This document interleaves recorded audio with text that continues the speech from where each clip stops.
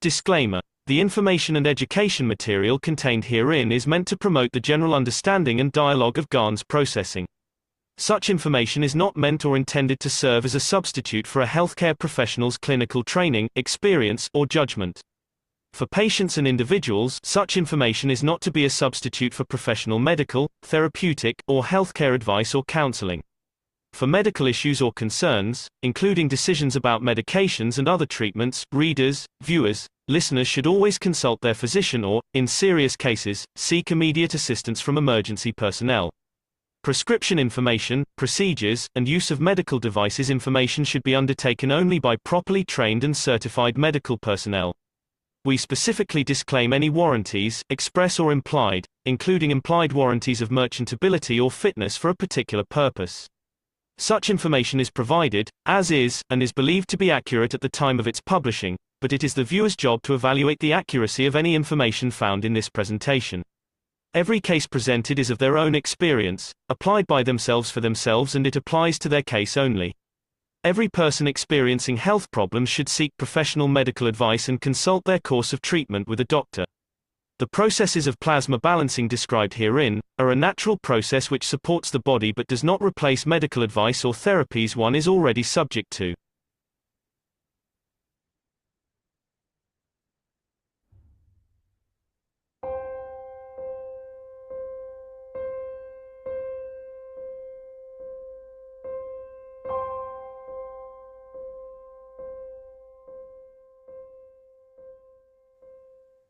I hope I open your eyes to the dimension of life.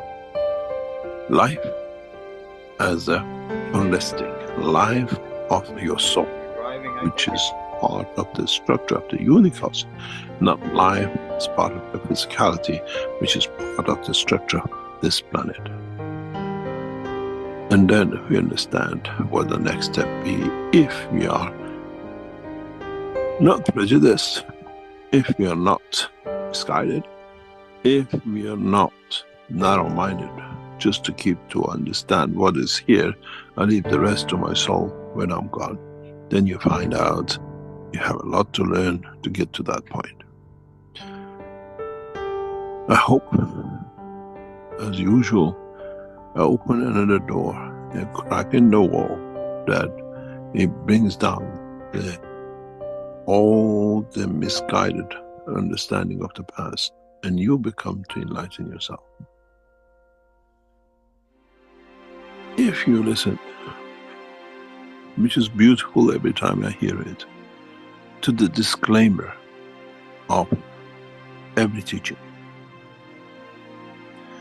embedded in it, in the word of it, in the ethos of it, it keeps on telling you, this is individual cases.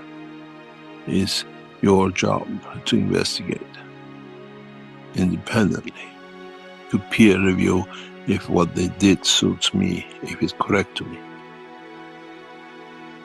It's not just for your illness, it's for the illness of your mind, your understanding of your own world of creation. And then you understand, even each intro gives you what I call independently, you decide.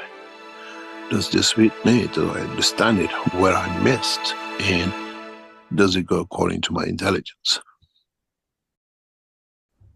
This is why we never have a peer review, because in the word of the disclaimer, it's your job to investigate to your understanding, and it befits you.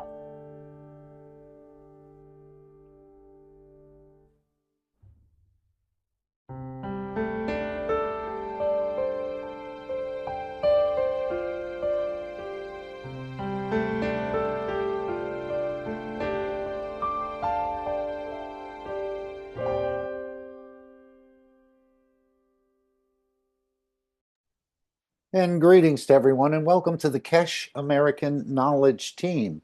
For November 10th, 2024, I'm your host, Mark Anderson, along with Alex Skork, along with each and every one of the attendees and participants in today's meeting. As we know, this is a roundtable, and more, Mr. Keshe is saying, again, it's up to you how you interpret this knowledge for yourself, no one else. And this is, we're going to stress that a little bit today. He even mentioned that in the announcements about it's not what I say, what Mr. Keshe says. I was surprised to hear that, but how you interpret the knowledge for yourself in your universe that you are creating or in the process of creating. And we're all in this process of expanding into a much larger dimension, especially as far as the knowledge goes and the understanding. But again, it's all for you, not so much for anyone else. But I think there will be some people that will provide some teachings. As we heard, a couple people have done a transmutation. And I know Mr. Keshe said that the ones who start doing it will then be asked to start teaching the others on how they achieved it. But again, it may be slightly different than your approach to it. But again, we just take and add to our knowledge. As Mr. Keshe said, we learn from one another. And so it's all what this knowledge means to you and your responsibility to investigate and understand it for yourself. So welcome, everyone. And as we've heard, the fun is just beginning. We've seen a change in administration, and apparently the American administration is going to be taking early in the administration a trip to Iran. And because I think this has already been pre-staged. And Mr. Keshe has been working in the background to get the parties together. And I think on the Iranian side, they're ready to open up the technology. But as again, we heard, there are still people on both sides that do not want to see this technology come forward. But apparently the stars are coming together. And as Mr. Keshe said, we've been planning this for thousands of years. So it's nothing that the man can stop, but they can try and delay it. And I think we've seen enough delays, and now it's time where we're reaching this brink of destroying each other to change directions completely and take this new path of peace. And thank you to all the knowledge seekers who are here, who will play a more important role, I think, even though your role is important now, but we'll start to mix it up, I think, with the population. It may not be so easy. A lot of people will think it's magic or it's from another entity somewhere. But as Mr. Keshe said, this is alien technology and we're making it available to everyone. And of course, part of the ethos of the universe is that there is no war. There's no fighting, as they create everything they need from their wishes. So normally we start with the World Peace Treaty, which is where we're going to start today. And let me just highlight this World Peace Treaty, which you can find on the Keshe Foundation website. And I've asked whether this is the document that the world leaders, world religious leaders will sign. And this is the exact document, as I understand it at this point. It's not going to be a 40 or 50 or 100-page document. It's going to be a very simple one page. And again, this is the ethos of the universal community. And man needs to reach the understanding and the implementation of this ethos in order for us to go anywhere really in space. We have to learn how to feed ourselves, and we have to learn to become peaceful with all the entities that we're going to interact with. But again, I'm just a student learning about this technology step by step, but we haven't gotten too far with it. Although the Keshe Foundation certainly has, even what we saw with the star formation over Tel Aviv. Apparently, what's in the hand of the foundation has also made that star formation in the way it was used at that point in time obsolete. So this is so fantastic. As we understand, only about 5% of what the Keshe Foundation is doing on this planet is actually revealed in the public domain. And usually, he said, it's the dinosaur end of the technology. But he certainly hinted at some very beautiful things. And as we saw the flying carpet, now we're learning to use our soul in a way as a flying carpet. I don't think the carpet will last too long in the energies of the universe, but certainly your soul and the way we approach it on this energy dimension will. Although there are even energies in the universe that can adversely impact the soul. So we still have quite a bit more to learn. But the first step is to sign the World Peace Treaty. And as we've heard, you don't have to sign it with the pen. You can sign it with the pen of your soul. If you're not sure where your soul is located, you can probably contact any knowledge seeker and they'll give you a clue or at least a way to find where your soul is located. And that can be explained in just a minute or two. So, would anyone like to read the World Peace Treaty? Again, this will become quite a popular document, at least initially. And you may even ask your neighbor, have you signed the World Peace Treaty? What's that? Well, let me explain what's happening. Because sometimes a lot of people aren't always on the same page everyone else is. So I don't hear any mics coming open. If you'd like me to read it, I certainly can.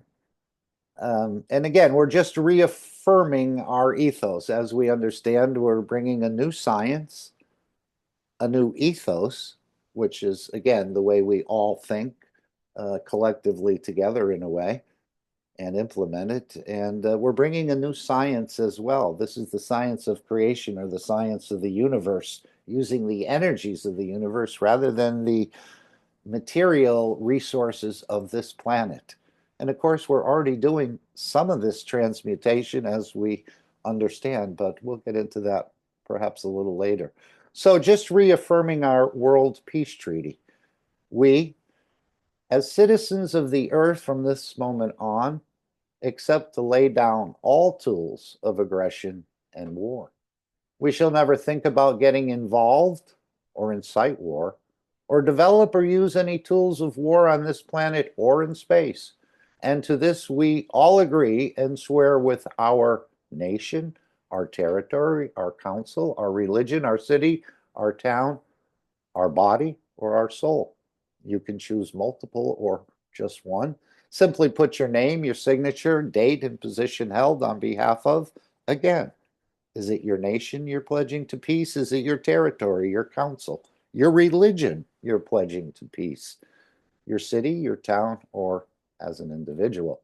Have it witnessed, and after signing this treaty, be proud to display this certificate wherever you consider being important to you. You may even want to post multiple copies of this. Wherever you consider being important to you, that everyone can see and know your ethos to fellow men and the mankind and other created beauties of the Creator. And as we understand, the Creator shows himself in trillions of faces across the universe, even trillions of faces right here on this planet, when you take into consideration not only the people, but all the fauna, all the insects, all the animals, and all their different parts. So we're probably already in the trillions on this planet. But again, it's just preparing us for what is to come in a way. And of course, finding the peace is starting within yourself and then expanding it to your family, to where you work, your neighborhood, your city, and then the planet, and then, of course, the universe. So it's an ethos and a way of living that we will take up and we will keep. Otherwise, we'll probably get dismissed out of the universal community if you misbehave. And I think that's one of the reasons we haven't returned to the moon, because we were sort of warned off the moon in so many ways, that they weren't going to allow this type of thing that's happening on this planet to even spread to the moon. And that could be just a story, or perhaps that's the reason we haven't been back to the moon. Although the Chinese and Musk is looking at Mars, these are pretty close to the planet, so it's really not in far deep space. But again, this is the ethos that we're going to have to operate by. But again, we're not saying you won't feed yourself, because we're learning to absorb the energies of the universe. That's part of the next monthly sessions of nutrition and wellness. And of course, you can't ask a child to do much if they haven't even learned to feed themselves yet.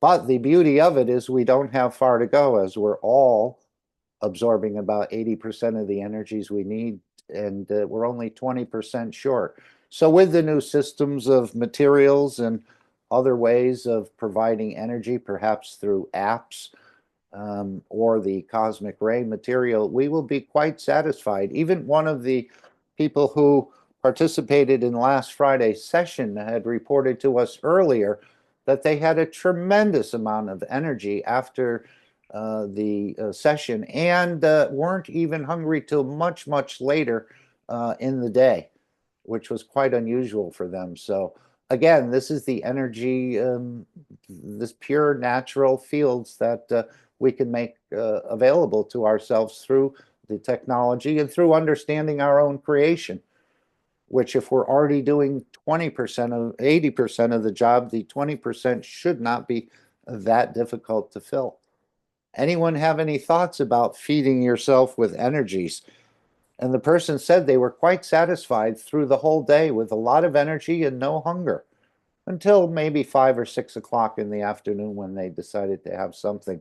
But as Mr. Keshe said, with these feeding systems, if you go in there for a time, you're satisfied, you leave, and in 3 hours you're hungry, you can go back in or reconnect to that app again for maybe another 30 minutes.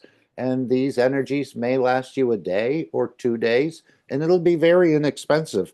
They do have a feeding system on the website that you can take a look at, which will come into play. I think it's the I can't think of the name of it, but anyway, it has a lot of different areas for feeding, for wellness, for travel, and other things, which anyone can take a look at by going on the Keshe Foundation website. Anything anyone would like to add at this point?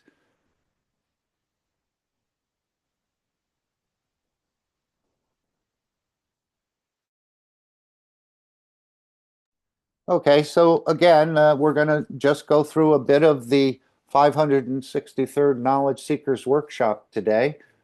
I think we'll start with the announcements, but things are really shaping up quite positively as I'm seeing it at this point, especially with Musk being in a very key position in the administration, or at least an advisory position. And apparently it's the same as happening in Iran. I know Mr. Keshe has been prodding the leader there to bring the technology out into the market, do not retaliate, and to use the technology to start opening the whole planet up for peace. And what a blessing. I think Iran will be held in very high esteem. And so won't the American administration for, in a way, jointly developing this. Apparently, what's been put forth at this point in time is you may not hear the Keshe name associated with this technology, but they will be an integral part within the structure of the technology at this point. Again, for whatever reason, I know he said it would go different in China, but apparently the Chinese, in a way, have temporarily dropped the ball. So now it's moving in a little bit different direction, but I'm sure there's a lot of things going on in China as well. As he said, it's not going to be exclusive to any nation. The nations will ban themselves by not picking up the use and developing the technology. But I think, as he said, not sharing how many of these technologies are done, I think nations will be able to build part of the system, but the system, the key components within the system will be held in a proprietary manner. Again, until the soul of man is elevated to the point that the technology will not be abused. And you say, how could we abuse the technology? And somebody said, let me count the ways. So again, when you have something that you don't know how to use it or how to apply it exactly, there's no point in you building anything like that because it'll just get misused. And we don't have the knowledge to build it at this point in time as I see it.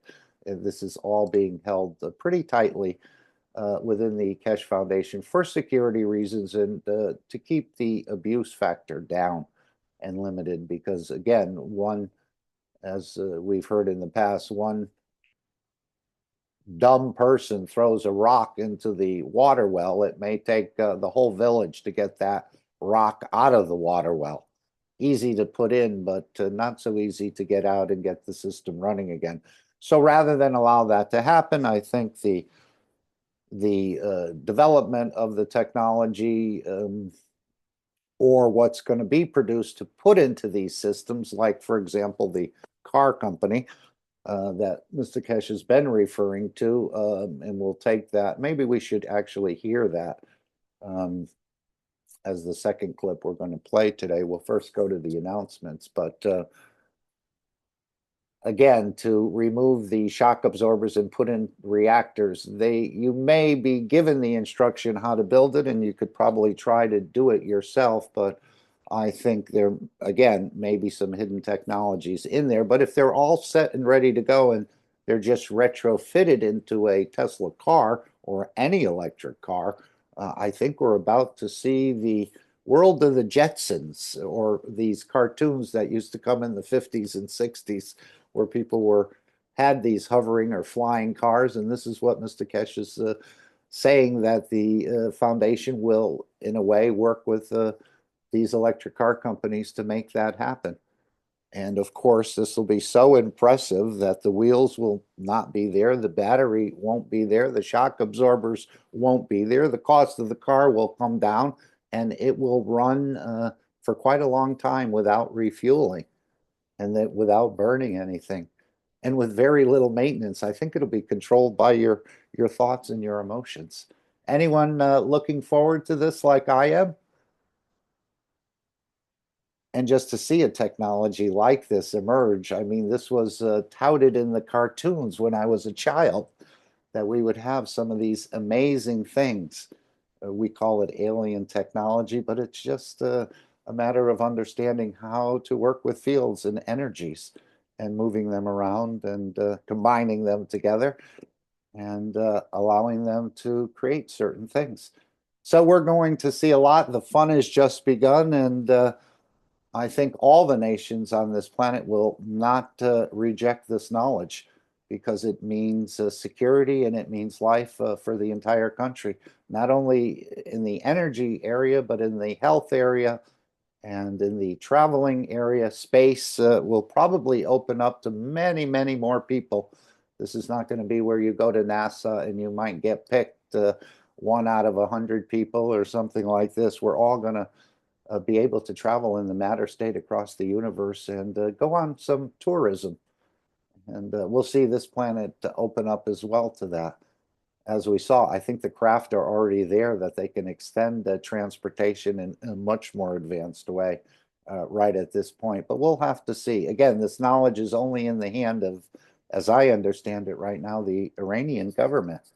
So they're being asked to share with the Americans and with the other nations, and to start this development process. But again, it's taken quite a long time to get to this point, and it won't be done overnight. But we're about to see some beautiful changes come on this planet, and we thank all the knowledge seekers who've been supporting in a way in the background and helping keep the Keshe Foundation free for humanity. So if we can, I think we will go to perhaps the announcements. Let's bring up these announcements. And Mr. Keshe, always after the workshop, has a few words to say on the progression of what's developing in the background of the Keshe Foundation. And so let's just hear a little bit more here. Yes, this is for the last Thursday's Knowledge Seekers Workshop number 563. Maybe when we get to around 1,000, he'll finish the teachings. I'm not sure how that will go, but there may be a number of years still, as there's so much more we need to understand and so much knowledge we need to absorb. Step by step, as he said, it's taken 10 years to prepare the knowledge seekers to get to this point of the transmutation. Is that what he said? Excuse me? Is that what he said, 1,000? And then yeah, he kind of hinted around it. Whether it'll go to 2,000 or stop at 750, I don't know. It all depends. We still have other dimensions. Mm-hmm. Yep.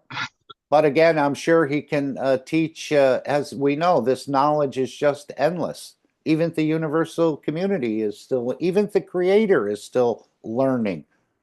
So it's an endless journey of absorbing knowledge and understand how to operate and transmute and exist in the universe.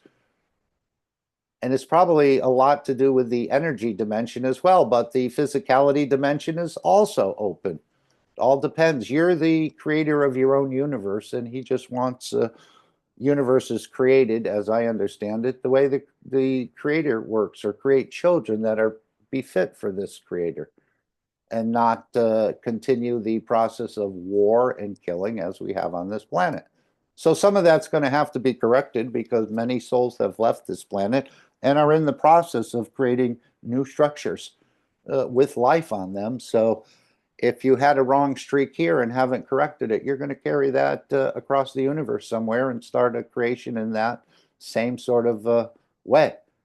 And this is what he said, some will correct situations and others will enlighten other civilizations. So there'll be a place and a position for everyone to fit into this beautiful structure. So I thought we'd just go through the announcements. Feel free to stop it.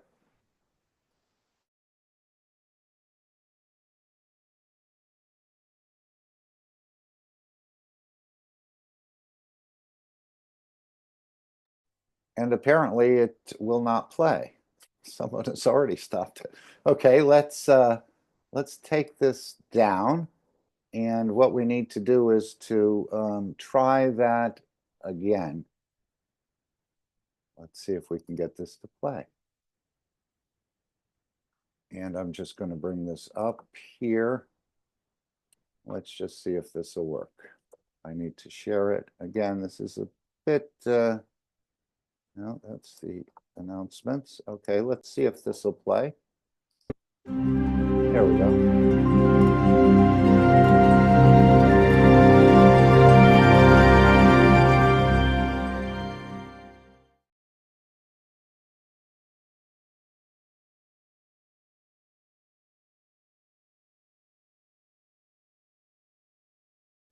Hey, back again at the 563rd Knowledge Seekers Workshop. And because it's the second half, as I explained, we do have an opportunity to ask questions. But first, Mr. Keshe traditionally has something he would like to say, or a thing or two. So, Mr. Keshe, is that true for today as well? Yes, thank you very much. Not much to say. It's just that those of you who join us tomorrow in the session at 2 o'clock, I think it is, you should receive an email, or you should have received an email up to now for this special session. Part of this session tomorrow is connected to the teaching of today. And we make every effort to bring you to be able to do that conversion of energy with yourself, within yourself. And hopefully some of you will achieve. As we said last time, we knew somebody in the first group achieved transmutation and we received confirmation of it.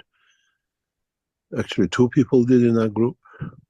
And see how many of you in the session tomorrow will go through it. We cannot register for the session tomorrow. This is the people who've been with us in the past 6 months. This is what we call the test after what we call the 6 months of studying. Anyone want to share anything about their experience in that last session? And apparently a couple people have achieved the transmutation, or in a way, eternal life. This is the idea of being able to play off the matter state against the energy state, if that's the transmutation he's talking about.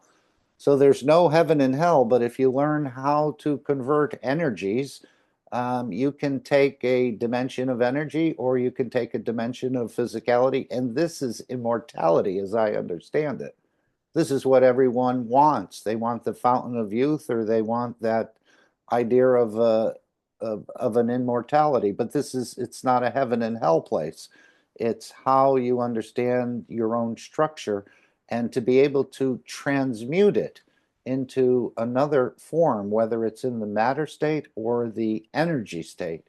As Mr. Keshe said, he spent hundreds of years, apparently centuries, in the desert near one water hole and one tree.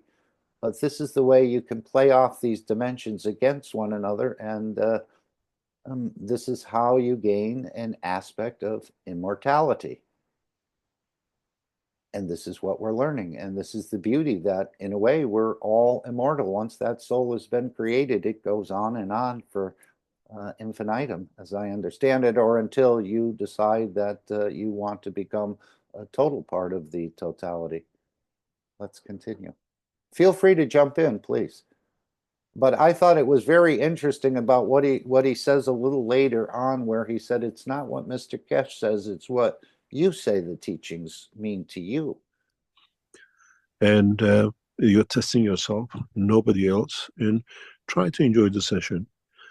We have a session which is maybe next Friday, which is usually the third week or the week after, depending on our situation, how our systems are ready to go for that, which is a part of the 3 months with what we call wellness and food.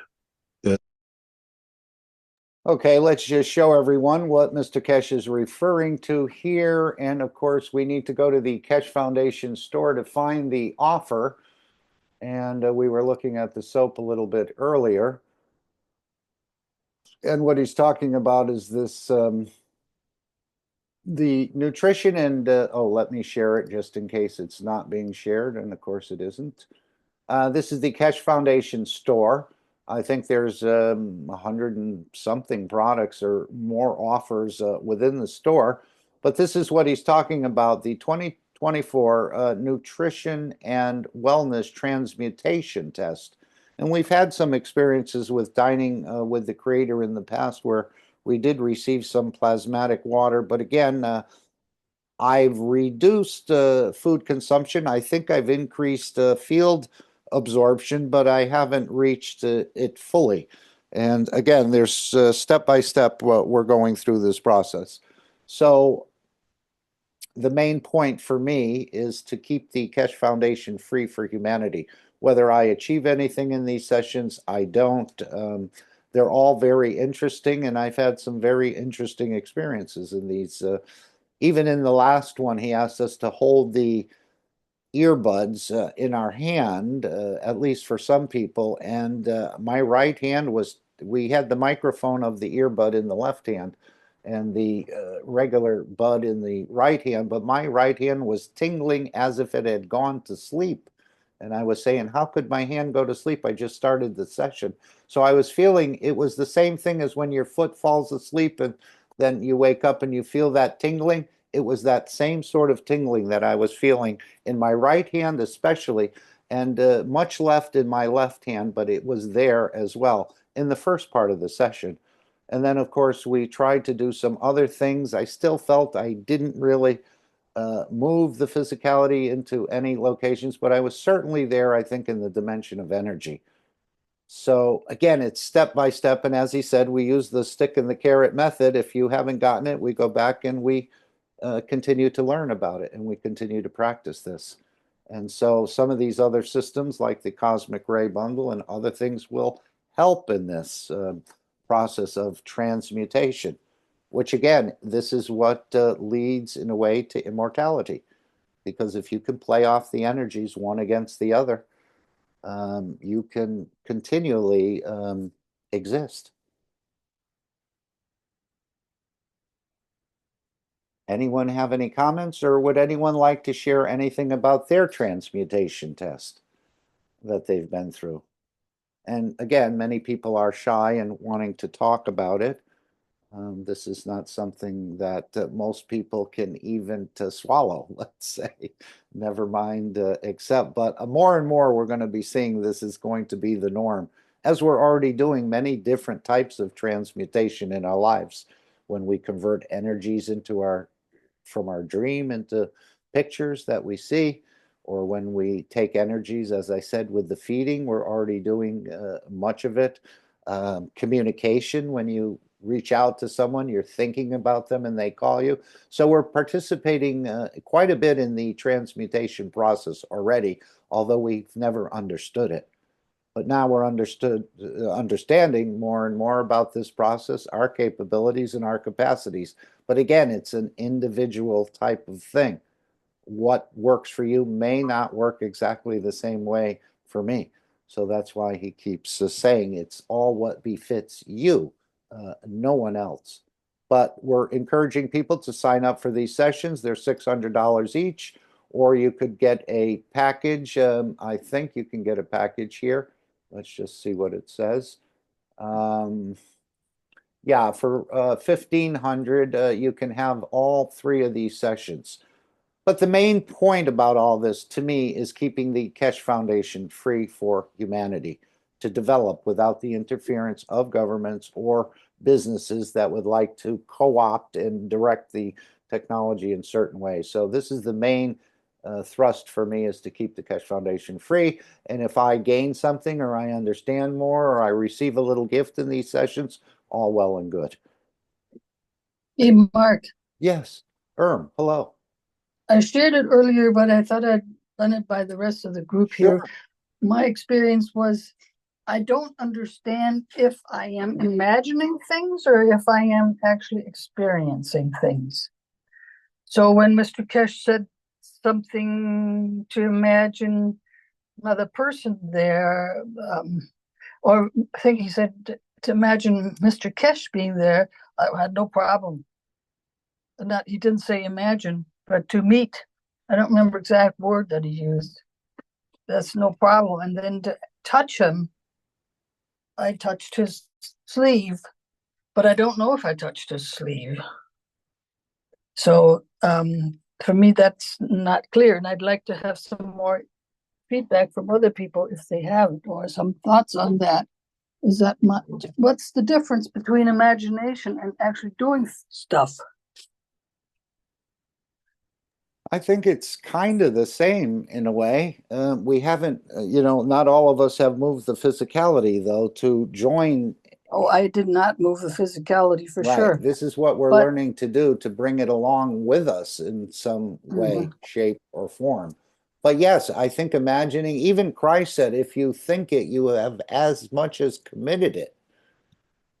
Thinking, I see a beautiful woman and I'd like to, be with that woman and whatever. He said, if you think it, you've as much as committed it. So again, this is that energy dimension. Now we're trying to bring the physicality to join, or as he said, maybe don't even leave until you're sure that physicality is encompassed. Maybe I didn't get humble enough, where my physicality was still dominating, and it wasn't humble enough that it could be absorbed. That's a good chance.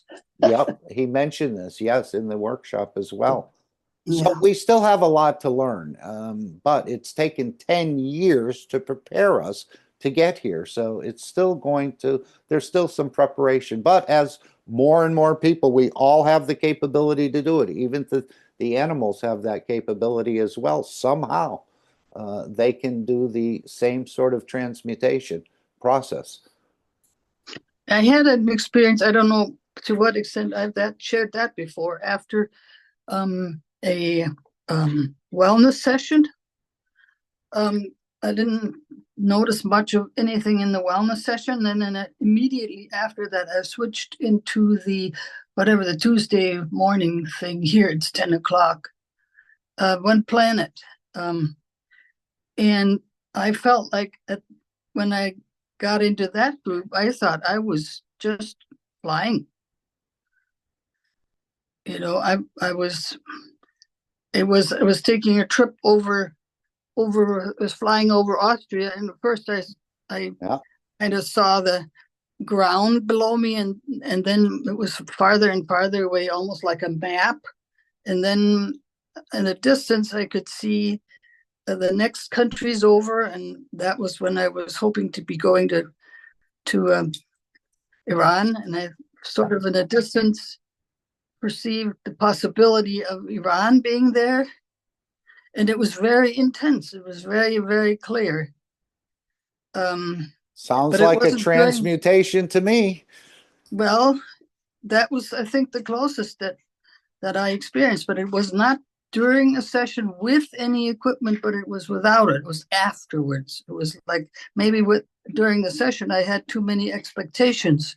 And then when the expectations were over, then it was possible. I don't know. But I never saw a bright light, or I could imagine a bright light. When the last time when Mr. Keshe said to see if we could see a bright light, I saw something, or I noticed something, but it wasn't short. It stayed around afterwards. So I don't know. Stayed around for a couple hours afterwards. Yeah, So it's I don't all know what that was. again what you determine it is. Not for me to tell you exactly. Right, I just wanted to share that. And if somebody else has other experiences, I'd like to hear what other people may have possibly experienced. Let's see if there's anyone who would like to share anything at this point. Ying, I'm trying to make you co-host, but it's not allowing me. Let's see. Here it is. Okay, I see it now. It just had a collapsed screen. Okay, very good. Thank you, Ying, for joining us. Anyone? Mark, yes. Go ahead. I just wanted to mention something that happens to me. I hurt my back, and I do a lot of exercise to correct everything. But in certain, sitting and doing something wrong, a lot of pain comes. And then I thought, wait a minute, my soul is there. Let me use it. So now, every time I note that something starts to go wrong, I immediately pull it from from my head around, and the pain goes away. So I'm thinking that, anything that's healing you, if it's with the soul, there's no pain. Maybe I was successful, I don't know, but it's working. So I'm extremely happy. I'll have to try that right now. Okay. How did you say you pulled it, Gail? Or is that the word you use? You pull something? Well, yeah, in a way, the back top, the sort of the top back of the head and the center part where as a child, the bones will fuse or whatever. That's the place where your soul can kind of get out. So I do that, and it just stops pain. So we do. When you're thinking, I think you really do create. So that's why we have to be careful and think good. Maybe. Anyway, that's my experience. I'm beautiful. Happy about it. Yeah, we all thought we had to go to the doctor for every kind of pain or cramp or, this or that, but we're becoming our own doctors in so many ways. To be able to bring wellness to ourselves. And that can come through the wish, Gail, as we understand, where you make a wish and you're actually creating the conditions for that, or the material for that wish to manifest itself. It's almost like a catch-22, but in a very positive way. That through these wishes or these energies, you can create things that will allow that wish to manifest itself. And of course, most people say, oh, wishing, as I did, that's for children.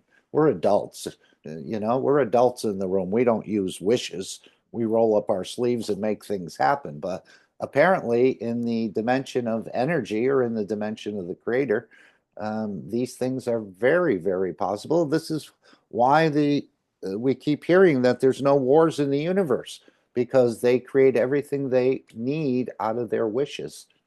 So they don't have to fight for anything. And this is what's going to happen on this planet as well. We'll perhaps use systems to make that manifest initially, but again, it's being inculcated into your own structure that you can't take those systems into the universe. So it's a training tool in so many ways. So we encourage everyone to come along and to keep the Keshe Foundation free for humanity by participating in these tests, or to purchase a small item out of the Keshe store, and then perhaps come to the testimonial meetings, which will be tomorrow, and report what you've noticed.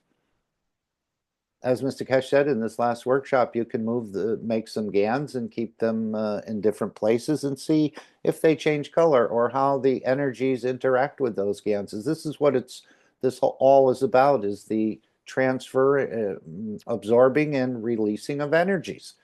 And that was a beautiful part about the black hole. Every plasma, every atom has its own black hole. So you're converting energies very similar to, probably the same as what the larger black holes we find in the universe that we were all afraid of, or don't go near them, you'll get sucked in. But there's many, many black holes. Every atom has its own to absorb energy, to give, to confirm its existence. So it's all about energy movement, and this is what we're learning. We all think of the matter state as being the top of the, but now we know that's just a part of the physicality. It's the energy dimension that makes things really move. So we invite everyone to participate and to help keep the Keshe Foundation free for humanity. And as he said, they're going to be part of this structure, but they'll be the Keshe Foundation, it sounds like at this point, will be in the background. I know with the Chinese, he said initially that the Keshe Foundation would not be kept in the background, that everyone would know, but we know and we'll spread it. And we understand how the technology was transferred to Iran and how they captured our drone and what we saw with the star formation, which was explained. And now, as we understand, they'll have an embassy in Washington, D.C. So the collaboration and cooperation between the nations and others as well will start to manifest itself in the matter state. And this is what we've been wishing for, this world peace, that we can move on beyond war and destruction into peace and elevation for all creatures on this planet. Anyone else have a thought or a comment they'd like to make? We'll go back to the announcements. But I just wanted to point out for those who may listen to this in the future about what these transmutation tests are. We're all trying to get there, and apparently one or two people, and we heard that there was a confirmation of it. I don't know what the confirmation was or how it was confirmed, but apparently it was. And this is the beginning of allowing everyone to participate or change their map conditions, not only on this planet, but across the universe. Okay, let's go back to our transcript if we can, and I'll continue to play the workshop here. And there's about 6 minutes or so left of the announcements. That'll be a very interesting cycle, and hopefully by the most probably December session, or some of you by January session, who took those the space materials will receive your material, and then we take you through a what I call journey of life. That we try to feed you through the universal energies, and then the matter state energy, which you see, you feel different, you taste different. Does anyone want to explain? He said you'll receive your material and then we'll take you through the space materials. Does anyone want to explain that? We can show that in the store again of what's being talked about. This was the transmutation test. And now if we go back, what Mr. Keshe is talking about is these rare materials here. You can see a lot in the workshop. Let me make sure we're sharing. No, we're not. Now we are. Okay, he's talking about this plasma cosmic ray material.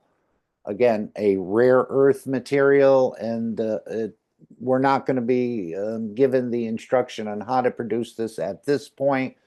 Again, these materials are the backbone of the space travel, the new space travel, and the new computer chips. I don't know exactly what that means, but these are very, very powerful materials that are going to be delivered in a type of jewelry box, apparently, and embedded within a circular sphere.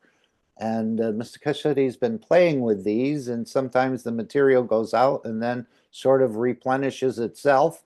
But he said to be very careful in using or working with these. They'll teach us more, but this is all part of, again, increasing the energies for feeding and for transmutation. So there's some very, very beautiful things coming. As we heard in the workshop, the energies change the structure, and this is quite an exotic type of material that can be used, and in a way help you to feed yourself probably and transmute, maybe bring wellness to yourself and other sorts of things, perhaps even in the energy production. I was just astonished what he said about the pain pen.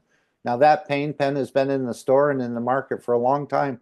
I never heard him speak about resetting it or recharging its amino acids, or even laying it parallel to the arm, only using the tip on a joint, or using the flat part of the pain pen to handle energies or balance energies within the head of the man.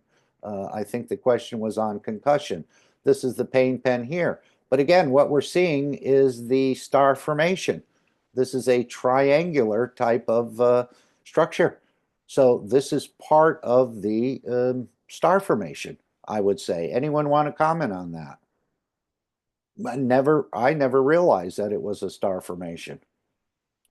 And of course, the pens that the knowledge seekers make can't really do this. He said there's no way to sort of balance this pen out or to release its energies in some shape or form. But I've never even heard about resetting it or recharging it in a way, relinking it to the amino acids as you put this pen in a CO2 box and allow it to recharge itself. Anyone? Anyone want to mention anything about that? Has anyone heard that before? Or am I the only one that has the blocked ears?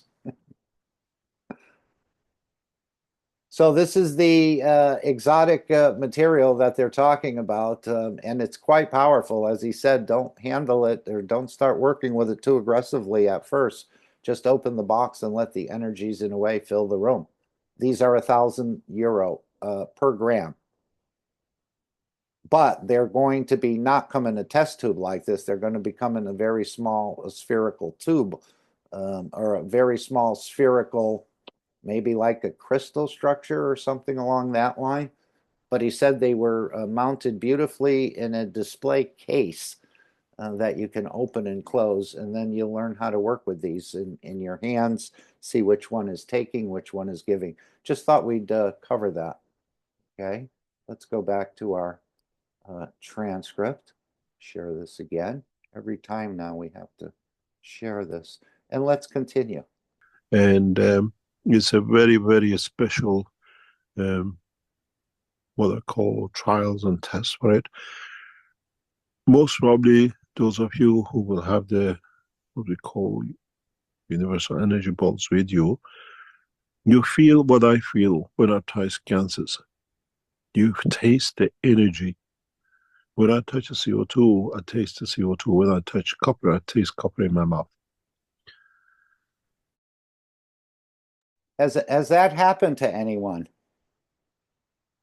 I don't think it's happened to me, but is there anyone who's tasted this when just by holding the GANs? And apparently these energy balls, they show it in a tube, but it's going to be delivered in a sphere, allows you to taste the energy. Did we know energy has a taste to it? Okay. When it's in gaseous state. And then you understand how you feel the, let's say, the carrots, the steak, and the rest of it. When you hold this in your butt, then there are tastes which you never knew. Which these you have to get. These are the taste of the energies of the universe. What am I receiving? To what the strength I receive. And was it taste bitter? Does it taste sweet? And then that teaches you how to recognize in the universe what energies you need. With what teaching we started today, it matches up together. And hopefully become much more interesting. As he said, we're taking you into the universe as equals with the universal community. We're going in an educated manner. So this is part of the education process to learn what energies you may want to take or what energies you may not want to take. Again, I don't know if you'll taste them or feel them. But he's saying here in the matter state, he can taste the copper and taste the CO2 just by holding it in the hand. We know how sensitive apparently Mr. Keshe is. As he said, he was in the diamond business for many years, and he could hold a diamond in his hand and tell whether that came from a river, a deep mine, or an ocean. So this is how sensitive he is to feeling the fields. And I think we'll be developing this sensitivity more and more. We're already doing it in a way many, many times when we have, I think, again, as he said in one of the earlier workshops, I think it was 305, your structure that you have set up with the skin and the touch and everything else is one of the best sensing device that you have and you can work with. And of course, we haven't. A lot of times we discard it, but this is the quite an energy or an emotion field sensing structure that we're in. And of course, we know the soul looks 360 degrees as a scout in a way, watching over the physicality because this is the home of the soul and it doesn't really want anything to happen to that physicality until it's time to separate. So we have a beautiful measuring, not measuring so much in a way, yes, I guess, but a sensing structure right within our own structure. And again, we haven't used it. We've used it a little bit. I feel like, I don't want to go to this party. Oh no, come to the party, no, I don't want to go. And if you feel that way, you probably shouldn't go because there's something there that's being sensed, even though you don't quite understand it, there's a reason you're feeling that, but we sort of disregard it. Okay, I'll go. And we don't really listen to ourselves on this. So this can happen in a lot of different ways with our sensing structure. But at this point, I know he said to measure the plasma, you need to create another plasma to measure it against. And I have not learned to do that, but I certainly have learned a little bit about using my own sensing device, which is the best, one of the best ones you have. We continue. Any other comments? Someone would like to make a comment? Feel free. No one's going to criticize you. In that cycle. In respect to as I said, the energy balls, we know we have received, hopefully today, in the packaging, the box we've been looking for this from the manufacturers. And once it's approved within the next 2 or 3 weeks, once they deliver us all the boxes, you start receiving the balls immediately as is produced, and we have the material will be dispatched to you. When you receive these boxes, it's like a jewelry box. Do not play with these, what we call materials, with these balls. These are essence of connection and the source. It has to match your soul. You has to be the strength that you understand the field of it. It's not just there to play just because I bought it. You have to understand how to connect to, because you absorb energies from the field. And it's very important. Those of you who bought 2 systems, one for the left and one for the right, every system is different because the material is produced by the dimensional field of the universal energy. Then you will understand which one is taking from me, which one is giving more. You have to change hand because you always give from the right hand and you receive from the left hand. And then we tell you how to use it in dimension of the sessions which to come. That plus the teaching of what we started today, you'll learn how to travel the dimensions of the universe, how to connect the physicality to the dimension of energy. The exciting part of the whole teaching. So this is what's coming. They're trying to get the material out the door into your hands. And then, as he said, these in the last workshop, these are not toys. Be very careful using them because this is a very, very powerful material, but you still need to learn how to use them properly. And as we saw with the pain pen, gosh, just that few minutes Mr. Keshe spent on recharging, resetting the pain pen was a new knowledge for me. Even though those pain pens have been in the store for years. They've been improved as well, but I had never heard about it. It doesn't even say that in the instruction of the pain pen, how to reset it or recharge it. After 10 years as it started. Up to now, You had to understand more and more about yours, how energies and the fields and the rest are. Now you understand connection to the field of the universe, which was the whole purpose of teaching. 10 years it took us to prepare you. So 10 years to prepare you in the teachings, and of course some people have come and gone, but I thought this next sentence, and now you go through the cycle over it, and many of you will change your life because of it. And I'll let Mr. Keshe say this. It's understanding the field of the universe, not understanding what Mr. Keshe says. We are just the teacher. You are the students. You are the users, and you decide how to interpret the teaching. How else are you going to be the last man standing if you have to say, what does this mean? Or what does that mean? Or again, we can share with one another what we think, but to impose it on someone else, to me, is not correct. You can share what you think you understand about the knowledge, but as he said, it's not understanding what Mr. Keshe says. We are just the teacher. You're the students, you're the users, and you decide how to interpret the teaching. So take that to heart, knowledge seekers. And now you'll go through the cycle over it, and many of you will change your life because of it. It's understanding the field of the universe, not understanding what Mr. Keshe says.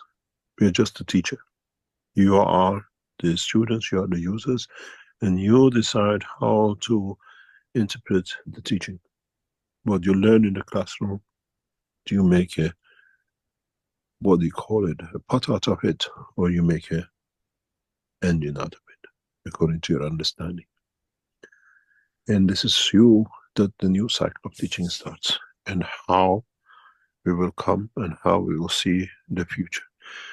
The Keshe Foundation, what we call the webmasters and the store, will introduce this week most probably a package of what we call for Christmas gifts and everything else, which some has already come in and the rest will come this week. If you want to order the, what do you call it, the material which is there, because some of these materials are limited before Christmas. We cannot provide better than that, and it's our tradition. Usually around this time of the year, we put these what we call gift bags on the Keshe Foundation for the knowledge seekers. So again, this happens every year. So if you've been thinking about an item that you'd like to order from the store, you may find out you may get 2 of them, and you can give one as a gift. Or again, I don't know what they're putting in the store or what these Christmas packages will be, but every year the foundation and those working in the background, the team, decide what's going to go in there and so on and so forth. So you may find out that it's a little bit less expensive, or you can give these as a gift as well.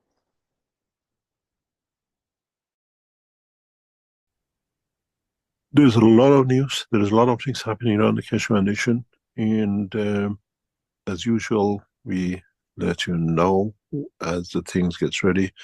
But what I said to other knowledge seekers even yesterday, the true life of the Keshe Foundation as a international organization has started.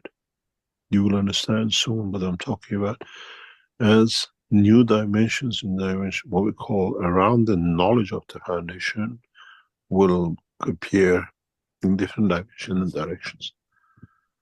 And hopefully we manage to bring the change which we plan over thousands of years in the next few months and years across, step by step.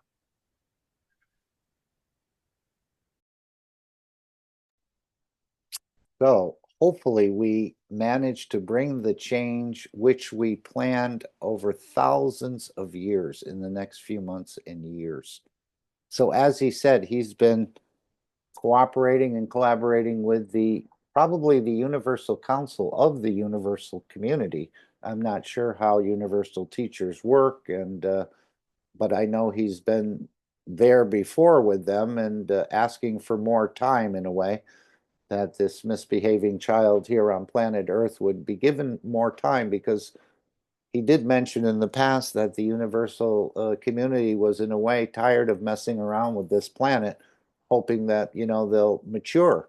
So they were ready to write off this planet in so many ways, maybe even allow it to get sucked up into the sun, which is just a natural process. But Mr. Keshe intervened, asked for more time to work on this, even though he's been working on this for thousands of years on this planet, as he's told us in a number of times, leaving one city as an old man and appearing in another city as a child, trying to learn the ways of the man and what would be the easiest or the simplest way in so many ways to transfer this knowledge to humanity. This is what he's been trying to figure out. How is the best way? By understanding the ways and the behavior of the man. This has allowed them to, in a way, deliver it so beautifully. So this work has not been a day job whatsoever for Mr. Keshe and the foundation. This has been a lot of work and a relentless energy to, as he said, he's relentless in the pursuit of peace on this planet. And as we know, the Creator never loses. Can be delayed, but it will be delivered as promised. Okay, so that was the announcements for this week. I thought we'd go to probably near the end. I think it was his let's just see where he mentioned the electric cars and so on. I'm not sure exactly where it starts. He mentioned about the problem with the battery, and let's just see where we can start here, perhaps. I'm going to pull up the clip that I had from this question, and just trying to see where it is here.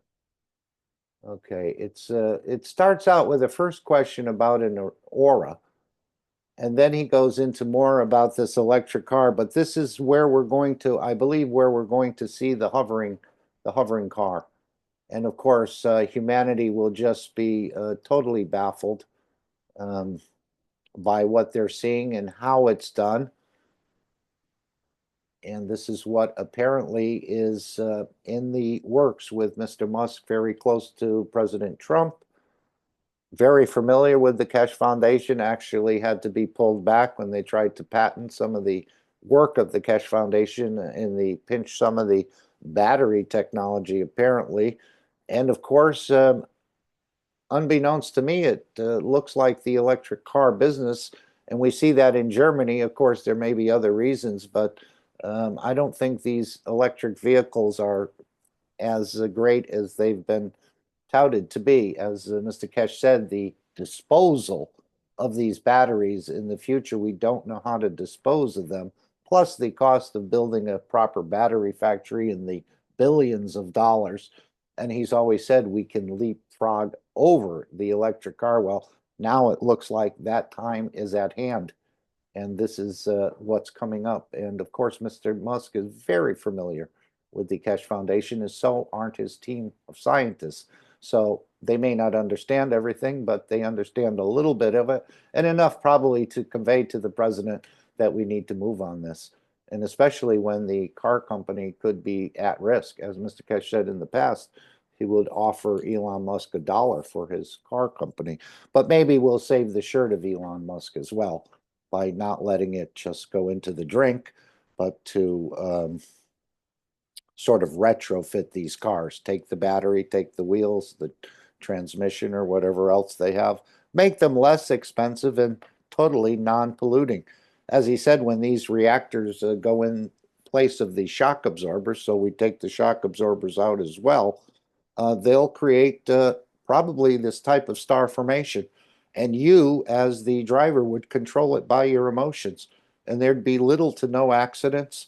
So the body shops and all these people who work on cars, because there'll still be the other cars on the road, but more and more they're ending up in the recycling bin, I think, the internal combustion engines in a lot of these electric cars. So let's just hear this beautiful clip about what's coming in this. Will be, again, it's been shown in the world with the star formation. And now we're going to see that's in the military, let's say, end, although it can be applied for feeding and emotional balancing, as we know. But now let's take this to a whole different level of creating that hovering car or the flying car. So this is another beautiful clip here. Feel free to stop. Thank you, Mr. Keshe. Thank you. Just finally, very quickly, you mentioned in a past teaching that humans would be able to see each other's aura, providing at a minimum a visual clarification of the current emotion of the human in question. Will this beautiful phenomenon of reality, of everyday peaceful knowledge-seeking life on blue planet Earth, be less than a century away from manifestation? Thank you. We see auras according to the field strength of our dimension of the wish. Some people have that condition and some people don't. Some people can create. But we all reach that point of being able to see the interaction of the fields. It's like the atmosphere of the Earth. That's how we will survive in space. Confirmation of existence and what comes out of it in the physical body, we call it aura. Rick, is that for today? Shall we call it a day? Yes, Thank you, Mr. Keshe. You're welcome. you've gone double, triple overtime here, Mr. Keshe. Thank you very much. Thank you indeed. We call it a day.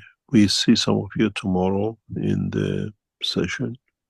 And then hopefully we see some of you next week or the week after for the November session of the Keshe Foundation. Thank you very much, Rick. And hopefully we'll see new dimensions, new understanding with the new teachings. See you next time.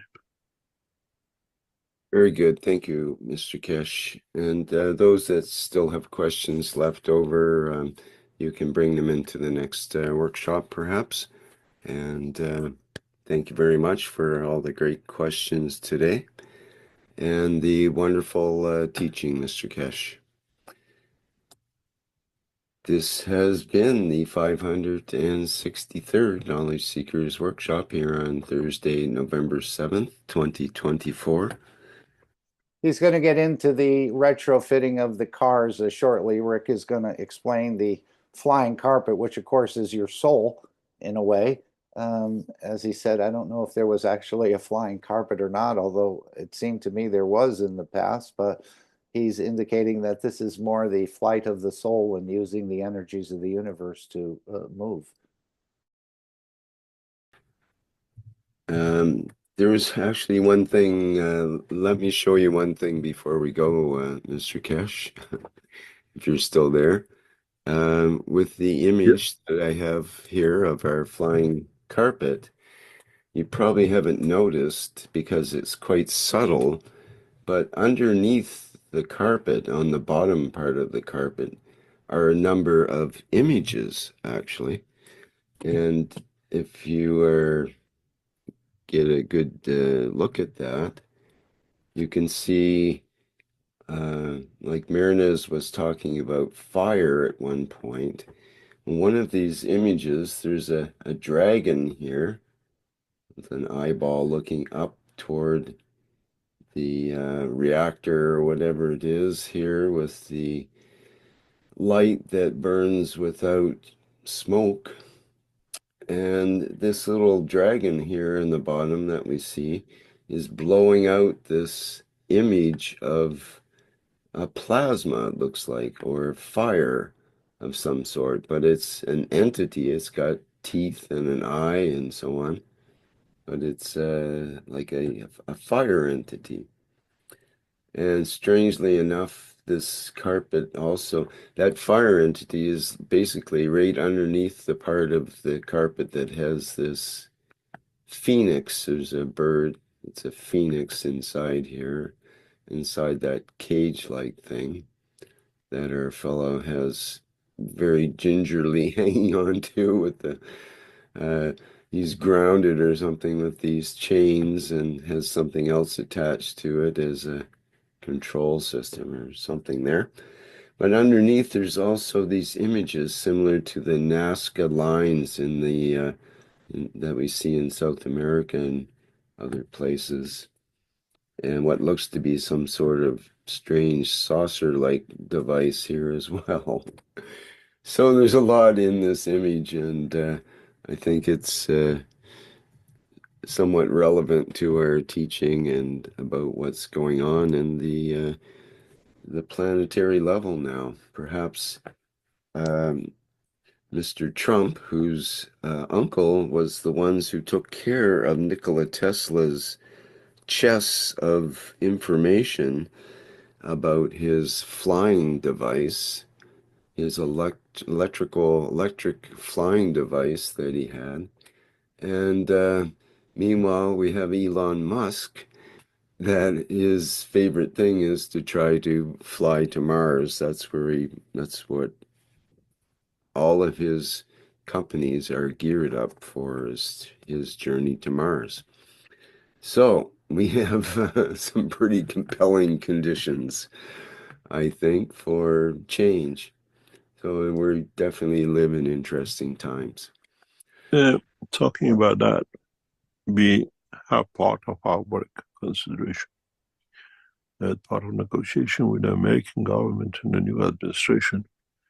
We know how close he is with Trump to establish a joint structure that will move into the dimension of the work of the Mark as an American establishment.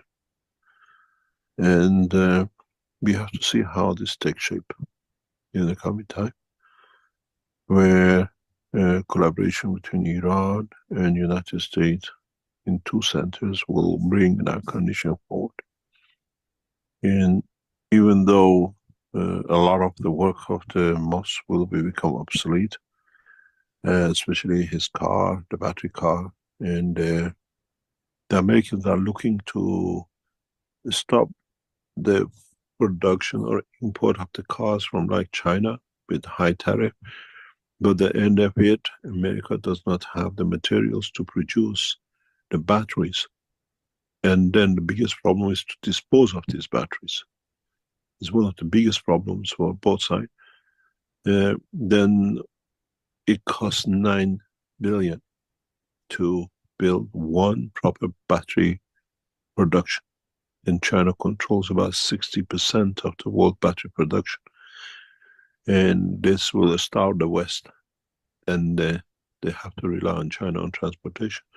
But with the introduction of the new plasma systems and technology and what we call plasma magnetic positioning in cars, we bypass this. Maybe Tesla cars again become advanced with the new technology without the batteries. And this is as part of our research, which is ongoing, and as part of the negotiation with American and Trump and what we call the what we call the Mars plan of Musk can be achieved much faster. Collaboration between Iran and the American administration with him, with his dreams, where we produce the technology, we deliver technology, and then they can then make the hardware which they have. And this is not something new. In 2010-11, when there was a crisis for General Motors, we went to take over, and Merkel, the what they call Chancellor of Germany, gave us that opportunity, but the Belgium blocked it, to build the first car on these bases in 2011, where the Antwerp factory of the General Motors was shutting down. Yeah, and apparently at that time, somehow they were being financed in like the $500 million, $500 million to start producing these hovering cars. But then, as he said, apparently there was an empty factory they were going to take over, but the Belgians again got in the way somehow and blocked it. But it's all for the good, as we're hearing. Maybe it wasn't exactly the right time and other things had to get into place, or they had to do what they had to do. So this was, again, Mr. Keshe is tired of being dragged by these governments, and this is a bit of what we saw in China as well, where they said, we know the technology works, we don't understand it, so to us it doesn't exist. Well, Mr. Keshe has another plan. And with the possibility of still using the carcasses of the Tesla cars, placing new systems, we get rid of the batteries. And this is going to be one of the biggest problems. We are jumping into a very deep end where, as we've seen in present time with the electric cars, there's huge amount of scrap metals are getting produced because petrol cars are becoming obsolete more or less gradually. And 40% of the cars sold in China today are electric cars, where it was 6 to 7% about 4 years, 5 years ago. And these cars which come in, it makes the engine cars, electrical motor, diesel cars obsolete, and we are seeing huge graveyards of these cars at the moment appearing in a few countries. But the problem is, the problem we'll have is in the next few years, the electric car batteries. How we get disposed of it, we don't have the technology. And it will become a huge problem of contamination for us in the very near future. So the solution is of putting 9 billion building one factory just to produce batteries is to what you call, we've seen one of the Chinese companies coming up with a new motor that you can do 2,000 kilometers on the tank or on the charge, but to make it permanent without waste. And possibly what we wanted to do in Antwerp, the collaboration with the Chinese and the Americans, we bring the technology very rapidly. The implication of it is very, very rapid because technology is more or less complete. It's just coming to agreement for peace, international peace that allows the technology to replace. And this is one of the biggest problems at the moment because the oil companies want to stick to keeping the status quo, but the peace is more important than a few barrels because we don't use oil in the space. So you will see a lot of changes on this direction in the coming weeks and months. And it'll bring changes in this direction, especially in the car industry.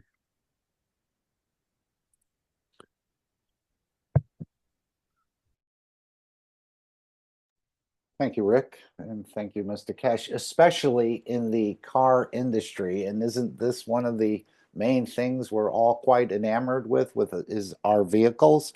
So if you have an older car, it may be wise, even if it's not working, to kind of save it.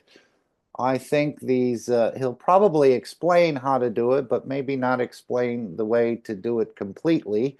So you could try to do it yourself, but I think you'll be able to order these reactors and then have it take the motor out, take the tranny out, take the wheels off, and you'll position these pre-made systems where the shock absorbers are, and you'll Hey, probably have, Mark, yes?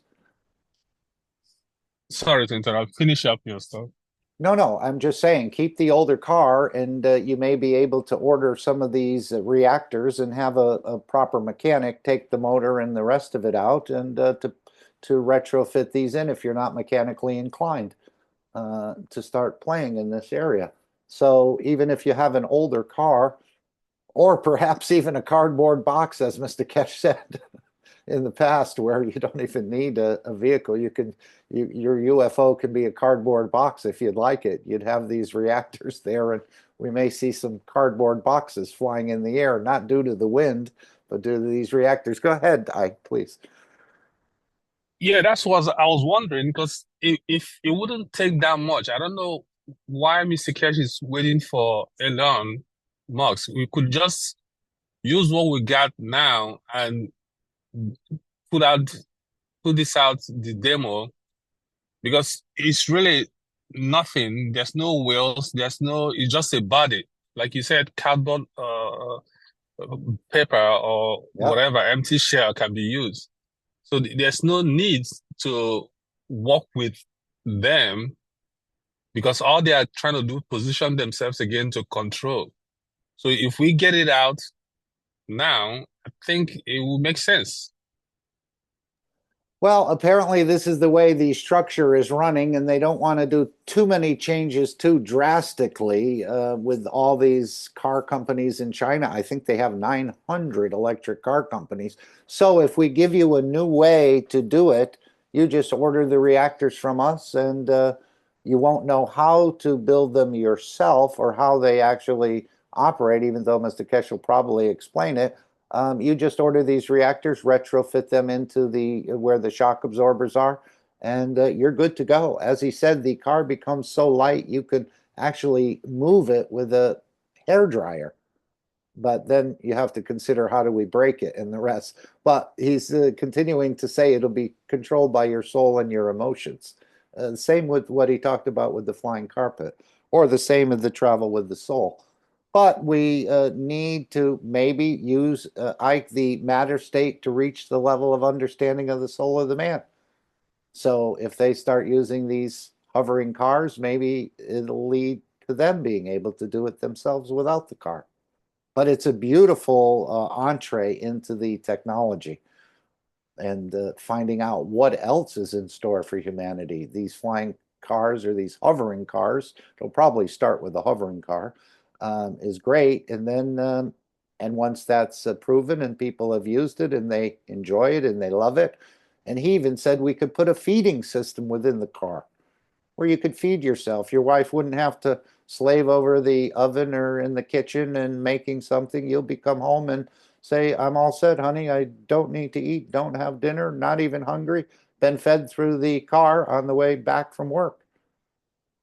And now there's more time to do more things, explore other things than this killing and preparing it and then cleaning up after it. So it's all being worked into the system. Again, this group around Mr. Keshe, or Mr. Keshe, as he said, were well seasoned for this job. So perhaps that's needed to go through the car company, at least initially, to get it into the market, that it would be accepted, rather than say, okay, we'll go head to head against the Tesla car company and all these other electric car companies. No, why fight them? Give them reactors and let them, retrofit it into the system, see how that works out, and then move on from there. Technology will be everywhere, and then it'll just expand. Oh, you have soaps that can do things. Oh, you have a line of cosmetics. Wow, we'd like to try that as well. The car is beautiful. And it feeds us. We don't even have to stop for a bite on the highway. All the children are fully fed. So there's some amazing things that are going to happen with this system. And again, moving away from the resources of this planet. This is what he wants us to learn more about. Not only, well, we can still use some of the resources of this planet, but moving more towards the resources of the universe. Because when you get out into the universe, I'm sure you're not going to be able to take any of the resources of this planet with you. And of course, the planet needs those resources for itself. This is what we haven't understood. The oil's part of the structure, but we've sort of, like a leech in a way, sucked it out. Even though it replenishes itself, it's changed our position in the magnetical gravitational fields closer to the sun in a way. Maybe not physically closer, but as he said, that oil is a blanket around the core, and there's a reason for it being there. We don't understand that. We haven't delved deep enough into universal understanding to realize you don't do that. But we're starting to realize, and this will help that whole process. And of course, there'll be no burning. And this will be another, again, I think this whole thing is just coming together so beautifully, with the sun involved and its energies coming into play and other things happening, as well as the technology being demonstrated, knowledge seekers starting to transmute, feeding systems available without eating, let's say. So these are all beautiful technologies that are coming, but maybe the car will sort of lay the carpet down for the rest of this to just roll out in so many ways. Anyone else?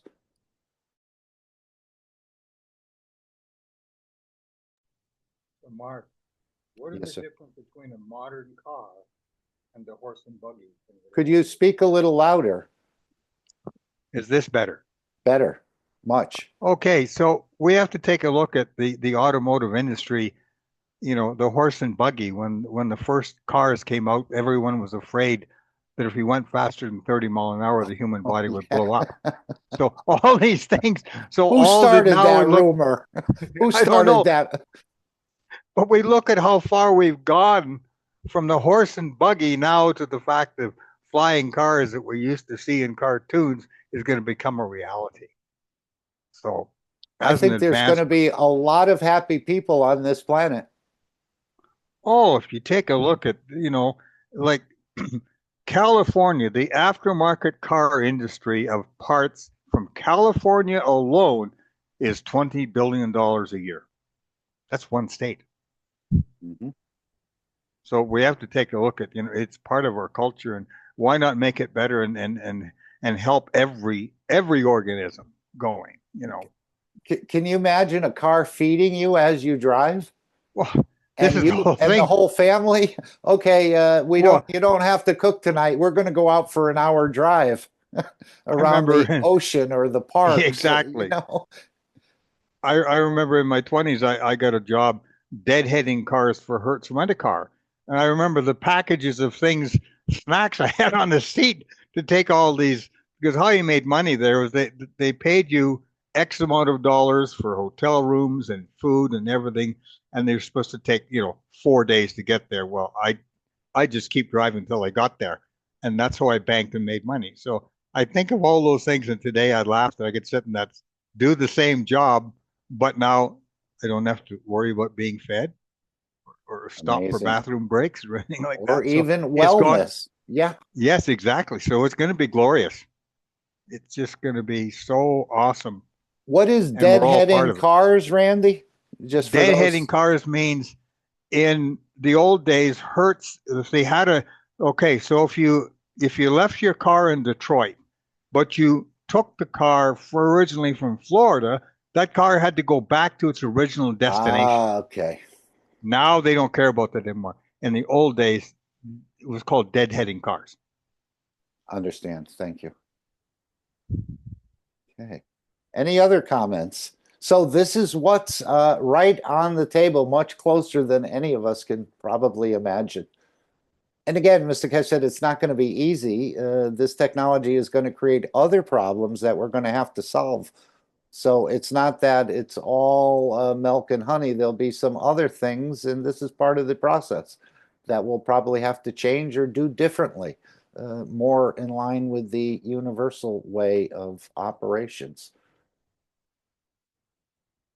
Okay, there were some other clips, as I said, about the black hole in the atom and the plasma. Every plasma has a black hole. Every atom has its own black hole. But rather than to do that right now, or even going back to the beginning of the teachings, which was my other choice to do, I think what we'd like to do right now, we have a team in Brazil who is probably getting ready to wind down their conference or their demonstration in the public domain of some of the technology in Rio de Janeiro, as I understand it.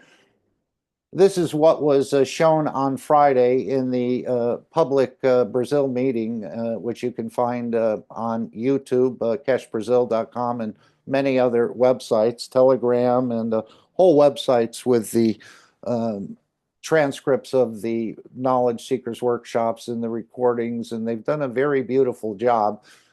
Well, I just thought we'd share what was shared with us in a way on Friday about this public conference where the knowledge seekers have gathered together, have organized it themselves, paid for it themselves, and their rooms as well. And let's just take a few minutes, well, maybe about 15 minutes, and that'll bring us up to the top of the hour, and we'll do the Dome of Peace at that time. But let's, when we do the Dome of Peace, let's also give from our souls to the team that's there in Rio, that I'm sure they're successful. I'm sure they've enlightened a lot of people, and we'll give them the energies to take apart their booth and the rest of this and everything. It's not as easy as it looks. A lot of things have to be set up, a lot of things have to be taken down, and so on and so forth. So we admire them and we elevate all those that are there and all those who've supported in the Brazilian language community to make this event possible. So we're just getting a glimpse as they set up the conference, and we see some of the people who are there, Joseph Fudd and so on and so forth. Let's just listen to this, make sure we're sharing it properly. I think we are. Okay, and let's continue. So we'll do the Dome of Peace after this, and then we'll also give from our energies, from our emotions to this team and to all the Brazilian knowledge seekers as they continue in a way to share the knowledge across the nation. They're also picking up a humanitarian award, or perhaps someone, is anyone here from the Brazilian team who'd like to talk about this before we play it, or maybe perhaps after we play it? They're just having sort of fun meeting each other. Again, that was very interesting when we went to London, or we went to Manchester, we went to Sanya, was to meet and to be around other knowledge seekers that we've only heard their voice, never really met them before, or sort of interacted and be with them for a period of time. So that was beautiful, and I think this is the same sort of process going on. So we'd like to come to your attention now about we are going to talk a little bit about the conference that will take place tomorrow, that Keshe Foundation was invited to join. We'll give a talk tomorrow, but we'll also have knowledge seekers there in our booth of Keshe Foundation during the 2 days of the conference, Saturday and Sunday. And they are organizing everything, and they prepared this short video here that we're going to show now, where they share with us about their expectations regarding this conference. So this video is in Portuguese language, but after the video, I'll give a summary of in English of what they share here with us in this video, okay? And after this video, we'll try to get in touch with them live. They are there at the conference now, at the place of the conference. They are still organizing the booth. So try to get in touch with them live there so they Thank you, Raphael. Well, okay, so we're going to spend about 15 minutes here with the Brazilian team and what they're doing, and we may set up booths in the future in the same way, because there's going to be a lot of people, as I said, with electricity in the rural South in the 1930s in the United States. People didn't understand electricity, what it was all about. Of course, that's all matter state, but they still had to be taught how to use it, the precautions, what to do, what not to do, and so on. So maybe this is part, again, of what will happen in the sharing of the knowledge in so many ways. But I don't have a crystal ball that I can tell what's going to happen in the future, but this is part of it. Many people will have many questions, or they'll ask their advisor or their spiritual advisor, what about all this stuff? Is this, you know, and they may get wrong advice. So we may have to bring some clarification to the matter. And show to us how is everything there. Okay. So let's see the video now. Então vamos pro vídeo agora. Oi pessoal, tudo bem? Já estamos aqui no Rio de Janeiro, eu e mais buscadores de conhecimento, e agora a gente vai cada um falar um pouquinho do que está sentindo nesse momento do nosso encontro aqui para poder realizar a Exposen. Vamos lá! Oi pessoal, é uma alegria indescritível, a gente está muito feliz, é uma energia muito gostosa de a gente estar fazendo aquilo que a gente ama fazer, que é estudar a tecnologia, compartilhar o conhecimento, e o que eu percebo é que as almas realmente estão muito contentes de estar reunidas, e a gente espera poder compartilhar isso com vocês também um pouco nesse final de semana para quem aparecer. E para quem não aparecer, vai sentir aqui a nossa alegria, a nossa energia de estar junto com os buscadores de conhecimento. É isso, pessoal. Tchau. Vamos lá. Próximo. Conte aí, o que você está sentindo, Josafá? Olá, pessoal. Alegria muito grande, né? Primeiro, de conhecer aqui o Rio de Janeiro, e segundo, em fazer o papel mais importante aqui nessa visita, que é compartilhar a tecnologia do plasma, né, da Fundação Keshe, e trazer todo esse conhecimento para que as pessoas possam acessar, né, e também desfrutar nos experimentos que a gente vai tentar compartilhar com o pessoal lá, né, e trazer esses campos para ajudar, né, a esse planeta a elevar. E que esse encontro seja muito feliz, né? Encontramos aqui as meninas, ainda não encontramos o Rafael, mas esperamos, que é uma oportunidade ímpar de encontrar os amigos que a gente encontrou alguns anos atrás via internet, mas nunca teve a oportunidade de se encontrar. Então é uma oportunidade de encontrar essa galera aqui e compartilhar também, né? Muito obrigado e espero vocês aqui, né? Todos vocês que puderem vir. O evento começa amanhã, né? Nós estaremos fazendo a organização hoje e acredito que será um evento muito bonito e que a presença de vocês todos aqui criando esse magrave será algo muito importante. Venham, pessoal, para cá contribuir com a gente. Obrigada. Vamos lá. Vamos de dupla. Vamos de trio. Vamos de trio. Pode. E aí, pessoal, tudo bem? Ei, aqui estamos em mais uma missão, né, de levar o conhecimento para o maior número de pessoas. Estamos todos aqui reunidos. Foi um prazer enorme encontrar com pessoas diversas, locais diferentes aqui, né? E estamos todos ansiosos para o dia de amanhã, que é o evento da Exposem. Esperamos todos vocês lá, tá? A partir das 11 horas no Clube ABB. Ei, pessoal, bom dia. Então, estão todos convidados para estarem conosco nesse momento super especial de trazer a tecnologia aqui no Brasil, né? Para a gente apresentar aqui no Rio. Então, estão todos convidados. Esperamos encontrá-los amanhã, a partir das 11 horas, lá na Exposem. E para surpresa, não choveu como do primeiro encontro. Não choveu ainda. Um pé d'água que caiu, né? É isso aí. Obrigada. Bom dia, pessoal. Raphael will translate in a moment, but hopefully even though you may not understand the Portuguese language, hopefully you're hearing the message through your soul or through your energies. Claudia, anything you'd like to add at this point, or shall we continue? I think we can continue because Raphael, I think you translate, but they are all happy and very sharing what they are doing there and the proposal. So it's very nice. Thank you. Tchau.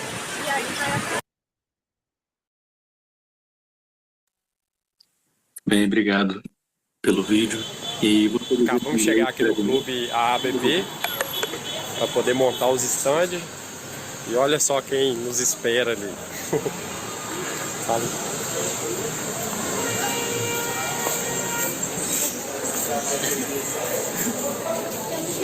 Aí.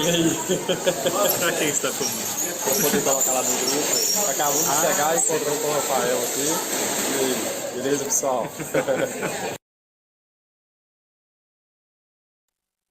Muito bem, tinha esse vídeo também comigo. Então, muito bem, pessoal. Então, eu vou traduzir aqui em inglês rápido, né, para o pessoal aqui entender um pouco do que foi falado no vídeo. So I'll translate here for you a summary about what was shared here by the knowledge seekers in this video. So the main thing that they were bringing here that was very interesting about they are doing what they love. That's the sharing of the technology with other people. So since once they feel touched by it in their hearts, so they feel this responsibility to share with others. So this is the main feeling of joy to be able to be at the conference, so more people can learn about the technology.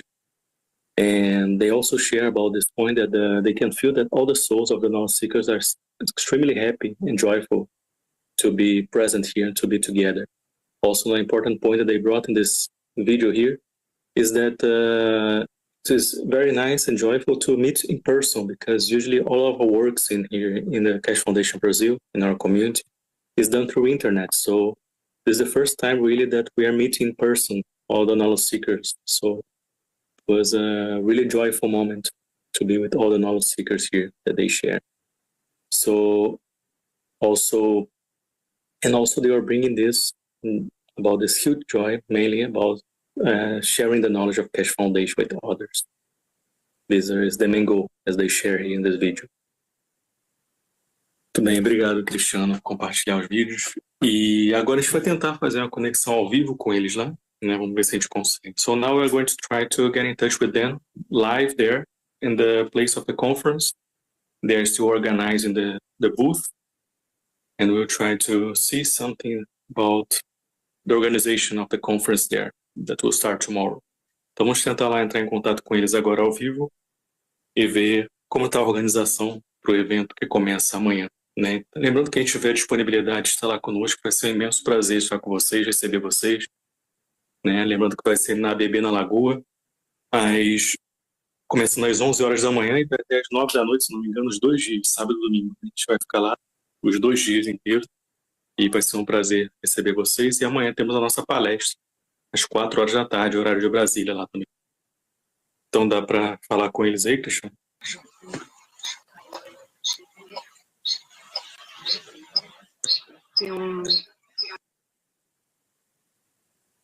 Tava dando um eco aí. Só tava ouvindo, mas estava um eco e sem imagem. Oi, boa noite. Boa noite, Rafael. Oi, Dariana, tudo bem? Tô te ouvindo. Sim, tudo bem. Boa noite a todos. Aqui ainda não está aparecendo nenhuma imagem, Cristiano. Consegue dar uma confirmada aí? Bom, Agora tá mostrando. Mas tem como botar no horizonte? Vira. Aí. Tira a rotação do celular. Ali, ó. Aí, ó. Agora vira.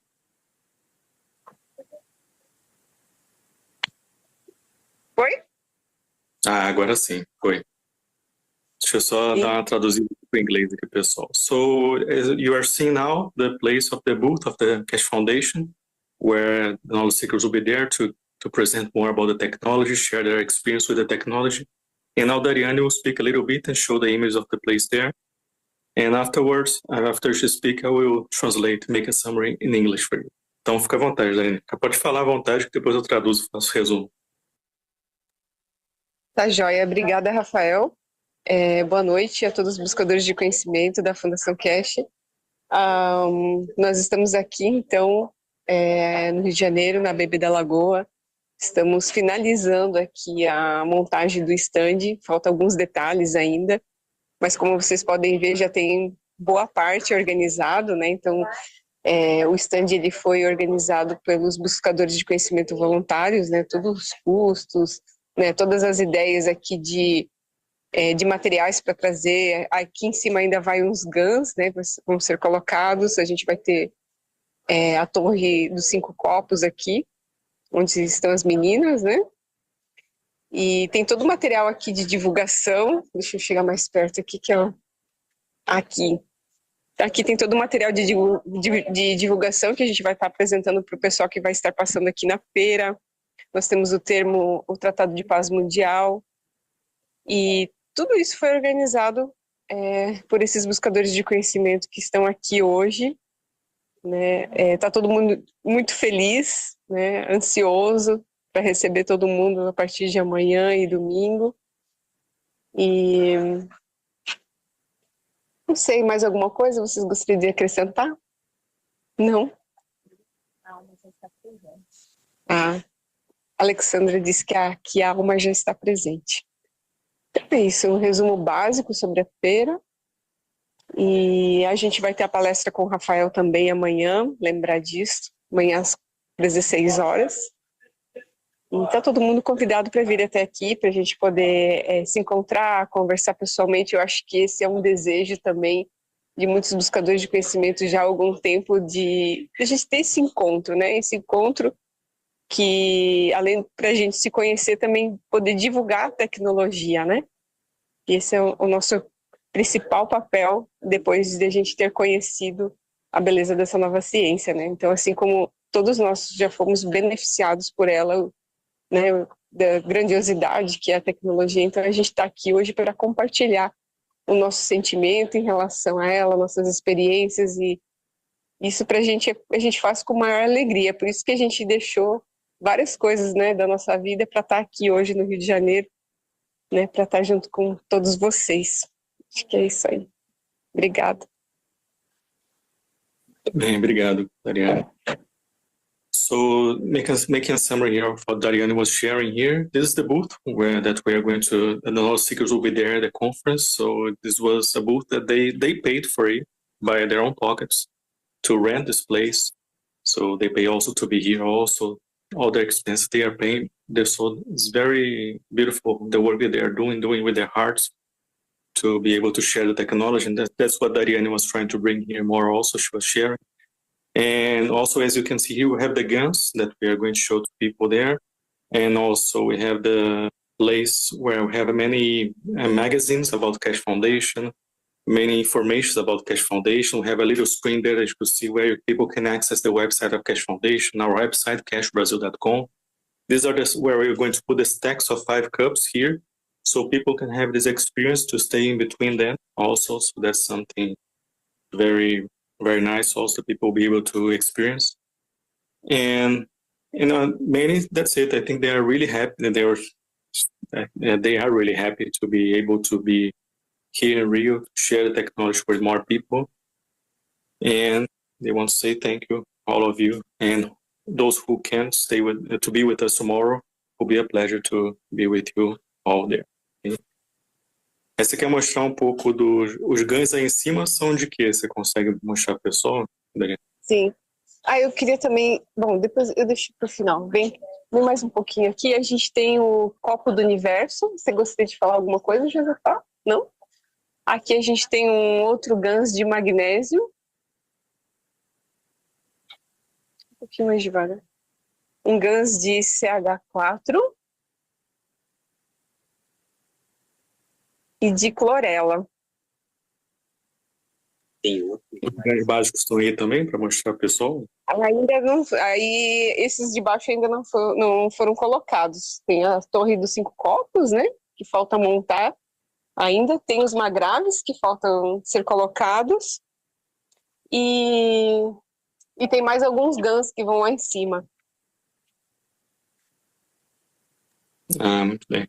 So I was deixa eu só traduzir aqui. So a Dariane was sharing here about the guns that they put there on top of the shelf. So we have the guns of the Cup of the Universe, we have the guns of chlorella, of CH4, and also guns of magnesium. So in the basic guns, they will put more close to the people so they can see more close. The basic guns, the CO2, ZNO, C3, and CuO will be there also for people to see and to learn more. And as she was sharing here, this will be where we're going to put the stacks of 5 cups also. Mais alguma coisa que quer compartilhar, Adriana? Fica à vontade. Sim, eu gostaria também de agradecer os buscadores de conhecimento que também auxiliaram a montagem do stand e hoje não puderam estar aqui, né? Hoje, enfim, no fim de semana não vão poder estar presentes. A gente gostaria que todos pudessem vir, né? Todos. Então, assim, acho que é importante agradecer a cada um que ajudou para que esse evento pudesse acontecer aqui pela Fundação Keshe Brasil, né? Acho que é bem importante esse agradecimento também. Muito bem, obrigado. Deixa eu traduzir o que você falou. So, Dariane was sharing here also. She would like to say thank you for all the knowledge seekers involved to make this happen. Also, we have many knowledge seekers that were not able to be present at the conference, but they help like somehow with the pictures, with the organization, with everything for us to have this booth there at the conference. Now they're showing the magazine that the knowledge seekers did, but explain about Keshe Foundation that they will show here in this tablet. Então, pode falar um pouco do que você está mostrando aí, Dariane, por favor? Sim, aqui a gente tem uma revista que fala sobre o trabalho da Fundação Keshe, né, sobre o Sr. Keshe, e a gente, né, montou aqui nesse tablet para que ele seja um modo mais interativo da gente poder apresentar para quem for passar na feira, né, e explicar mais sobre o trabalho da Fundação Keshe. So as she was sharing here, this is a tablet where you have the magazine of Keshe Foundation that was done by the Brazilian community, where you can learn more about the work of Keshe Foundation. People can just stay there and read a little bit. And you have also the places where you can find more information about Keshe Foundation, like our website, and everything is organized here so people can learn more with the QR code, so they can just copy their cell phones and go directly to the website of Keshe Foundation, also to our Instagram, our YouTube channel, and so forth. Quer falar um pouco, Dani? Acho que eu falei que você ia falar isso que você está mostrando. Sim, também aqui é uma forma mais prática da gente poder divulgar o site da Fundação Keshe Brasil, da Fundação Keshe também, oficial, o grupo, isso, os canais oficiais, né, que é o grupo do Telegram, os sites, o canal do YouTube, o Instagram e o Facebook. Então aí quem passar aqui pode escanear o QR Code e aí poder acessar. Então, é um método bem interativo, bem bacana da gente poder divulgar a tecnologia. So as she was explaining here, so this is a very nice way to share more about the technology. So people can just go with their cell phones, go with the QR code and scan, and they will be able to access in their cell phone the website, the Instagram, YouTube channel, and so forth. Tudo bem, fica à vontade, Denis, se quiser falar mais alguma coisa.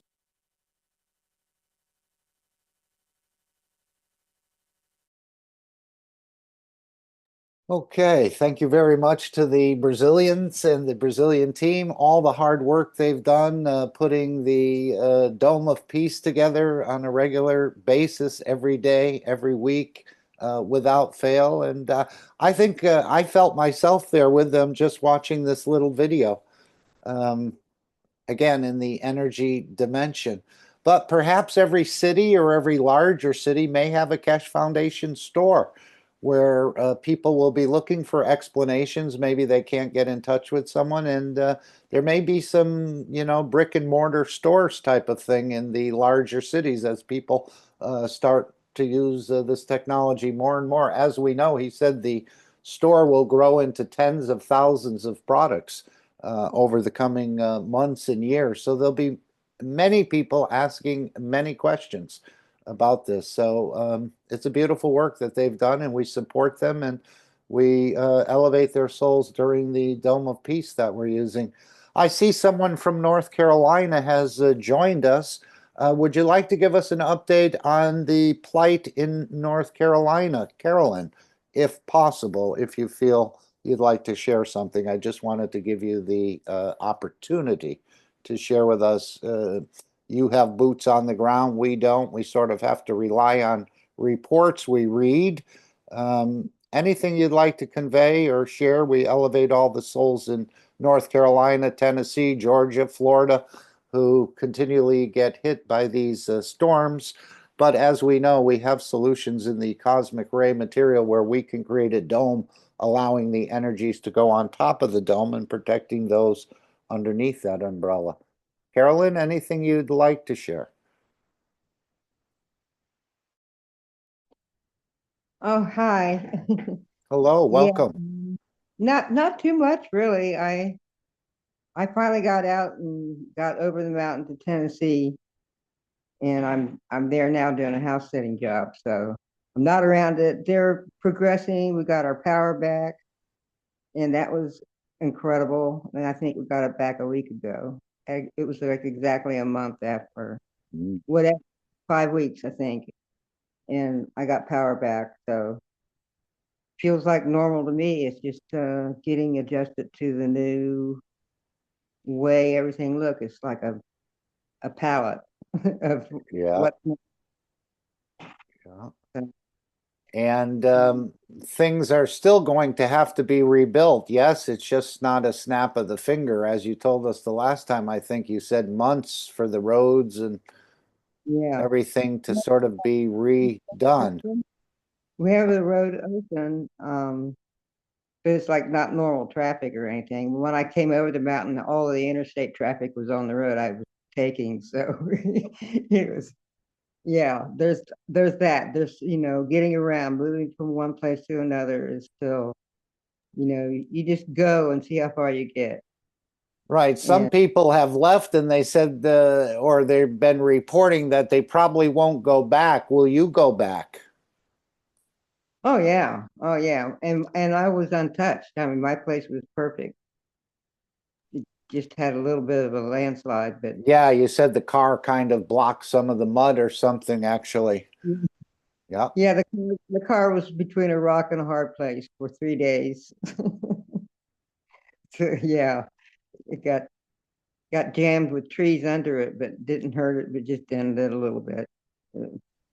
So is there any message you'd like to convey to the rest of us? Because you never know. I mean, that was a totally unexpected event. And what would you like to share, if anything, how we can be, in a way, or can we be prepared for something like this, or is it just too overwhelming to handle for most people? Well, I think that's when we're able to check in and be guided by our soul that's connected to that energy.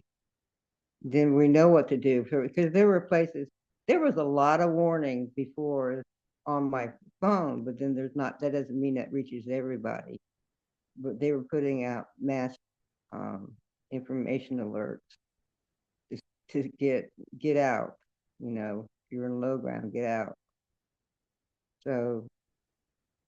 So is that the advice to, if they ask you to leave? A lot of people don't want to leave. They're worried of looting and the rest of this, but their lives are at stake. And so it's not an easy situation, I'm sure, whether to stay or go. And no one could expect, as I heard one person say, that the kitchen just filled up with water like in no time. And they decide, I think this was Florida or something, and they decided to stay, but it was way over their ability to handle it. Yeah, yeah. There was a great deal of loss, and I've heard the number 20,000. You'll never hear that in the public. So a lot of people didn't make it. Mm. A lot of people were saved. Like this one couple I know was in a trailer, and he noticed the husband noticed that there was water surrounding the trailer, and so he just turned around and sat down on the couch with his wife, and they held hands. And the next thing they knew, the wall behind him was gone, and they were in the river. And she reached up, they were still holding hands. She reached up and grabbed a cable. It was daylight, you could see. So she grabbed this cable, and they were able to save themselves. So she did that, and they were still holding hands. That was sweet. Yes, beautiful. Gosh, you never know what to expect in these things, and sometimes they come rather quickly. But as we said, the dome has already been tested, and we can allow the energy to be released from the planet, but not so much affect the people on the ground. So, well, I think it happened if we're really in the Keshe technology. But yeah, there was a lot of work to do to save as many souls as we could, and we're getting through the rebuilding. So people getting water. The town got water a couple of weeks ago, and then Wi-Fi. My fiber optic cable won't be replaced for a while, but I'm using satellite. mm-hmm. So you have power at your residence, or is someone there, or no one's there? Oh yeah, well, where I'm house sitting right now, they only were out of power for 3 days. Right, but I mean in your location in North Carolina, is there power restored to your particular location? Just got it like a week ago. Okay. Not long ago at all. It was like pretty sweet to have it back. Didn't have to listen to the generator and smell the fumes all the time. Yeah, I didn't like that. So yeah, so even sometimes when you are prepared, if you had a flood like this, it can just wash everything away that you had prepared and ready to handle a crisis. oh yeah, you saw all that happen because it just went down the river. Some woman was saying she counted them. She witnessed 25 homes going down the river. Okay, we continue to elevate all the souls in that area and the souls that have left. Thank you for the update. Anyone else? Yes. Mark? Yes. Only remind you that the chat is not working. Oh, the chat. Yes. Let's enable the chat. I forgot about that. If I can. No, I don't want to show previous chat. I want to enable chat. Let's see how we can do that. Maybe under the more. No, it must be somehow disabled. I see the chat on my dashboard. No, Randy has put something in the chat. And I think Randy's added two things into the chat. Ying And has so made has it. Ying. Ying added has something at made it to- 11:51. Is it blocked on your end, Claudia? Yes, I can't write anything. Well, then that must be with the Zoom in your particular area. Strange. It's the same. I mean, Okay. yeah, I know. We see these things. Maybe they're not, the systems are not meshing together, or maybe there's something your nation has asked Zoom to do. I don't know when you're joining outside, but the chat doesn't seem to be a problem. If I was to write something here, hey, gee. Yeah, I just said hello and it went right through. So the chat is enabled, but maybe not for your particular country.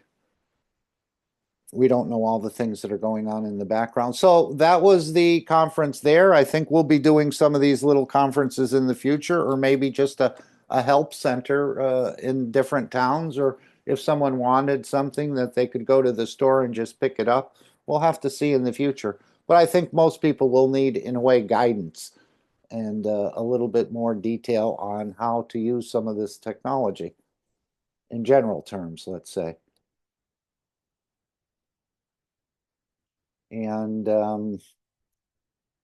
what I just received was the in a way the manual for the cosmic ray communication bundle, which there's a lot of interesting details in here. This is still being offered in the Keshe Foundation for communication, and again, it's written in a way we could read it, but I'll leave it on the screen here for a moment. That way, anyone else could read it in the future. But these cosmic ray bundles, again, this is part of transmutation and communication. And as Mr. Keshe said, there's many, many things we can, nobody knows what's in this box, as he said, and they can bring a lot of things through the energies of this system or transfer it down the line, I think, as he said. So there's many things, not only the food, the medicine, the antibiotics, the emotional balancing, the transmutation, many, many things can be delivered. But this is, in a way, if you'd like to read it in the future, you can. I just thought I'd share that. This is in the public, as I understand it. Yes? Mark? Yes. Yes, I noted that under host tools, okay, if I'm co-host and Claudia is not, I'm wondering if it's not, chat is not activated for everybody. Can you just check under host tools, under allow all participants to, and then the second one is chat, and it's not ticked. I just wonder if, I can tick it, but I wanted you to see. Okay, under host tools, I see that. Yeah. And then enable waiting room, enabled Q&A. Yes, and then chat. Okay, so let's see. I think I just checked it. Yes, it's checked now. So Claudia, would you like to say hello in the chat? Let's see if that actually enabled it. Okay, thank you, Gail. I was just looking under chat. Last time it was yeah. Yeah. Yes, because I mean it's saying all allow Yes. all. Yep. Yeah, but it's still not ticked on mine. I wonder why. Yeah, it is on mine. Oh So yes, it is now. I reopened it and it shows it's fine. Claudia, Thanks. do you want to say hello in the chat? And just to test that? Thank you.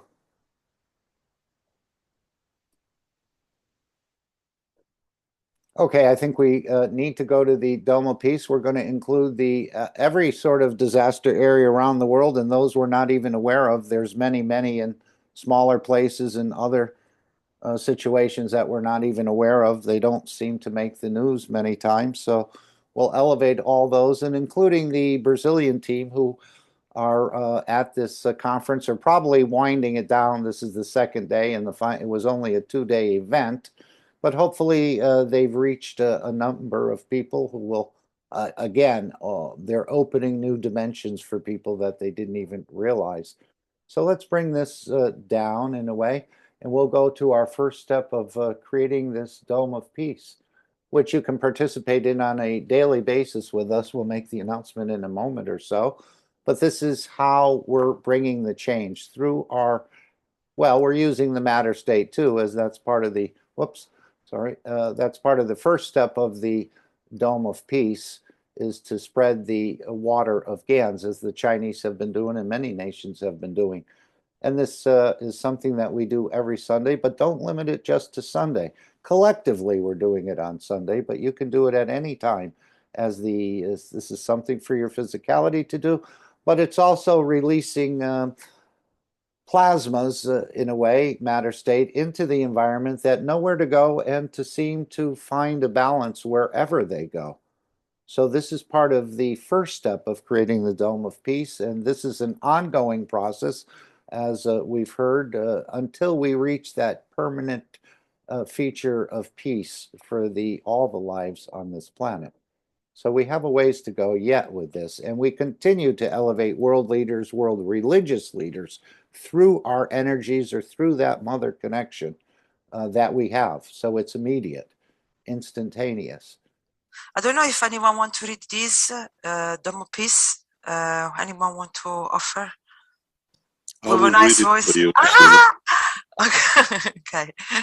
This is what came in and what is now become a pattern.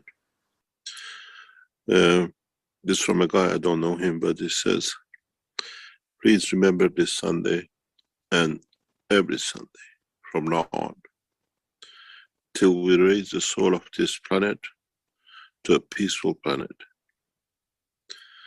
Keshe Foundation knowledge seekers worldwide will spread the gas waters around the world at 12 p.m. Central European Time and or 18 p.m. Central European Time every Sunday at the same time, as they choose which time to suit them.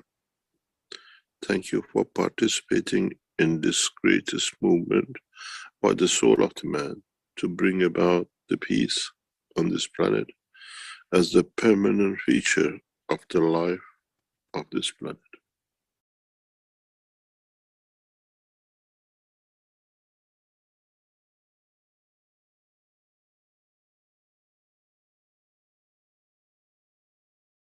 And as was said, every Sunday, 12 and 6 p.m. CEST or CET time, you can use the GANS waters to create that Dome of Peace collectively, but you can do it at any time that you'd like to release GANS waters. They know where to go and they know what to do and to bring a balance. And as Mr. Keshe said, something for our physicality to do, but also it's connecting the wellness centers together, which we don't quite understand. I know he had mentioned that in previous.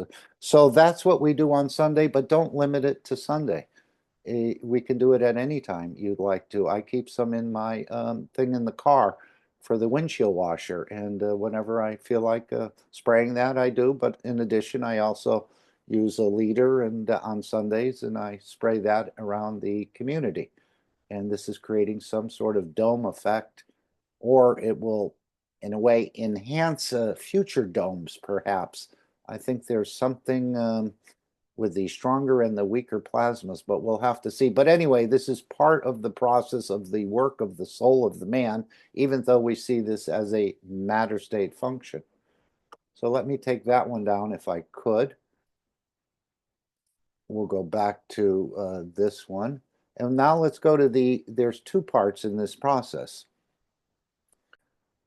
And we'll go to the creating the second part of the Dome of Peace, which is using the power of the souls, this is where we're getting into this sort of energy dimension, which we've denied. Everything has been so physical, so matter state, but now we're learning to operate in this energy state, and don't feel like you're behind, because the Universal Council of the Keshe Foundation is still learning this process, how through the wish we establish the peace on this planet. And again, it seems counterintuitive. Well, don't you have to do something? No, not with your physicality, you don't. We're bringing this change through our energy. And once we have a collective of enough people on this planet, you'll see this whole process push forward even quicker and manifest itself in the matter state more and more. But Mr. Keshe is also working, as he said, I'll handle the matter state. You handle practice working with your souls. And this is what we're doing. So this is the second step of creating the Dome of Peace. Thank you, Stefania, and thank you, Shweta. Anybody wants to read the Dome of Peace? I mean, Beautiful Souls. Here? Okay. I'll read this beautiful presentation of Dome of Peace. And the Dome of Peace is already here. All the knowledge seekers, truth seekers, lovers of humanity has built it in a way, spreading the guns, loving each other as shareholders. So I will read this as please remember every Sunday from now on until we raise the soul of this planet to a peaceful planet, Keshe Foundation knowledge seekers worldwide will spread the Gans waters around the world at 12 p.m. CET and or at 18 p.m. CET every Sunday at the same time, as they choose which time to suit them.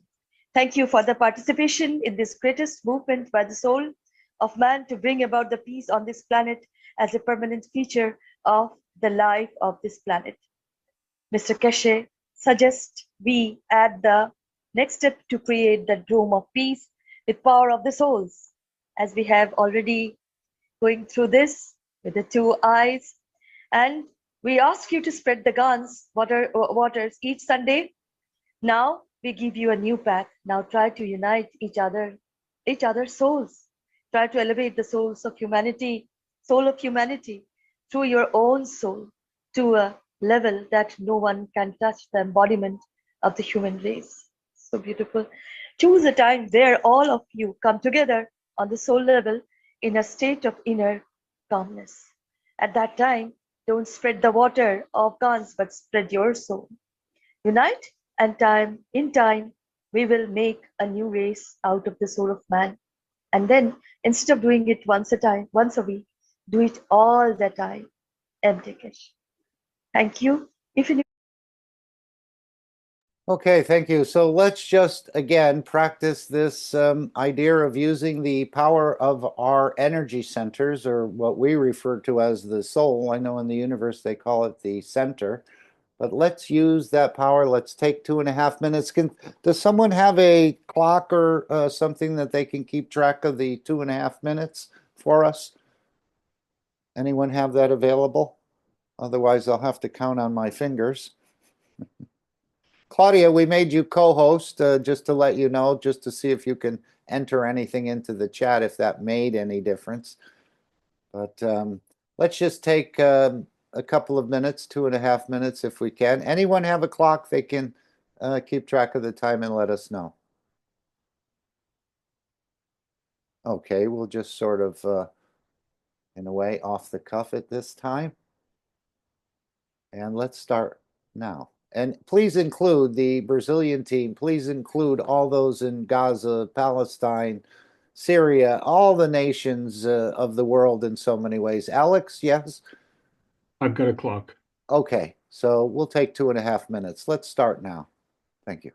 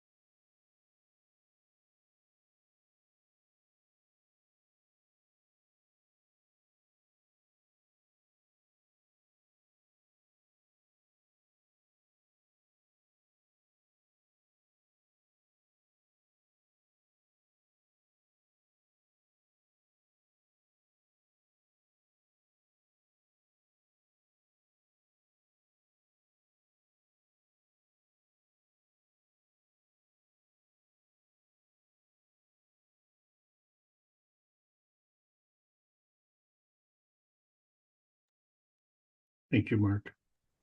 Thank you, Alex. And the invitation you're seeing on the screen, if you've enjoyed this process or you think you'd like to take part in it on a regular basis every day at the 9 p.m., you're invited to bring this process. The Universal Council invites the Keshe and the Universal Council family in unifying at the soul level every day at 9 p.m. CEST or CET, which we're on now, for the elevation of the souls of all leaders and soul of the totality of the Keshe Foundation, creating peace in everything that exists.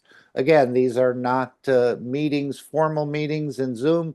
The Brazilians have this on a regular basis, daily intentions as well as the Wednesday intentions. So you can join in a formal meeting or you can just join wherever you are for a moment. Nanosecond or 1 minute or whatever you'd like to give from you. But remember, in giving, you also receive. As you nourish the others, you become nourished. So this is a process that's actually elevating you and learning to use the tools that you will use in the future as you go out into this universal dimension, giving and receiving energies. So let's welcome Alex in and turn the program over to Alex, which I think he's ready to play the disclaimer, and we'll continue on until we finish. Thank you, Alex, for joining us, and please take over. And thank you very much, Mark. Can you please confirm that my audio is suitable? I think it is. It's loud and clear. Okay, I'm just getting a lot of background interference, and so I've turned down the microphone. So I'm just going to be speaking a little bit louder and closer to the microphone. So. All right, and you're going to take over the share screen very soon as well.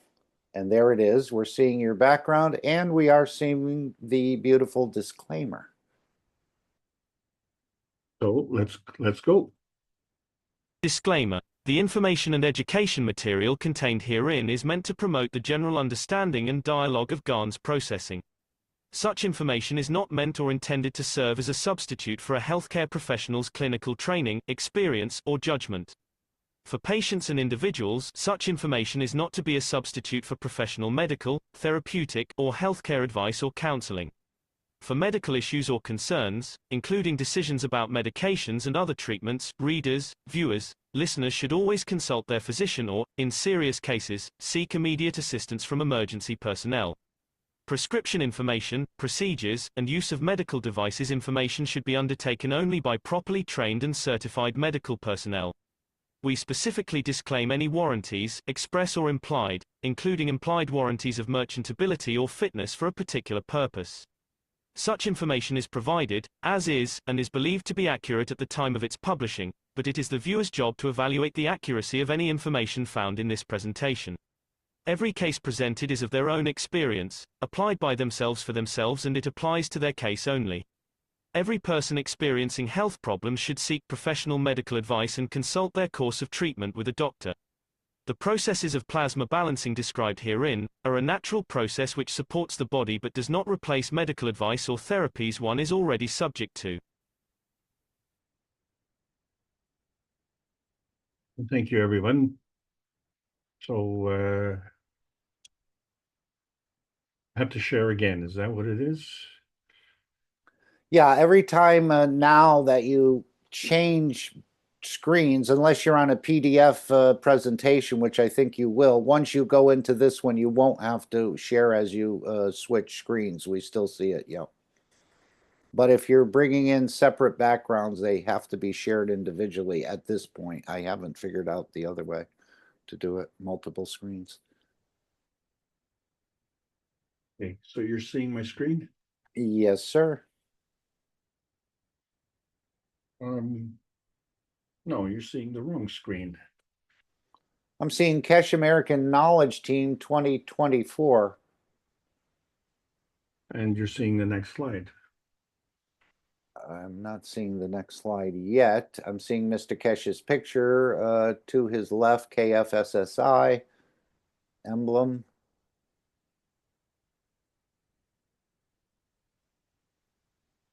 And the 3 books? Yeah, but there, you're also seeing the next slide. It's not showing the presentation view. Try this Oh, again. there. Hmm? I mean, it's changed a bit, but still Mr. Keshe is there.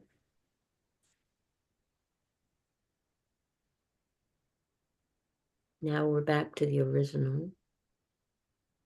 I'm so sorry. I just We can briefly pause the recording, Alex, if you'd like to just run through it so you feel comfortable. You know, I'm going to change. It looks like I have to change the window. Let me try this.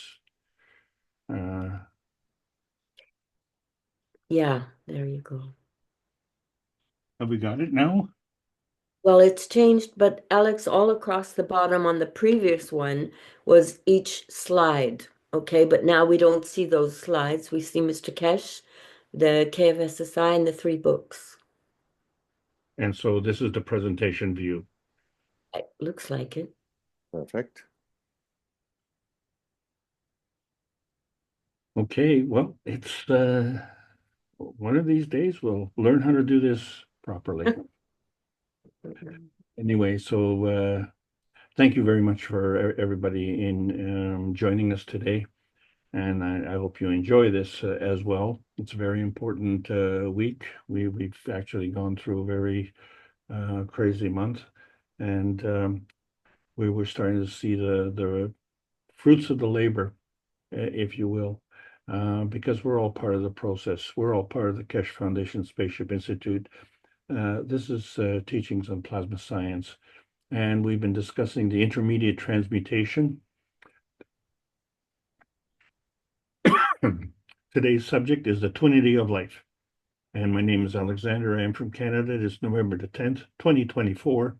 This is the Keshe Foundation North America Plasma Education Series. And one moment, please.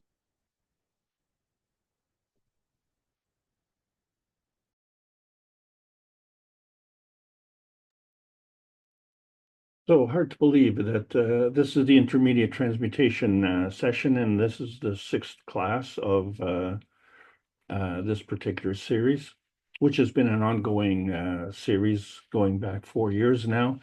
And the whole purpose of this is to try and condense the thousands of hours of teaching into what's turned out to be hundreds of hours of teaching. So it's still quite unwieldy, but hopefully we're all getting a little bit better organized, and we're going to continue to distill this down into smaller bites. But as the knowledge is moving forward, each and every one of us has to figure out our own way to describe things, because we are still in the vast minority, and there's so many people who can't even get to the point of understanding it because they're not even aware of the technology. And when they find out that we have been broadcasting for over 10 years, they are actually stunned to hear that. So we can see that we have a lot of work to do. So let's please carry on and understand that we are on the hesitancy highway.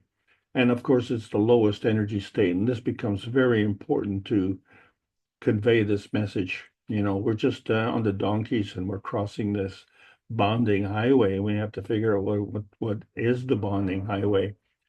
And we find that maybe we need 2 tents for the evening. And this was a play on words, as was the fact that we're the masters of the universe.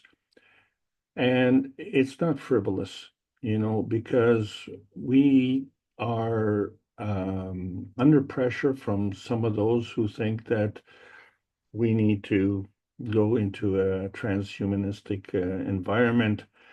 And the problem is, what does it mean? It does not compute. So friendly people like to greet you and say, howdy, partner. How do you like me so far? And so this is our mission, is to search for outer space. And speaking of howdy partner, this is what we're considering, partnering with the Twinity on the plasma highway to our pie in the sky. And so there's a couple of problems with this statement. First of all is the part name. Second is the twinity. Third is the plasma highway. And our dinky little highway pie in the sky is kind of like the short end of the stick. Why are we satisfied with our little pie in the sky? And is that because we don't want to be greedy? But is that what the Creator wanted? For us to just have this little pie in the sky? So that means we have to be in a really tight containment area. And a tight containment area has a connotation of being a jail cell. And so I don't think the Creator wanted us to be in that, because as was described in the books of Meron-Tevakoli Keshe, like in book number 1, we're looking at the universal order of creation of matter. So that matter has to be in a containment. There's no question about that.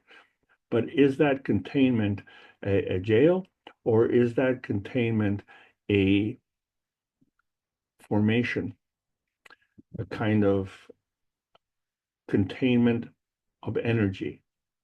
And this is the thing that we have to understand, that there's a difference between our physicality and our energy. And so when we look at book number 2, the structure of light, it implies that the light is physical. And that's how we view the light because of the physical limitations of light. But the light is actually a transmission of energy. And so we see that the light goes between two matter states. But not only, it's just a reference, because these two matter states are part of what book number 3 is talking about, the origin of the universe, where one becomes two. But what happens with these two, and what happens thereafter? And so it's very appropriate that we're talking about the twinity, because these two represent the twinity. And this twinity, now we can call it the twinity of life, because when you're looking at the origin of the universe, we're talking about the origin of life. And so how do these two fields actually work? And this is the topic that we're going to do today, because when you look at the vertical people, the plants, if you will, and they seem to be well organized, and they seem to have definite fields and definite structures, and different structures within the fields, in other words, overlapping fields. And we have overlapping fields.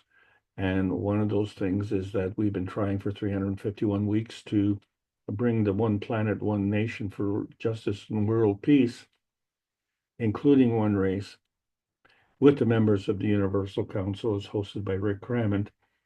And we've been doing that because when you go into outer space, no one knows that particular place where you're at, but they might know the planet you're from. So we need to think in broader schemes. And where was the limitation that we started with? And so one of those things, of course, was the 10 Commandments. And this is what I grew up with. And now we've been referenced to 24 commandments. And so for me, and no doubt many, this is a revelation and a total different, shall we say, view of events. And so that's the difference between the plasma highway and our highway, which we're on the transmission highway, which, as we said, is the lowest energy state. And we need to understand that, because that transmission highway is the manifestation in the physical state. So how do we elevate into the next highways? Well, that's the transition highway. And appropriately, it's a transition, which means from higher to lower, or from lower to higher. So therefore, you can make some choices. Isn't this wonderful? We all want to be able to make choices, but which criteria do we use to make those choices? And what is our ultimate goal, if you will? And if we say, well, that's to get to the transmutation highway, why? Is it something that we need to achieve? Is it something we need to strive for? Or are we already on the transmutation highway and we don't even really know it?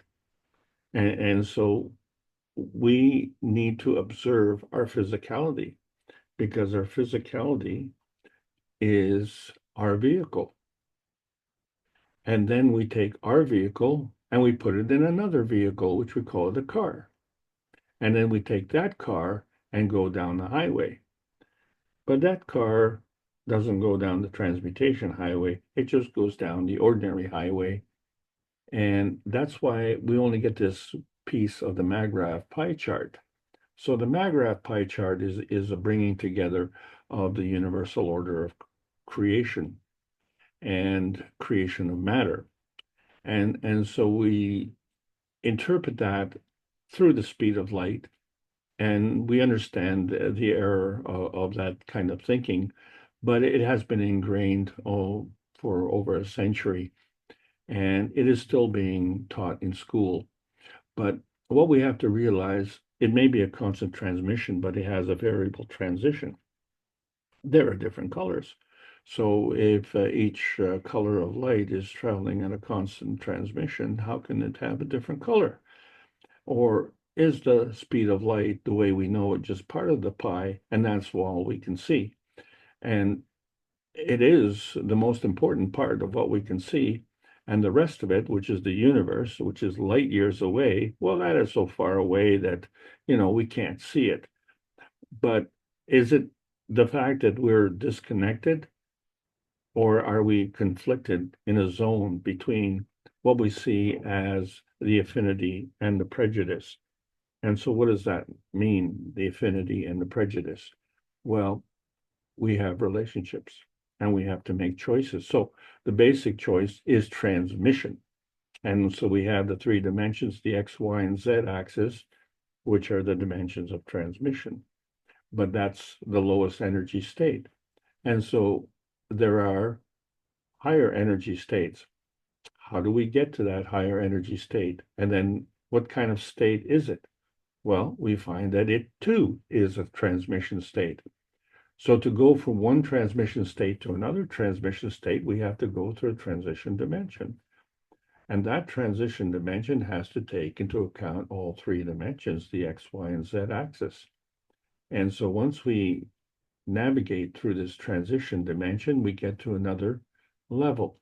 Well, there's another level still, and that's the transmutation dimension. That's what we've been talking about.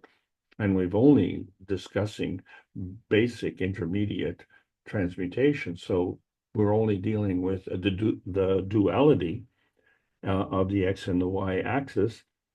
And we're still kind of trying to figure out what is this medium, and we can't even get to the message, but we'll get there, because now we understand that there's two feeding dimensions, and those two feeding dimensions have always come up with an answer, and that answer used to be 1 and 1 is 2, but now we find it's more than 2. And how come? What happened to our math? Well, the thing is that the first one is still there, and the second one is also still there. But the thing is, the first one and the second one are not necessarily the same one. We just treat it that way.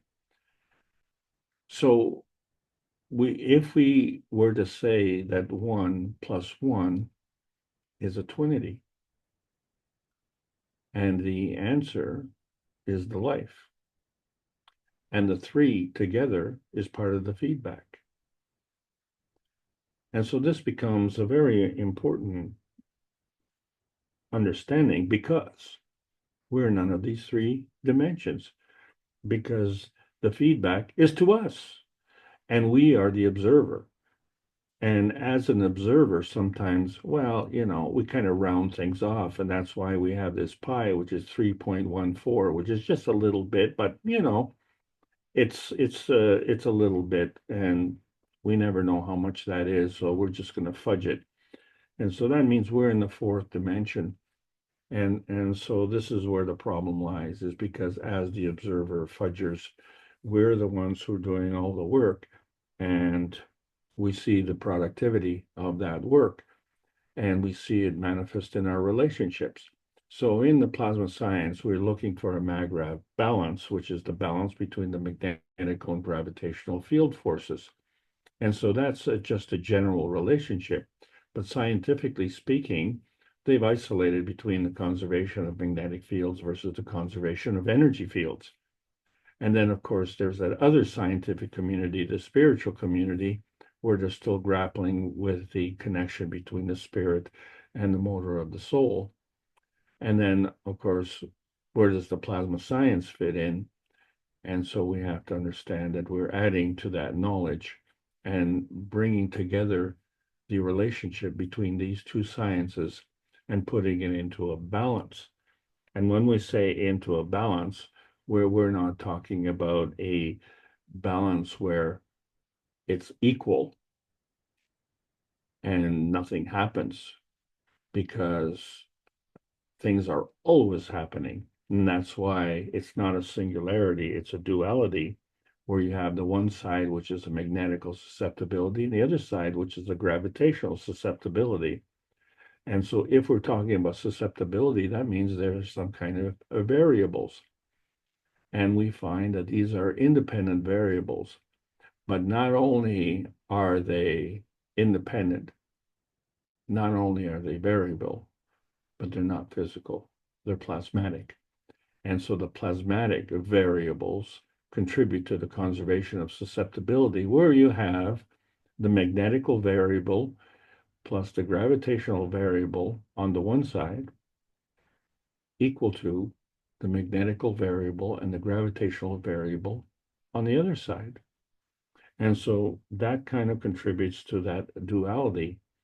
And the duality is not the same as the twinity.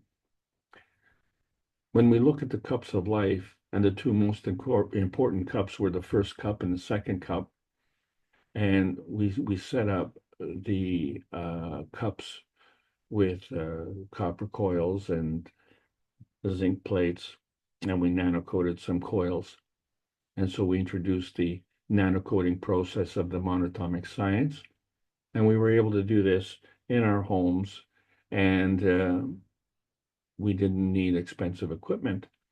But what we found was a reflection of our emotional strength, which emanated from our inner space, that core space in some place that we have always referred to as that nebulous point somewhere here or there or out in outer space, or who knows where, not defined, okay? And yet here we are, we're able to produce an emotional strength and a physical strength as represented in the cups of man. And so the first cup was the emotional cup, and the second cup was the physical cup. And when we put these two cups together, the field strength emanating from these two cups represented the kind of field strength that we need in our physicality. And so there was clearly a difference between these two cups. So we understand that the physical is something we can touch, and the emotional something that we feel. And not from that kind of touch, but we get touched in another way. So then we introduced the twin cups. And so the twin cups, again, manufactured from the one cup, which included a copper coil, a nano-coated copper coil, and a zinc plate. So that is the same as the emotional cup configuration. And then we created a second cup identical to the first cup. So this is different from the cups of man. We have two emotional cup configurations. And then we take the outside non-nano-coated elements and we connect them together. And then we connect the cups where we connect the non-nano-coated ones together, one to the nano-coated coil of the other. And we repeat this connection in the opposite direction for the other to the nano-coated coil of the first one.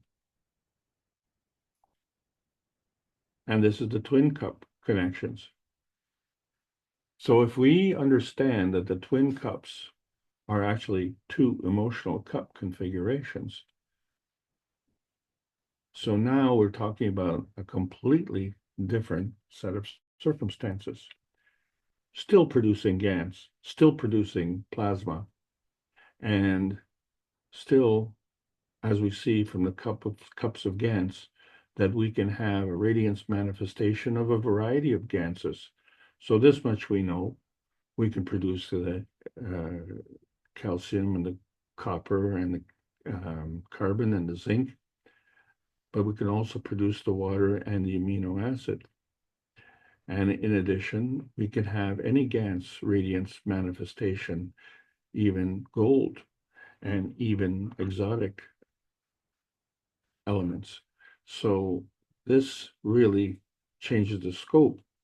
And so if we look at the earth GANSes, these are all the prejudicial GANSes that we find on the prejudice table.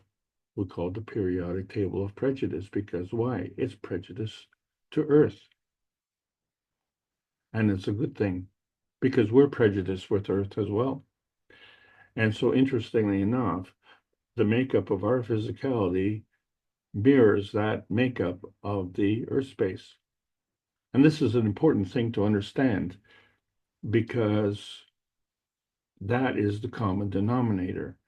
So when we talk about common denominators, we have to understand that there's two matter plasma dimensions. So one is physical and one is plasmatic. But the plasmatic dimension is right next to the physical dimension. And that is the key because there is a bond. There's a bond between the plasmatic and the physical connection. And so we have to understand that the physical is the feedback and the plasmatic is the feeding. And so we have grown up, been trained and conditioned to be feedback dominant and preoccupied with the matter plasma dimension.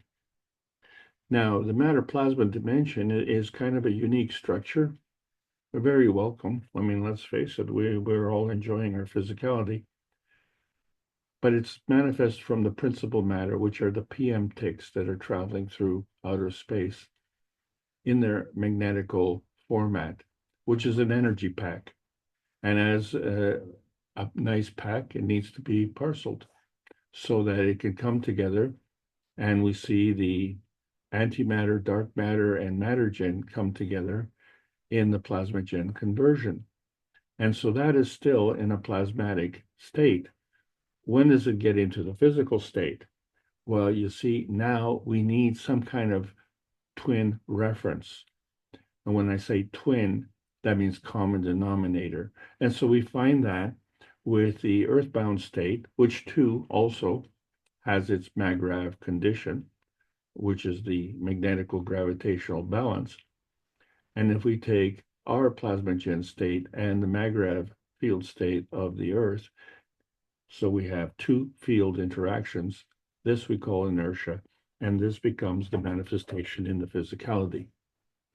And so this physicality is different for all of us because there's principal matter interaction, which is coming from all different directions and in all different flavors. And so they come together and they interact together and they go through this manifestation process. So many different principal matter interactions became part of this principal energy flow. And so we have to understand it's a two-way street. And what is going on that two-way street? Well, it's this energy. And since this energy cannot be stopped, and it all has to be always in motion, so then this becomes part of the two-way transmission and, of course, two-way transition.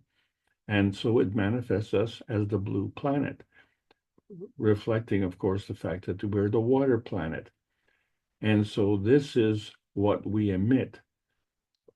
And that emission is a manifestation of our emotion. And as a result of that emission, this is why we were able to make that connection. So there is an affinity between our manifestation and the manifestation of the planet. And so this becomes not only part of the affinity, but literally part of the prejudice, because we preferred Earth as opposed to Mars. And there's a reason for that. And a lot has to do with the relationship and the susceptibility in the magnetical gravitational relationship. And that is determined by another relationship, and that is the principal interaction between the sun and the earth. So it too has a two-way emission of intention. And as such, there's a covalent bonding connection, which we can't see.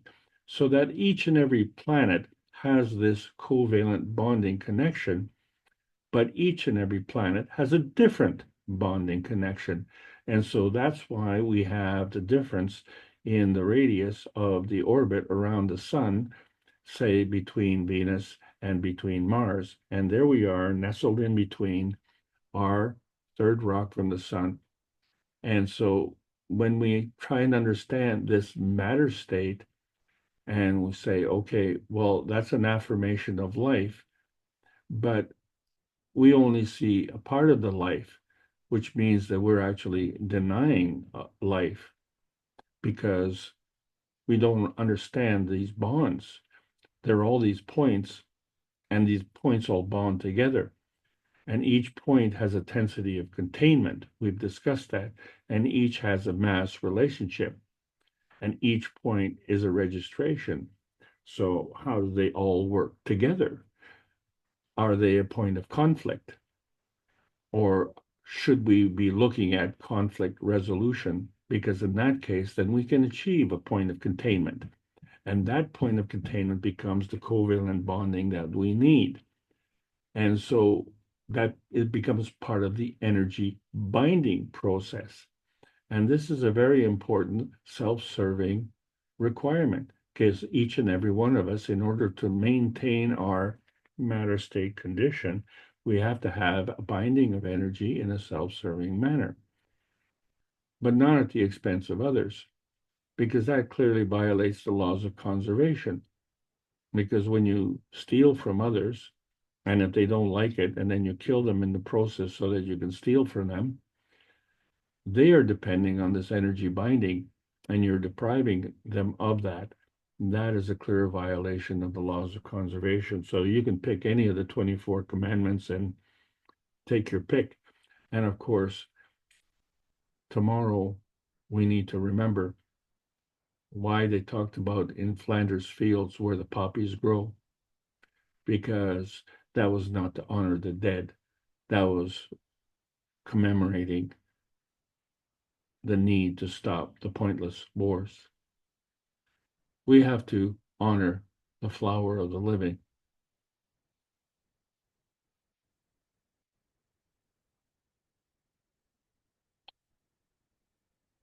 There's no honor in war. The plasma rule, the higher strength feeds the weaker strength. It seems to be contrary to the earthbound rule, the higher strength eats the weaker strength. That is a law of diminishing returns, isn't it? If you're of a higher strength, why would you want to eat something of a weaker strength? You are what you associate with. And if you surround yourself with stronger, you too will be stronger. That's the plasma rule. So you find that that binding zone develops a tensity, and each binding zone has a mass. And with it, it has to have a covalent bonding zone. And so it has to convert to the containment of that tensity. So two fields coming together, not as a conflict point, but as a containment point. Even a stone has a soul. And so we disregard that because we use that for anchorage or for commemoration so that we can idolize. And all that is acknowledgement as a confirmation of our position, as we said, the third rock from the sun. but that is an emission of declension. In other words, lowest energy state. And so we need to transition from that bond age of chains to covalent bonding in a plasma state. And so we do this through the conservation of susceptibility, where we have this x-axis relationship reflecting in a y-axis transmutation. And so we find that things are moving around us, and things, of course, are moving within us. But then, of course, we also can do the movement. So there's a lot going on, and we try to understand the greater oneness, and we see a form developing. So there's a path that we can go along this. And so what are the defining characteristics of traveling along this path, and which way are we going? And it seems that we're just going in a spiral. And so that becomes the spiral of oneness. So we have a outward boundary of this spiral, and we have a core boundary of that spiral. And so those are two ends of this spiral, which kind of looks like a long tube. And we can go down there into the tube and see what is going on. But what is going on, of course, is in order to make this curvature, there has to be a folding. So when we say folding, we seem to think of a flat folding with a crease. You fold paper in half and you create a crease. But there's another kind of folding, and that's just a bending. And the action has the same result, but in a different form. And so we have to differentiate between what we see as the animate form and the inanimate form. And so it boils down to where protein needs folding, whereas a polymer is linear. And that is the difference between these two creations. So when we look at the surface to volume ratio, and we see that it depends on the negative charge, so we find that the moment we put a bend in the road, it creates a new negative charge. So there's a difference between the linear transmission and the bend in the road. But that bend in the road doesn't have to be a sharp bend. It can be a gentle curve. It's still in two dimensions where you have both ends are negative, but now that bend is negative. So now you created more charge points. And so if we understand that these are all patterns, and as a pattern, it needs a template. And if we can bend it, in other words, create a form from these gentle curves, and we can do that in two dimensions, and then we can create a coiling. We can use that pattern template to begin a spiral growth. And so then we can create two forms, a form of containment. And then that continues to grow, and you end up with this tubular form artifact, which is kind of a coiling. And so within this form of containment, we can have this tubular coiling. And so we can go around, or we can go through the tube. And as organic beings, we see that we are not linear, but we can progress in a linear fashion by maintaining a balance. So in other words, there has to be a polar flipping in order to maintain that balance, because otherwise there would be a prejudice of bending in one particular direction. So being organic beings means we have a manifestation that comes from the pattern of the basic DNA. And the basic DNA is, of course, interacting with the basic RNA. And so there's an interaction there. And the point of it is that there's a spiral, there's a coiling, and there's a rotation, and there's a twisting. And so we have this channeling that we can go down the tube. But as I said, we can also go around.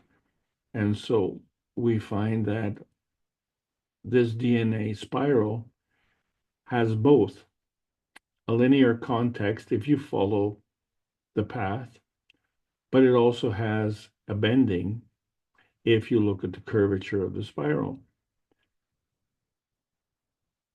So when we look at polyunsaturated fatty acid, which is the next level from the amino acid, we find that it is linear, but it is not a polymer, it is a protein.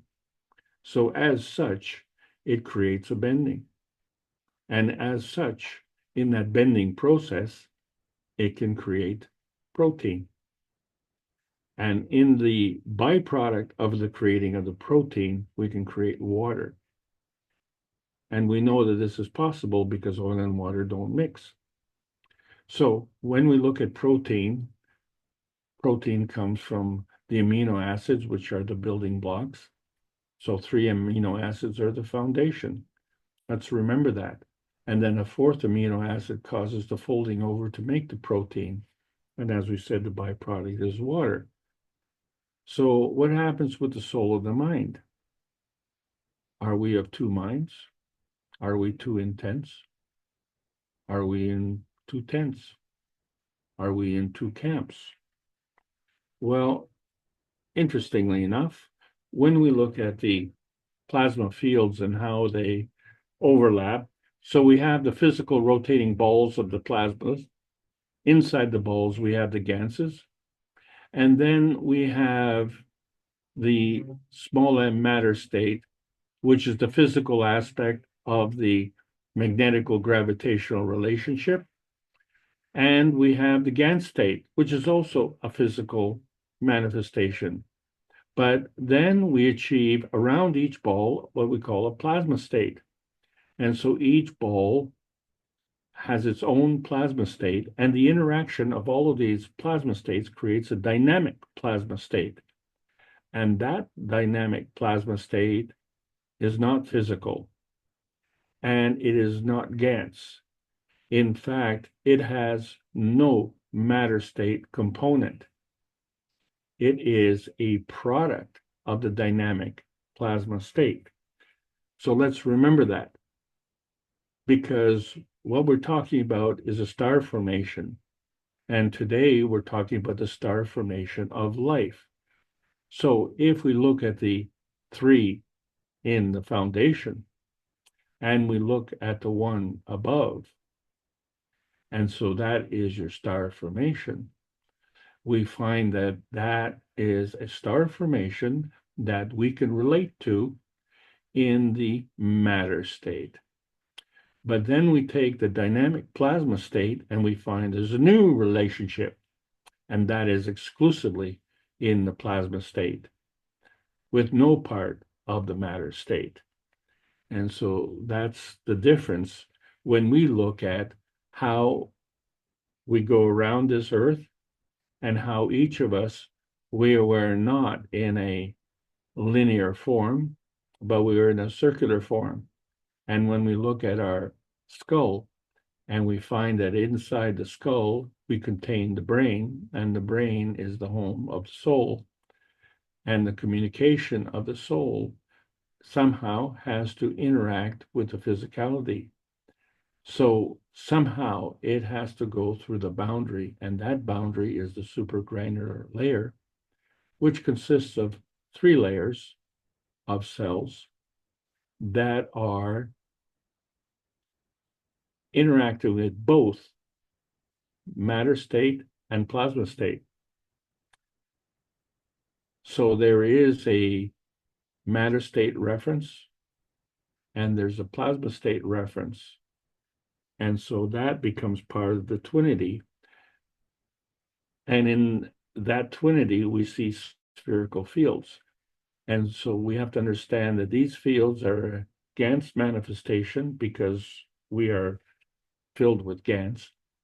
And so we understand that each of our organs is also a Gans manifestation.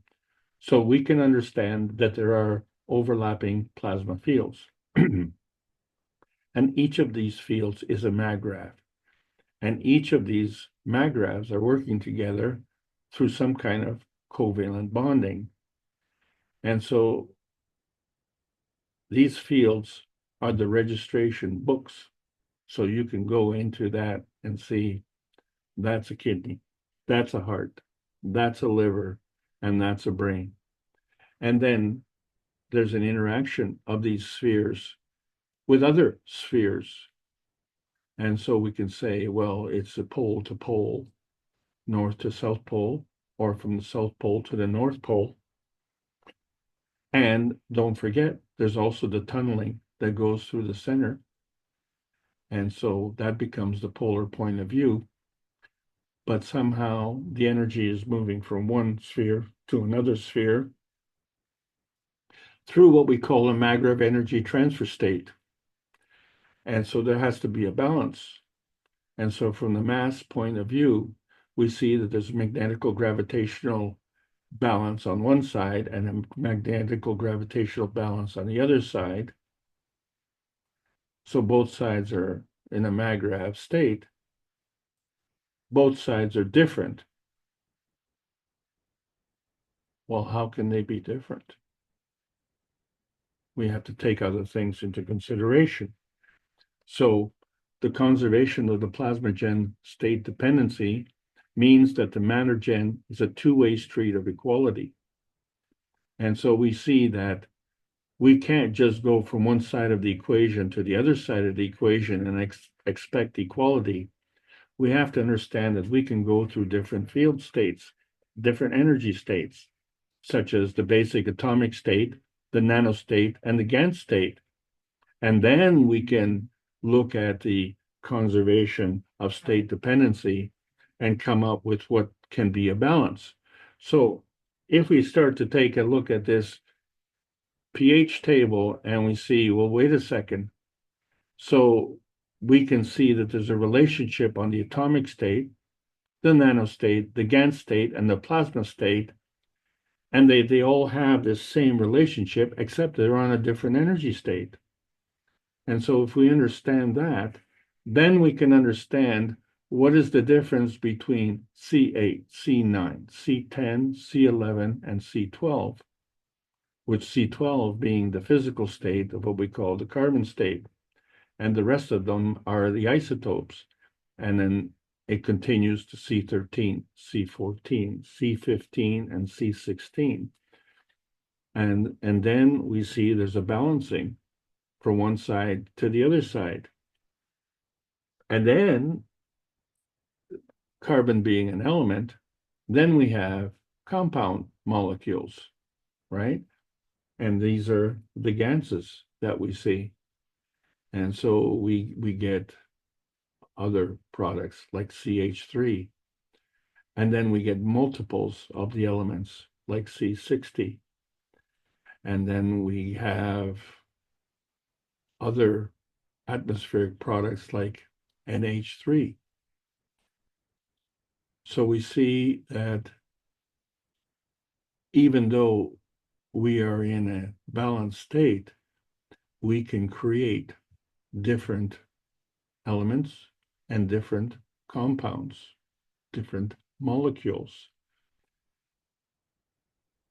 So therefore, the twinity is not linear.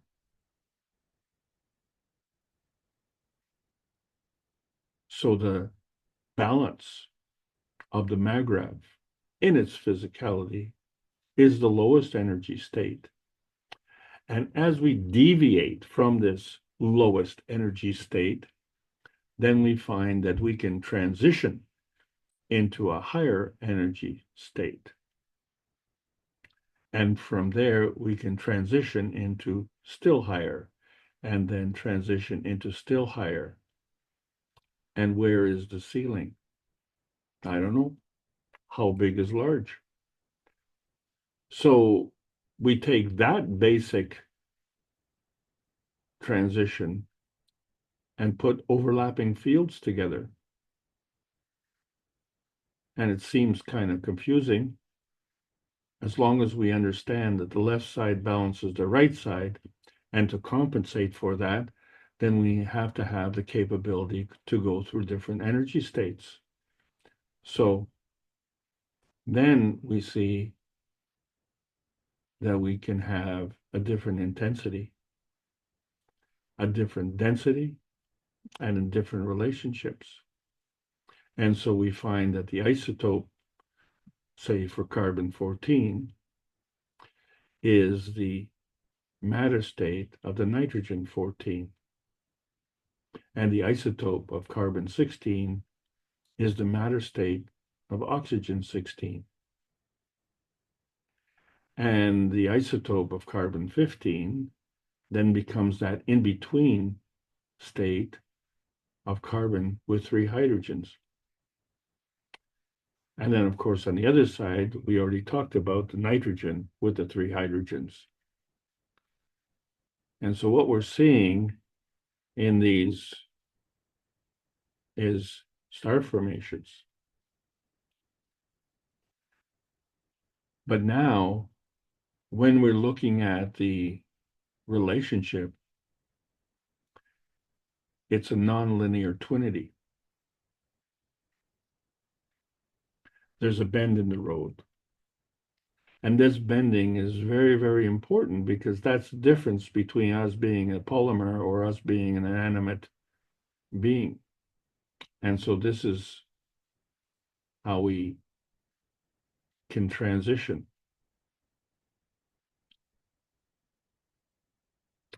We have different MAGRAV conditions, and there's a relationship. This is how we move along the transmission line. And then if we understand that it is not just linear transition, but spherical with a spiral format within a field of containment. And so this becomes the manifestation of the nonlinear twinity. And so now we understand better the flow of will, where we seem to converge through the registration of limitations, so that in historical terms, we saw Goliath intimidating David, and David in his wisdom intimidated a stone. And then we found how the stone intimidated Goliath. But there's another way to have a result in the manifestation of wills, by registering the unlimitations, because man cannot abandon the soul. Some may choose to ignore the soul, but in the twinity of life, there's a physical inertia field of connection.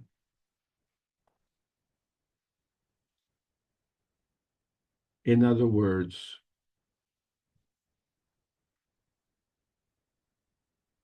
the feedback of the physicality comes from the feeding of the twinity of life. Because the twinity of life is a plasma condition, exclusively in a plasma condition. Whereas we are in a matter state condition where we have the duality of the emotional state and the physical state.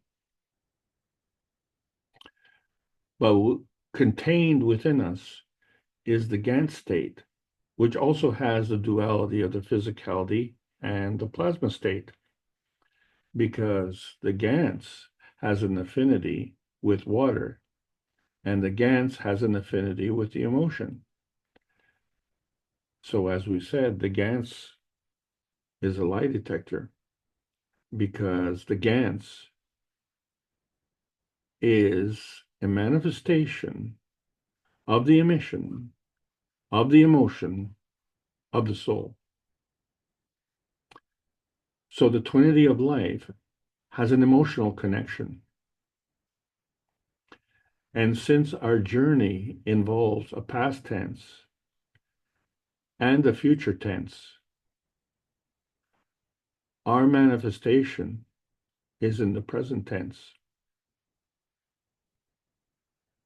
And it's not a linear extrapolation to go from the past to the future, because today is the beginning of the future. And today is the end of the past.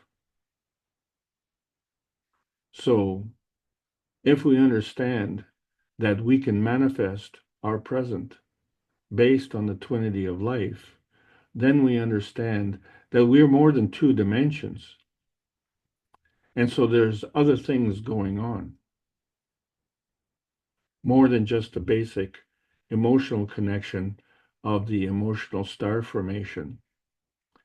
And so we understand that there's spherical growth in three dimensions.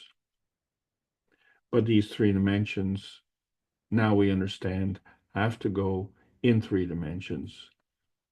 And so we see how the soul of the mind is created from the interaction of the soul of the man with the soul of the earth. Because without the earth, we cannot manifest in our physicality. And so it's within that twinity that the soul of the physicality has a relationship. And then we take that twinity and we understand that there's a dual process. One, we've already talked about the manifestation of the earth as a result of the interaction with the soul of the sun and the soul of the earth, manifesting the physicality of the earth. And now we have a destination. And so the soul of the man and the soul of the physicality can manifest in the twinity, the inertia field of the physicality of the man. And that's where the twist comes in.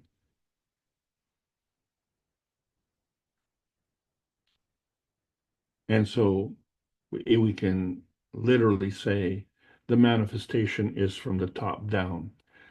And if we haven't been doing that, we've been doing things backwards. And what does that mean, backwards? Does that mean we can only go one step up from our atomic MAGRAV state, which we've grown up to understand? Step up to the nano state, we make the cups of life. Step up to the polyatomic GAN state, which we saw the byproduct in the cups of life. And then the plasma state field, which is an emission of the emotion coming from the GAN state, and then relieve ourselves of that and go even one step beyond. But what about the other side, where we have the barrier of the physicality? Well, we have to understand that this is a tubular process.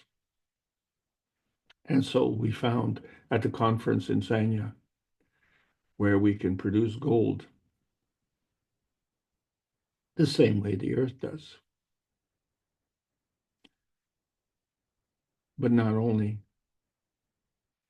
there's so many things that we can do, because based on the law of conservation, we have to understand path link and susceptibility. So it isn't about distance. It's about the emission of attention, which is magnetical, and the emission of retention, which is gravitational. So this interacts to create the emission of intention. And we have to consider nearness and proximity so that we have a covalent bonding of fields that is contained within their tensity and their mass. And so this becomes the registration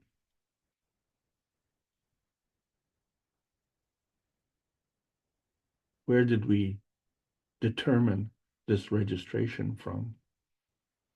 And we find that it's the registration of the wishes of the Creator. And that's what's one step beyond. One step beyond the plasma vision fields. That vision is our vision. That vision is the vision of the creation. And that vision is one step beyond in the other way as well. Because whichever way you go, it's creation. So we understand now that the pH of the 20D registration is not linear,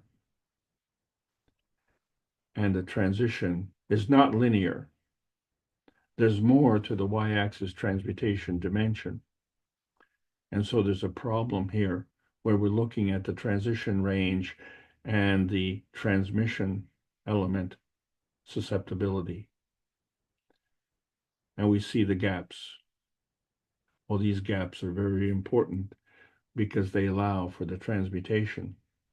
And so the range transition transcends the y-axis transmutation dimension. And the laws of conservation govern the covalent bonding attributes. So they transcend the different energy states. But the containment requires a gravitational tensity and mass.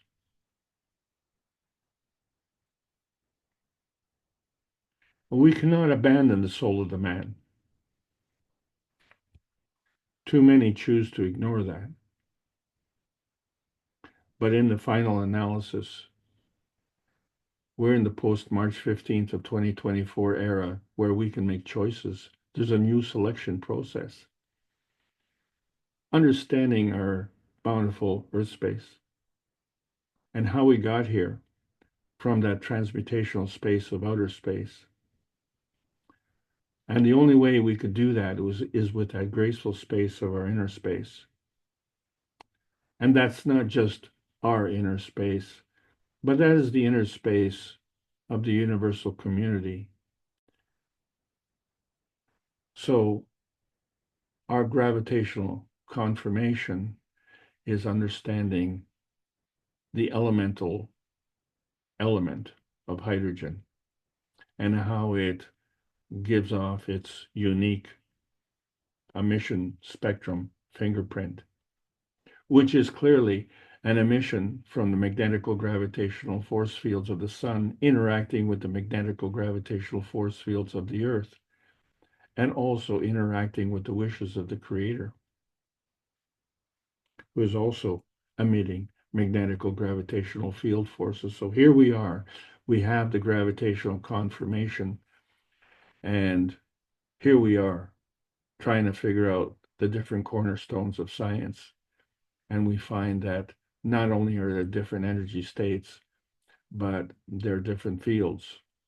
So we have nano and pico and GANs and plasma and the soul cornerstones, all channels for the emission of intention, all overlapping. So the transmission spectrum is going from the non-visible speed of plasmatic rotation to the visible transmission spectrums. So we're seeing the surface superficiality of the physicality coming together with the internal substance of the plasma substrate. But we have to understand that this point of containment of plasmatic interaction is not linear. There's a curve. And this curve allows us to go one step beyond the magnetical side, beyond the gravitational side. And the balance thereof is that point of plasmatic interaction wherever we are in that universe. So when we're talking about the MAGRAV, we have to understand that this is all part of the transmutation transition. And that's how we bring the plasmatic fields together and how we interact with them. If we're interacting with them, then we are part of the Twinity. We are a product of the Twinity. We are part of the Twinity. The blue planet is part of the Twinity. And so the emission of intention transmutes in both the micro and the macro, which means there are many points on the field strength of the dove. There are many ways to achieve peace. So peace is available in every dimension, in every field strength. War is not. That's the message. And as we continue, starting in November with the nutrition and wellness transmutation testing, join us. Here we have another 3 sessions coming down the line. We're also embarking on the research. We're just at the beginning, really. And the only reason we're at the beginning is because for millennia, we have ignored the truth. And so for 563 weeks via the Knowledge Seekers workshops, we've been trying to transcend these limitations, the limitations of nuclear science, and making the connection to the greater oneness. And the greater oneness is that pie in the sky. And we don't need just a piece. The whole pie will do. Thank you very much. This is the Keshe Foundation Spaceship Institute Teachings on Plasma Science. So we're welcoming all the beautiful knowledge seekers learning about the new selection process of the new plasma science. Yes, there's a world peace treaty. You need to sign it because that's the ticket to the universal community. And you can't just sign it with a pen and ignore your soul. That doesn't work in the plasma reality because man is a reactor of a 3-dimensional transcendent universe. And what exactly gets registered through this field transmutation? Can man go into outer space without a peace dome? Can we transmute through the dimensions of history? Too many questions? Well, you see many combinations exist of the x-axis and the y-axis sphere creation. And there's a partnership with the Twinity. That is the priority of the physical transmission dimensions. So we don't have enough. The plasma science needs to be delivered daily via the Peace Dome in exchange for peace on Earth. So welcome to the new outer space age. It's not only the end of the lesson, and this is the end of the intermediate transmutation series. I hope you enjoyed the journey. Thank you so much for allowing me to continue to present.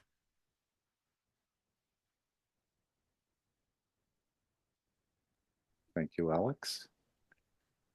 Let's turn to our participants and see if there's any questions or comments. It doesn't have to be on what Alex just presented, but it would be nice if it was.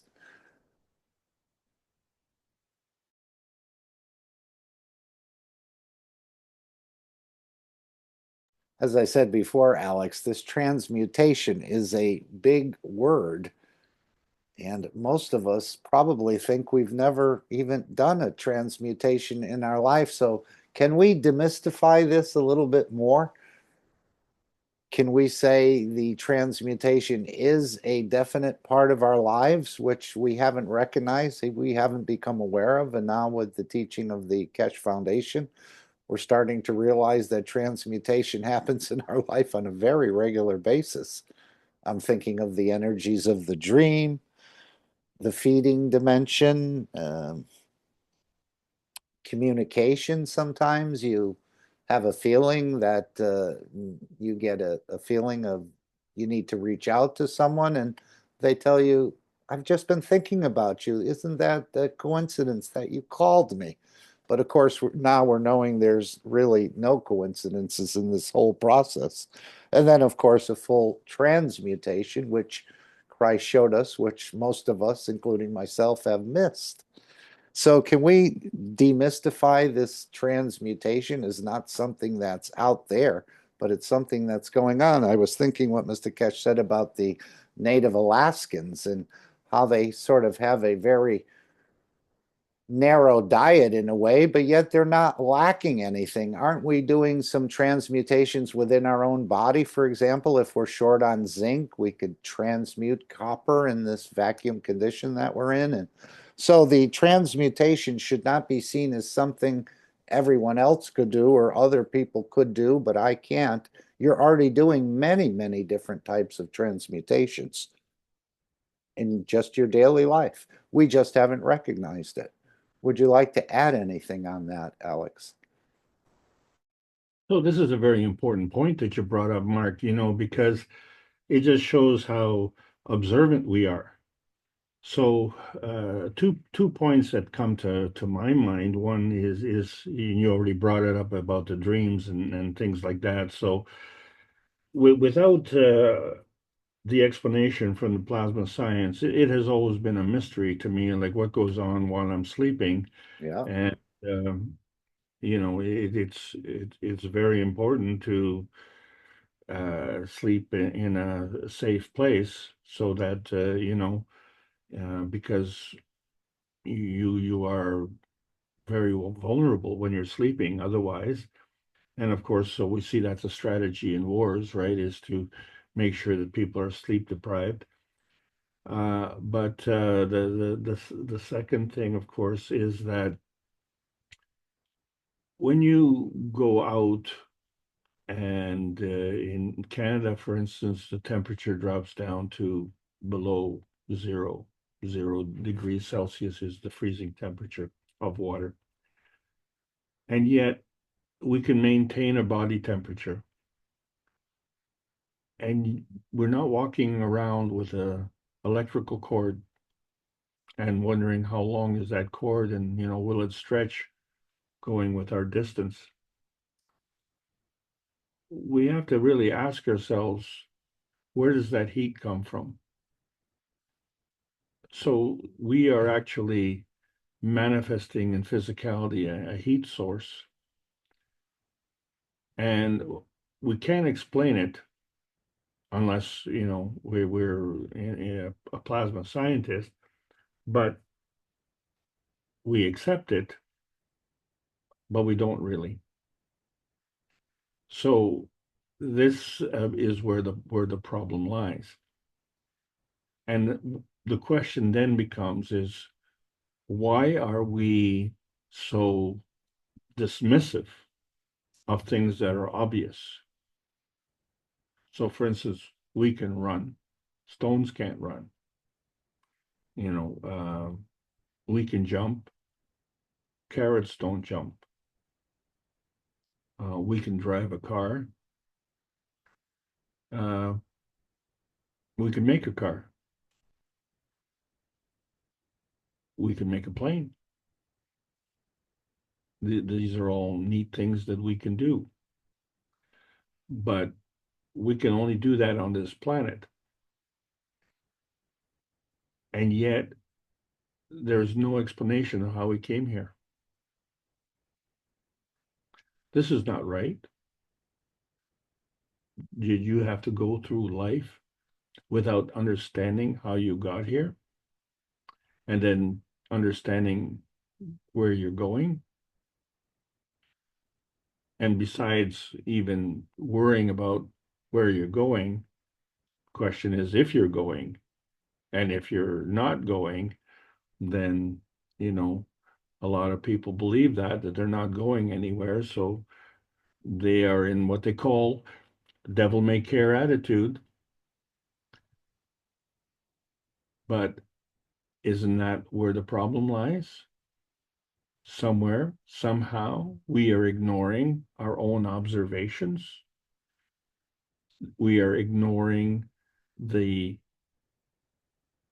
shall we say, examples that nature is presenting to us each and every day.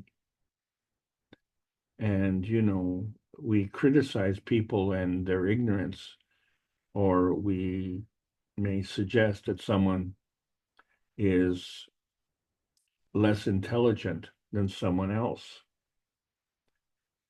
And yet, when we walk in the street, we may see ants crossing our path.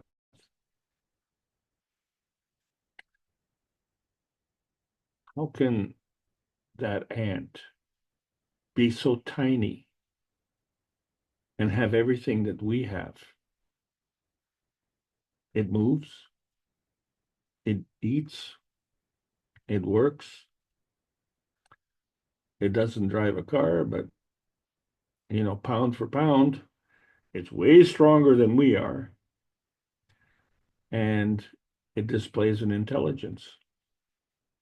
So, if you say that someone has a pea brain, well, the ant's brain is a lot smaller than a pea. So how is that possible?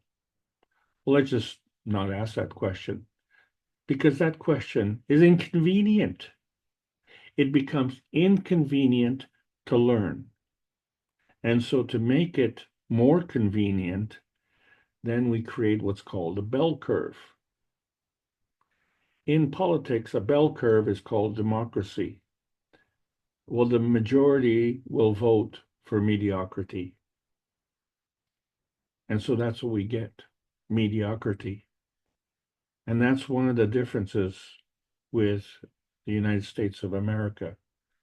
It's not a democracy, it's a republic where we can strive for excellence.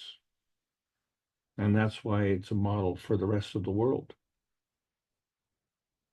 And people denigrate it, disregard it, dismiss it. And they keep talking about seeking democracy, which is what the rest of the world has, when what they have is pure gold. And they don't know what to do with it. So where is the teacher if it's not us? And even without the plasma science, where is the teacher? And so we find that the teacher is transgenerational. The teacher is embedded in our RNA. And the teacher is off course, willfully and skillfully off course, and unwilling to change course. And that's what's happened. So we're missing a partner, and that partner is the twinity. And why does the twinity work? Because the twinity is in our capability now to create an environment that is giving us the field strength to increase our physical transmission dimensions. But that twinity is nothing more than a replication of the twinity that manifested us in the first place. And that is the direction that the new teaching has to go. And so, in other words, we're at the completion of the intermediate transmutation series and trying to keep up to date with Mr. Keshe. But he is going at a faster pace, a very, very fast pace. And there's a sense of urgency. And this is what we all need to realize, that we need to overcome this transgenerational deficiency within this generation. And we need to act accordingly. So the first thing that we need to understand is how to act and how to manifest and how this twinity is working.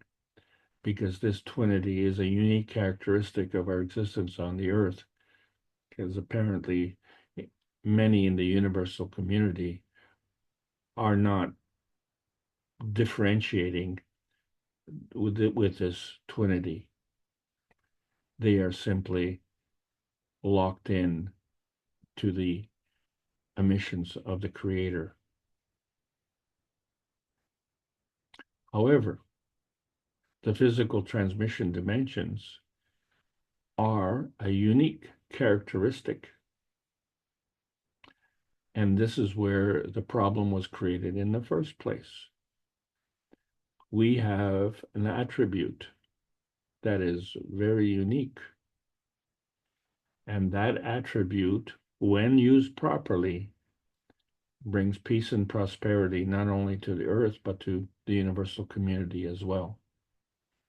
And failing to achieve in its fulfillment allows for the opportunity to be abused. And this is the problem. People make the choice to go seek abuse. And that is not available in, I don't care how many commandments you have. It is a violation of universal law. So that is, I think, obvious. Back to you, Mark. Okay, I just want to read from about 144 in the 563. Our knowledge seekers are reaching a point that we can produce the plasma energy of the gold, which is a massive breakthrough in the world of science. And part of this is tested in November session and the rest. Creating energy in a plasma state is totally different than producing energy as a GANs.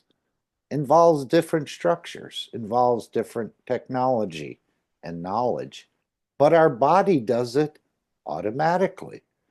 Now we have found out how. So now the knowledge sits and we can produce the gold as a matter. We can produce gold as a protein. We produce gold as a protein of the vegetation, and we produce gold as a plasma. Doesn't matter. Silver, we do the same with calcium and the rest.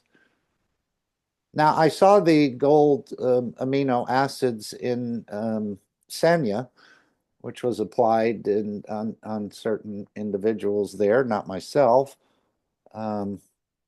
Apparently, Klaus his hands were full of gold GANs. But how could gold be a protein? Is there anyone have any? We can produce gold as a protein. I know this is what he described, the amino acid of gold, which he showed. One was a stronger strength, again, back to the twinity. But we never think of gold as a protein in the body of the man. Again, anyone want to comment on that? But Yeah, apparently, Mark. yes, please. Yeah, so let's understand that carbon is well, let's go back here, right? So carbon has an affinity to copper, has a connection to copper, and that affinity has to do with the nanocoating of copper. So the thing about the nanocoating of the copper is that it is actually a carbon. And the silver and the gold are within the same column, but they're of a higher density. So what I'm saying is that if we can nanocoat the copper and come up with a carbon which helps with respect to our organic existence, by going to the silver, which is of a higher density, and applying the same process, then we can maintain that affinity with carbon, and then gold likewise. So it's the connection to the carbon and the hydrogen, which is part of the plasma reality. And from there, there's an interaction with the nitrogen and the oxygen, which is in the matter state reality. And the combination of those four in a star formation allows us to cross over from the plasmagen state to the mattergen state. So any connection is working. And then deviation from that particular action allows us to spread out to the other elements. So the point being is that when we look at the cup of man, there's a cup of emotion, there's a cup of physicality.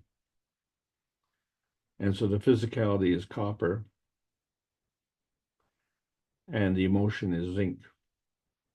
And the two are very close together in terms of mass.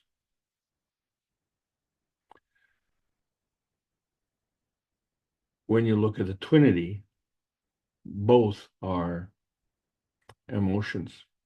Both are the cup of emotions. And so what we're looking at is creating a balance field between those two emotions. So when you have two plasma fields, the gap in between is another plasma field.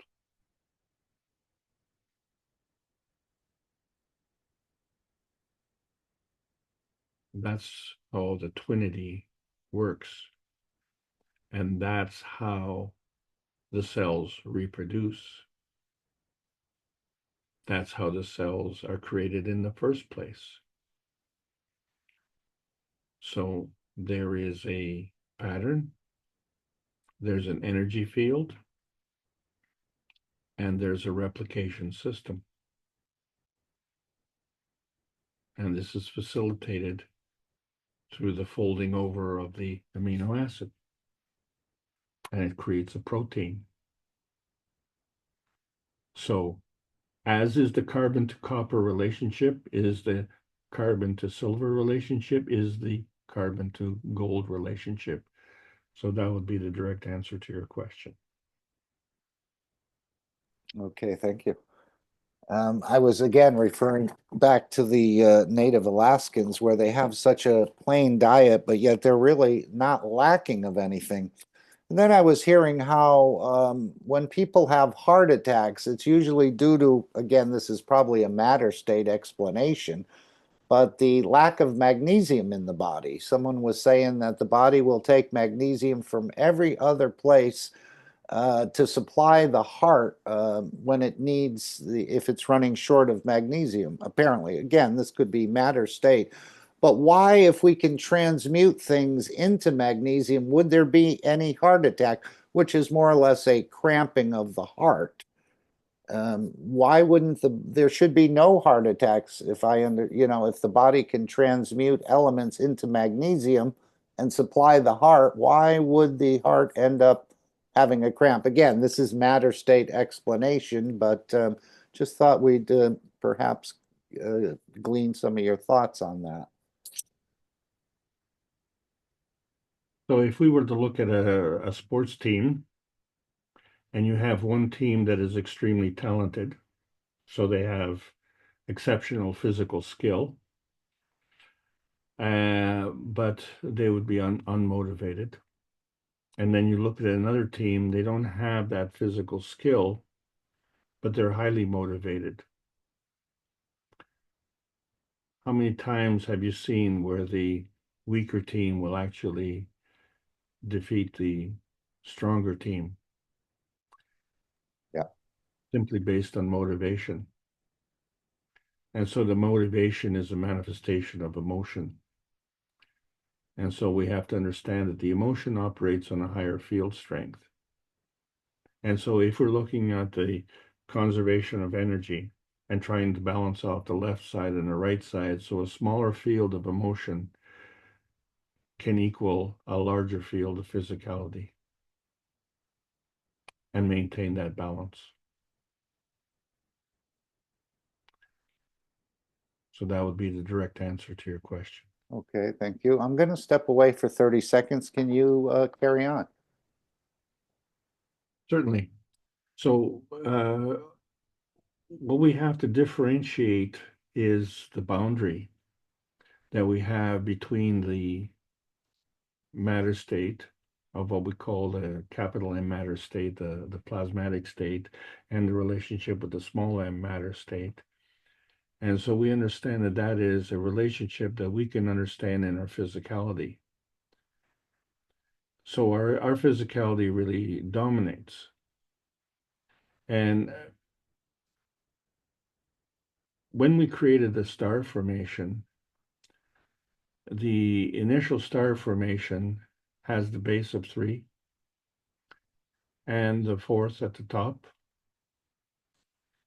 And once that field starts to develop, there's a delay because it has to build up its rotational strength.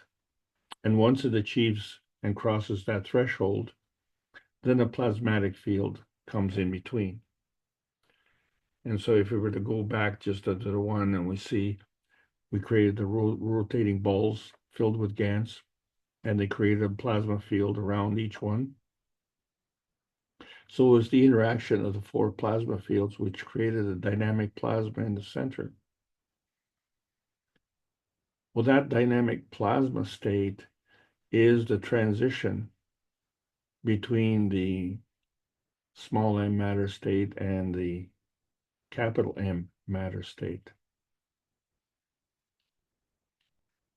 So that is a dynamic plasma state, and then that one dominates in the physicality.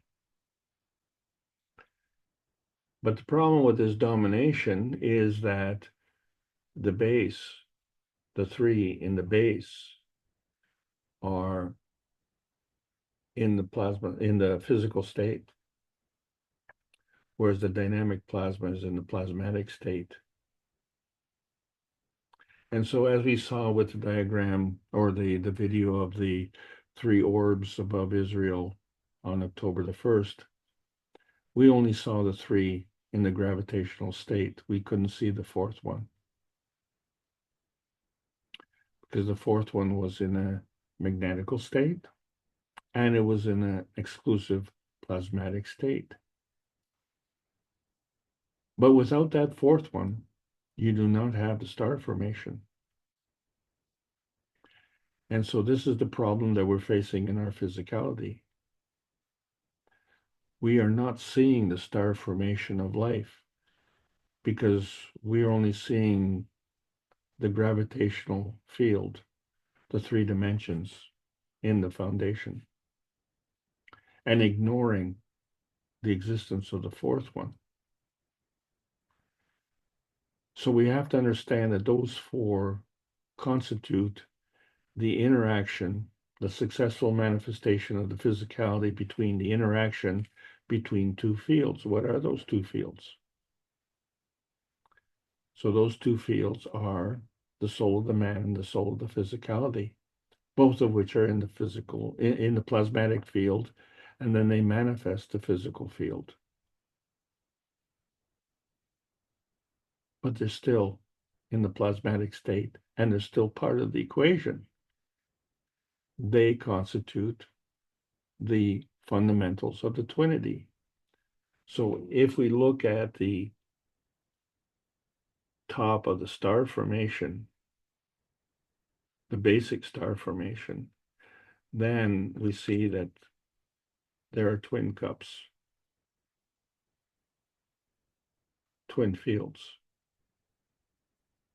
It's these twin fields, depending on field strength, that manifest our physicality. So you say that one's the soul of the man and one's the soul of the creator.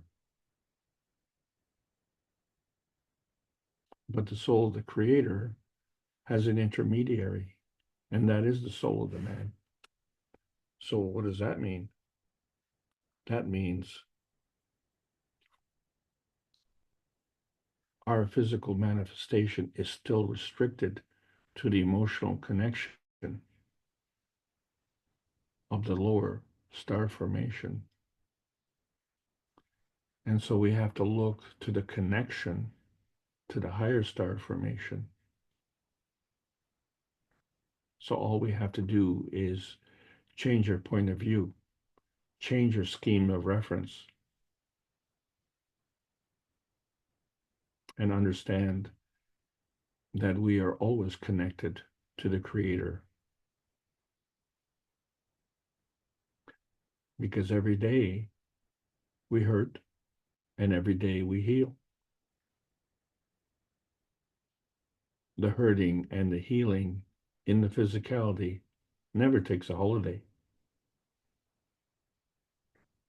We cannot dictate the terms of the healing and the hurting in the physicality.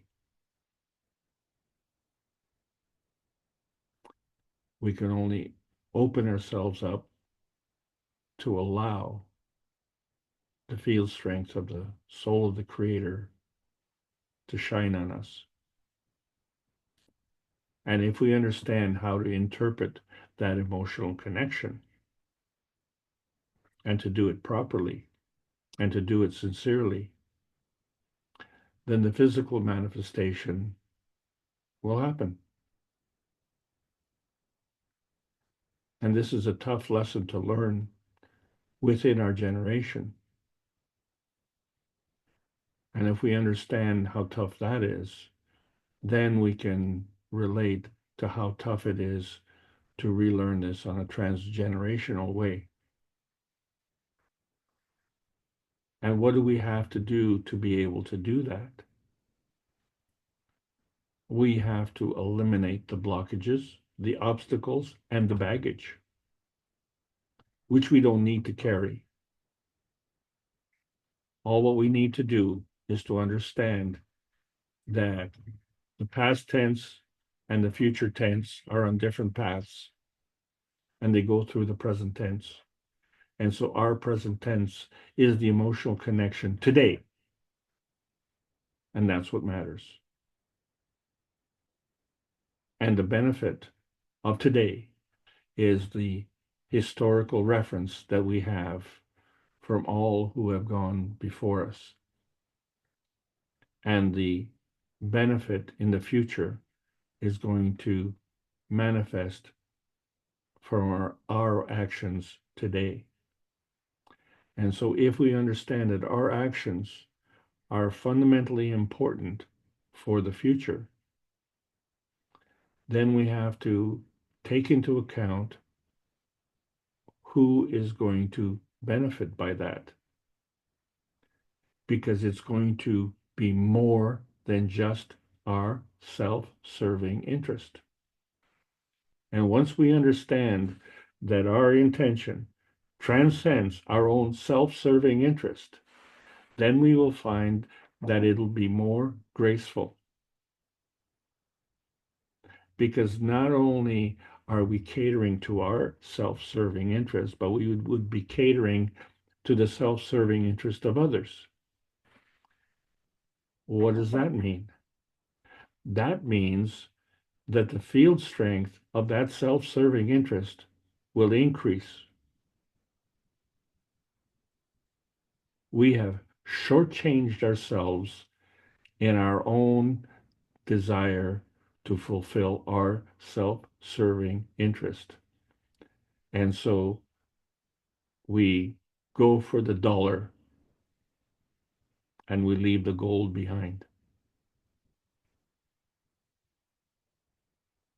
Mark, are you back? You mean penny wise and dollar foolish? Yeah, a nickel holds up the dollar. Claudia said this was one of my questions. Thank you, Alex. Oh, I don't get a chance to talk to Claudia. Hello. I guess I'm she got her I'm in the chat background working. today. She got her chat working. That's good. Yes, yes. I was talking with Gail and she helped me. One of the questions that I want to ask you, Alex, is about this is we didn't see the fourth light in the star formation. So this fourth is it's not the free plasma, but we can see. So we have more the free plasma that I think like worked like black hole to the missiles and like these missiles gave the energy to to this plasma, the free plasma, and increase the energy of this star formation. Do you think that like change the energy for a bad energy to a good energy? No, it was a completion of the star formation. The star formation includes all the components. So when we just see the three, and we can only see that because that's what we're seeing in our physicality.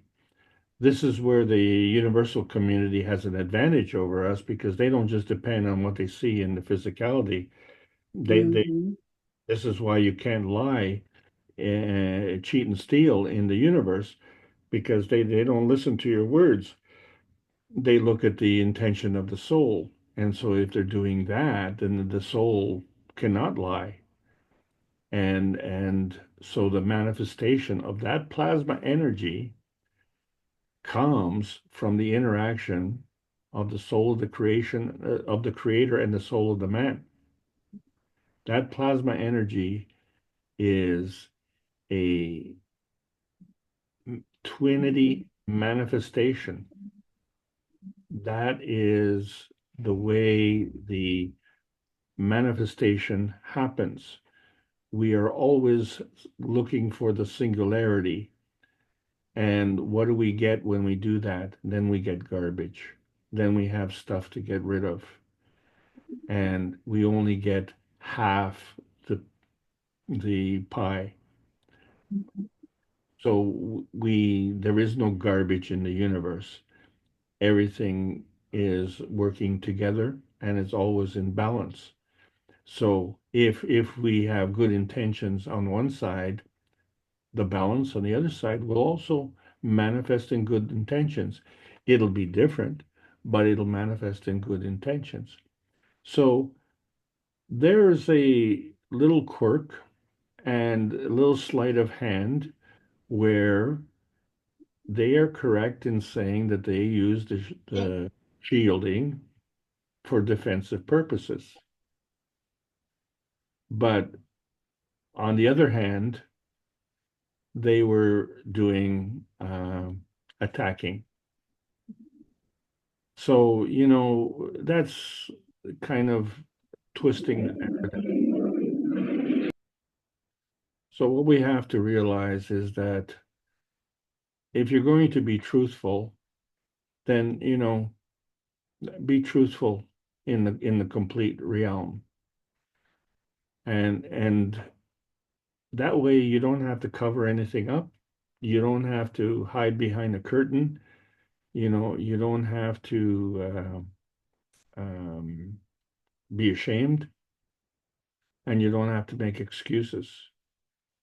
And life is so much easier that way. And you find, when we're talking about examples in life, you just look at someone who is a chronic liar, and you find they're always making excuses. And you say, well, what a burden that is. So don't create that burden for yourself in the first place. So instead of, shielding Israel from the Israeli missiles, shield, your own people from those missiles. And they failed to do that. So that's where the hand was opened up. And this is what people have to understand. we have to look after our family. That's our responsibility. So, you know, a busybody is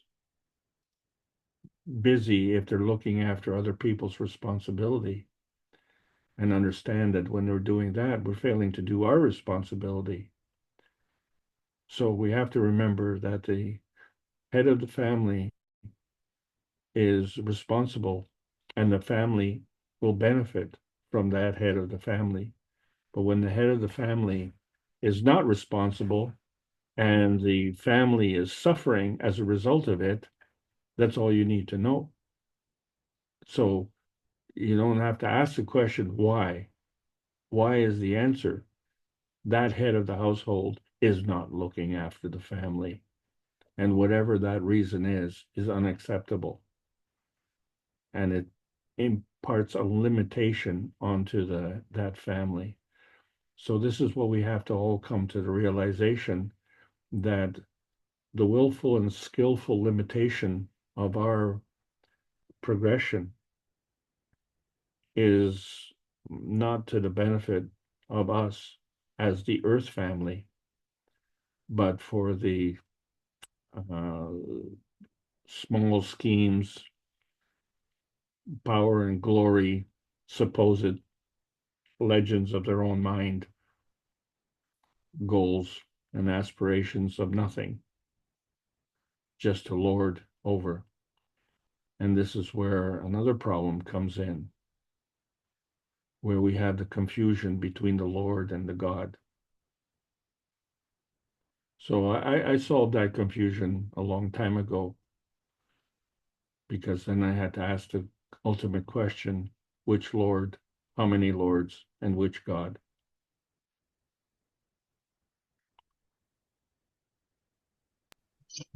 I was talking with Mark this week. Maybe this technology is not for us, it's for other generations, and we are increasing the knowledge of this planet. I think it's not for my generation. I think it's a little bit confused, but well, I would like to change your mind on that point, because yes, please. I'm sorry? Yes, please. Change my mind. Change mind? Well, if we look at the conventional understanding of a generation, and say, based on life expectancy, that that there's a limit to that. Well, so that's a life expectancy based on the physicality, but the soul is immortal. So yeah, thank you. The soul is the boss. So if you wish and truly wish to overcome the generational boundary, and understand it's not a mental boundary, but it's an emotional boundary, then we can become transgenerational beings as well. So why that is important is because there are transgenerational beings, and so there are passages referencing that even in the Bible. And I don't know much what's in the other religious texts, and I'm not a scholar in those regards, but the point is that there are magical events that have happened and they go unexplained, and so, oh, we don't know what it's all about. And then we find the scientific community, they say the same thing. Oh, we don't know, where that came from. Well, we do know it came from the Creator. And the other thing we know is the Creator doesn't discriminate. So the Creator works with us, and we don't discriminate. If we're giving energy to our physicality, we are not playing favorites and saying, well, today the lungs are getting our preference, and then tomorrow, maybe tomorrow we'll help out the liver. Oh, and that pain you have with the knee, we'll take care of that next Tuesday. That's not the way it works. The soul of physicality takes care of business, all of it. and it depends on the source of energy. And so if we're operating in a state of deficiency, then you can understand how we're not fulfilling that mandate. But it's not for lack of trying. It's a lack of understanding. It's a lack of maturity. And so all we have to do is shift the focus and understand, first of all, let's complete the basic star formation. And let's understand that the basic star formation is being fed by the twinity of life, which is the interaction with the soul of the man and the soul of the creator. And once we understand that, then that is the key that opens up the door to the universal community, but not just for us, also for the universal community. They're depending on us to succeed. They are rooting for our team. I didn't know that before, and I've never rooted for that team because I didn't know to do that. But it's not a matter of our team and their team. We're all in the same team. We're all part of the universal community. I found that out very late in life, but I haven't been able to understand it or to explain it. But I didn't dare challenge it. And I don't need to challenge it. I just need to accept it. And I need to encourage it. And that's why I continue to do these classes, and I'm very certain, and go out on a limb, is one of the reasons the participants on this panel are so loyal, because they take from this and discuss in practical terms what they can take back to their individual community, because each and every one of us is burdened with the same task, and that is to awaken the rest. And so in the current events, we have all become unburdened. So thank God for. Thank you so much. Thank you, opened my mind. Of, and I felt your love in your words. Thank you. Maybe change your mind, maybe a little bit. Yeah. It's good. Everything is good. Thank you. Life is beautiful. It really is beautiful. So, you know, we need to talk in those terms. Okay, I think Randy has opened his mic. I have a question, Alex.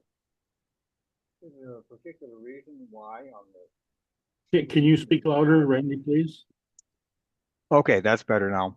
Thank you. Okay, so on the picture that's on the screen right now, you have the dark state matter and the other one. They are flipped to the opposite side so it looks backwards.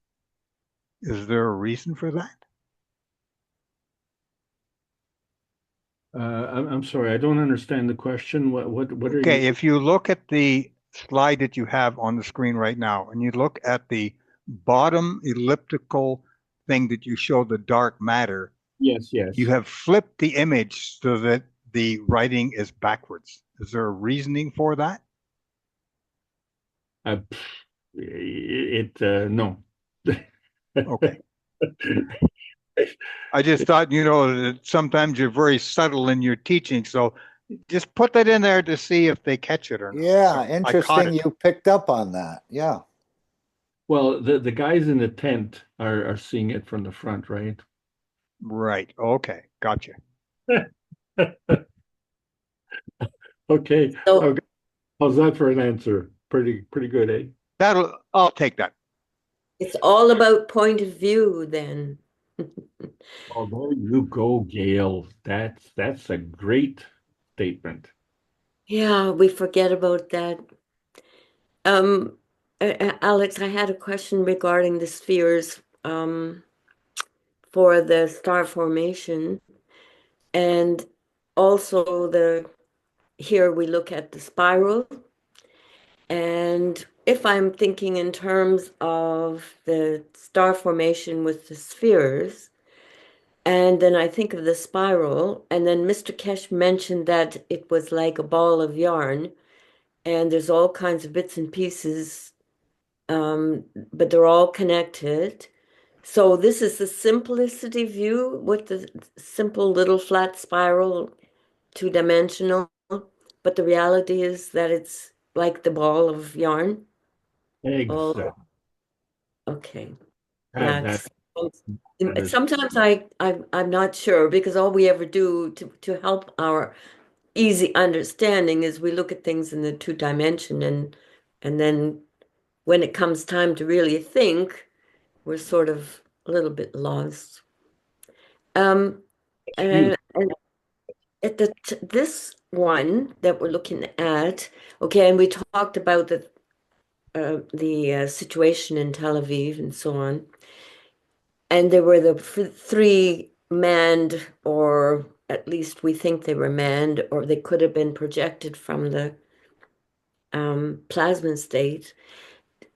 What was there? Were you talking about creator and the intention of the pilots causing the fourth part of that reactor? I mean, we have the star No. formation. No? No, just the intention of the pilots. Just the intention. Okay. Well, that's called being with the creator anyway, isn't it? No, because twinity. There are two sides to the twinity.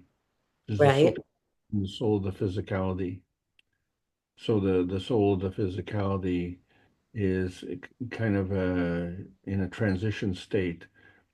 It can focus exclusively on the physicality, but Or to yeah. complete has to make a plasmatic connection. And then it can also change its focus and work in combination with the soul of the man and work with the soul of the creator. Yes, Why? because do Go we ahead. understand that the soul of the man is in connection with the soul of the creator always? That's correct. So there was a comment on Thursday which said pretty well straightforwardly that it's a lot easier to transmute between planets than it is to transmute within this planet. And that sounds kind of strange.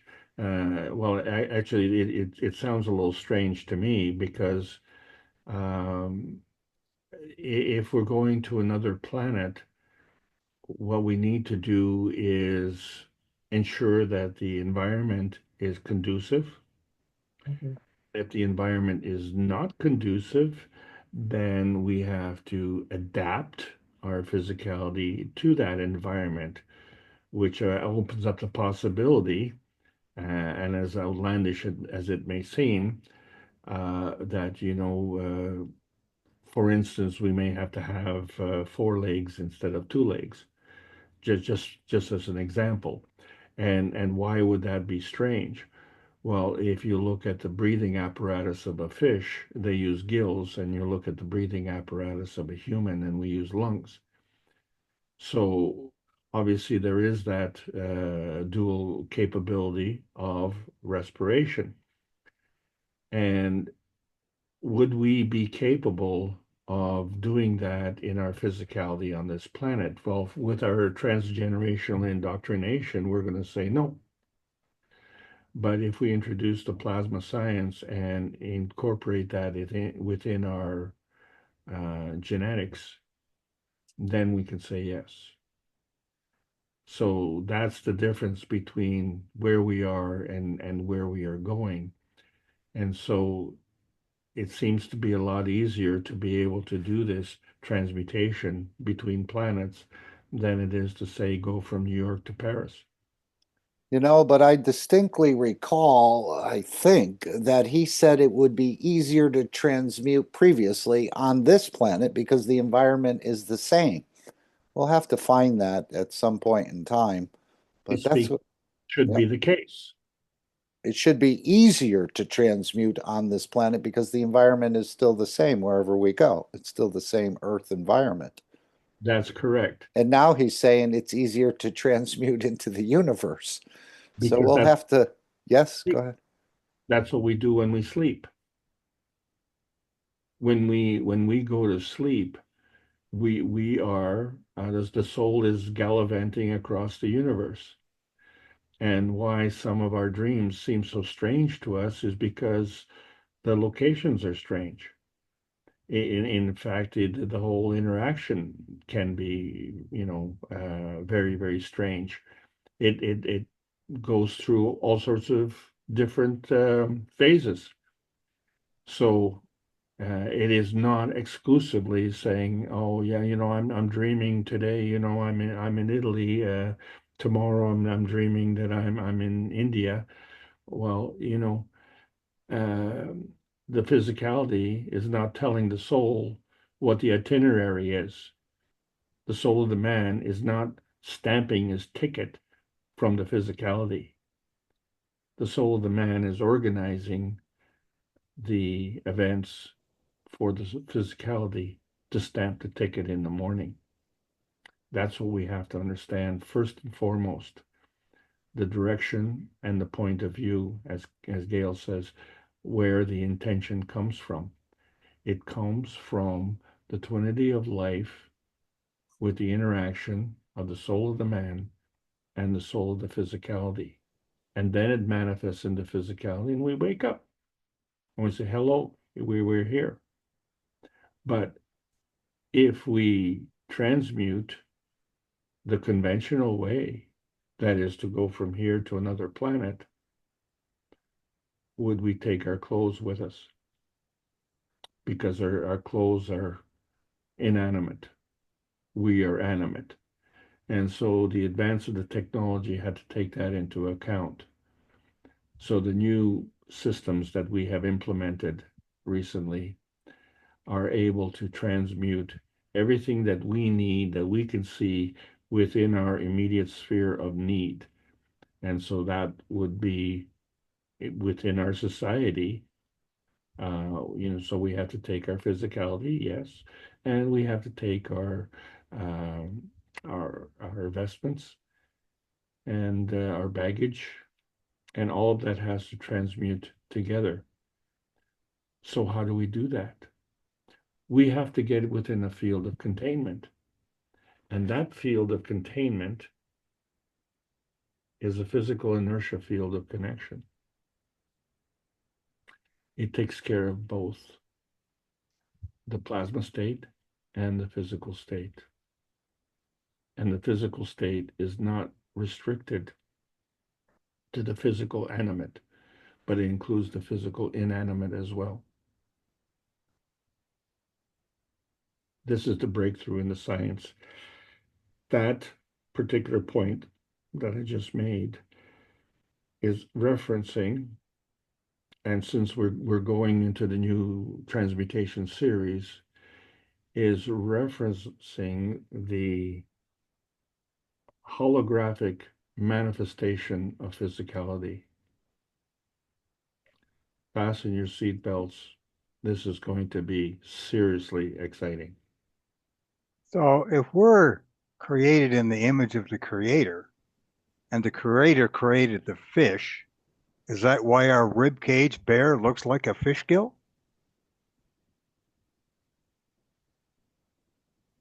Isn't that an interesting point?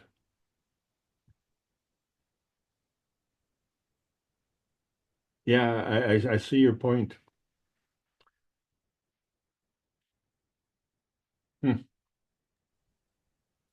Well, it's interesting if you put the fish in the vertical position and you split the tail, you see the legs. The fins on the tail are the toes, I would think, or the feet. The flippers on the side have extended to your arms. But yes, it's this is after we came out of the water, let's say, and onto the land because we had a emotion or a desire to feed on the land. And I think I seen a picture somewhere where they the bones in the flipper of a dolphin are almost like the fingers in a hand. Mm. Yeah, I used to think, Alex, the soul does travel across the universe because this is what we heard from Mr. Keshe, but I'm thinking now the soul doesn't need to go anywhere unless you're doing a full transmutation of the physicality. It just opens up expands its fields of communication. Because once the soul leaves the body, I would think once the boss is gone, the business shuts down. We saw the man in the body enhancement unit there. He was on the moon picking up stones. But didn't his soul just create that environment within the brain structure or those fields? I don't think he actually, again, went physically to the moon. We saw the physicality in the structure, but yet the arm was moving as if it was on the moon, picking up rocks. So that's all it is. It's just like when you smell the flower in your dream, there's no flower and there's no smell. It's just transmuting energies to give you that image of the rose and the smell of the rose, I think. So to me, unless you're doing a full transmutation, the soul doesn't have to go anywhere. It's already connected to every point in every position and can create that structure within your own structure as if you were there. To me, at this point, just sharing that. Well, you continue to amaze me, Mark, with your progress. That was a brilliant statement you made. Very impressive. Thank you.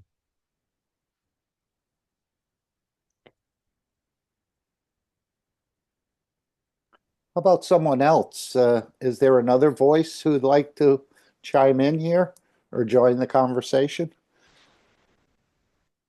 Well, I already joined, but Thank you. when we talk about transmuting, and we always want to go to other places, to me, I think it's very interesting if we tried to transmute into a volcano, or, well, they talk about General Byrd, I guess, going into the beautiful green place at the North Pole. And what was it? Well, becoming a dolphin if you want, going into the oceans. I think that's really transmuting.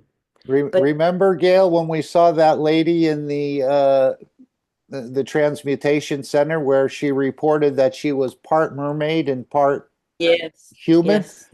But you saw her body right in the system. She didn't go anywhere. She But didn't she had change into a help. mermaid. She had the help of the system, though, so she was able to stick around on the planet. So I just I mean, I had an experience, but in the physicality of swimming and kind of breathing under the water at our uncle's cottage. And I was terrified. I thought, but I didn't think about it until I was walking down the road to my other uncle's cottage, and then I got scared, and I thought, oh my God, I will never talk. I'll never talk about it. So nobody ever knew, and I stopped it immediately because it's not something that should happen according to the way that we see our earth and the way we grow up. So, and You put I don't remember being a mermaid. It's just me. no, but you put the brakes on, Yes, definitely did. and so I was, that's what we find with the electric motors is that they have this capability of dynamic braking. It brings it to a full stop almost immediately. And how many times did Mr. Keshe mention that motors would stop when someone entered the room that was I'm not going to say non-believer, but a stopper, in other words. Had the wrong intention. Yep. so does that mean I had the wrong intention? Sorry. We're not judging. Oh, no, but we are. We are. That is the wrong intention based on the purpose that you wanted to achieve. So if you want to stay within safety and within your capability, then that was the correct intention. But if you're Mhm. now comparing it to the other possibilities and you say, well, okay, um, so now the circumstances have changed, so that now appears to be the wrong intention. So what do you have to do, to correct that? So you're not saying right or wrong based on good or bad. You're saying right or wrong, which door do you choose? Yeah. So in both cases, you're opening the door, which is, a positive affirmation. But now you have a different choice that you didn't know you had before. Well, how do you do that? Well, this is where we have to be more skillful. So if we have the confidence in that, then it becomes easier. That's really where the limitation comes in, is our lack of confidence. And that's one of the things that you've noticed with the progress in so many people on this panel. Their confidence level has increased. It's not to overcome a shyness. That's the shyness is, you know, a fear of showing a lack of knowledge. But we all have this lack of knowledge, so we're all trying to, if you will, grope in the dark and find our way. And the only reason it is dark is because the only thing that we can see is the light, and that's unfortunate. That is where our limitation comes in, and you see all the supposedly awake people, turn on the light, shine on the darkness, come out of the darkness. That all that does is it feeds that narrative. The when you close your eyelids, you don't become blind. You can still see. And that's one of the things that we've been looking for in the transmutation process, is to see the light of the soul of the creator. And some of us have done that very easily. I have done it occasionally, but I won't say I've done it easily, which basically is an admission that many of my actions actually end up being as a stopper. So I'm my own stopper in that regard. However, I have made a lot of progress in other areas. And so that becomes a foundation and stepping stones to moving on to the next level. And we're all on that same path. And that's what makes it so wonderful, because collectively we help each other out. Yes, absolutely. Thank you all for continuing to present. Did I cut you off, Kale? No, it's okay. Okay, so I'm amazed that we've been blowing through this series. I never thought I'd get this far in the teaching, but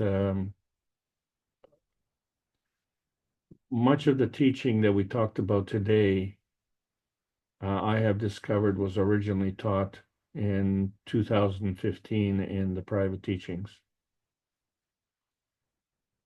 So many of us are looking at this as kind of a new teaching, and it can't be farther from the truth. This is old school. It just, the new school has to open the doors. In part of the 563, he said, and the plasma is a centrifuge. But we understand the centrifuge operates sometimes, or you can have a centrifuge in a vacuum condition. or a centrifuge in the matter state? And I've never really considered this, where in the matter state, the heavier materials go to the outside of the centrifuge. But in the vacuum condition, which our body is in, which the space is in, the heavier materials go to the center. No. No? Okay. Vacuum in the core. Excuse me? The vacuum is in the core. No, but in the vacuum condition, the centrifuge, the heavier materials do not go to the center, or they do? No, they do not. Okay. No, this is why with the centrifuge, you find that the heavier materials are on the perimeter. And so as they continue to get pressed, they create a vacuum condition in the core. So that vacuum condition is now necessitating or has increased the susceptibility that it needs to draw energy. So energy is flowing into that, and we call that dark matter. We know that outside of the magnetosphere is also a vacuum. So this becomes a physics question. How is it possible for us to have a vacuum on the outside and a vacuum on the inside, and for us to be balanced within our Gans position and our physicality? Now, I'll just read this. In the world of science, in the physics, we create centrifuge. And the plasma is a centrifuge. It's dynamic and it's spherical. In a centrifuge, the heavier goes to the outside. In the plasma dimension, fields of the vacuum, the heavier goes in the center. And the more you go to the center, the field energy changes the position from the position of the creator. It's a separation, but in energy level, not in matter state level. Okay. Now you have identified the two things. In the centrifuge, the plasmatic goes to the center. The heavier goes to the center, yes. In the plasmatic state? Yes. In the plasmatic state, what is it that is heavier?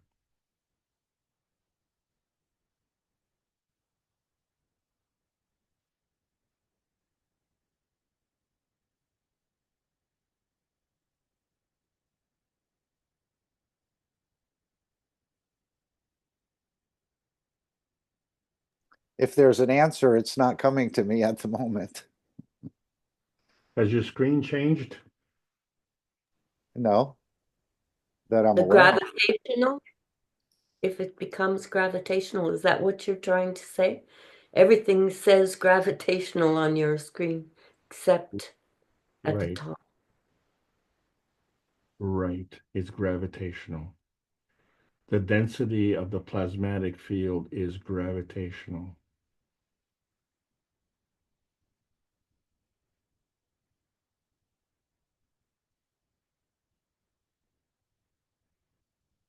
You're looking at the basis of the plasma science. It's a balance between the magnetic and gravitational force fields.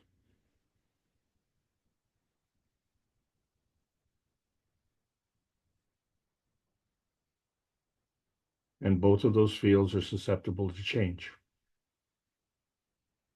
And if you change one, you have to change the other. How can you change one and change the other when one is stronger and one is weaker?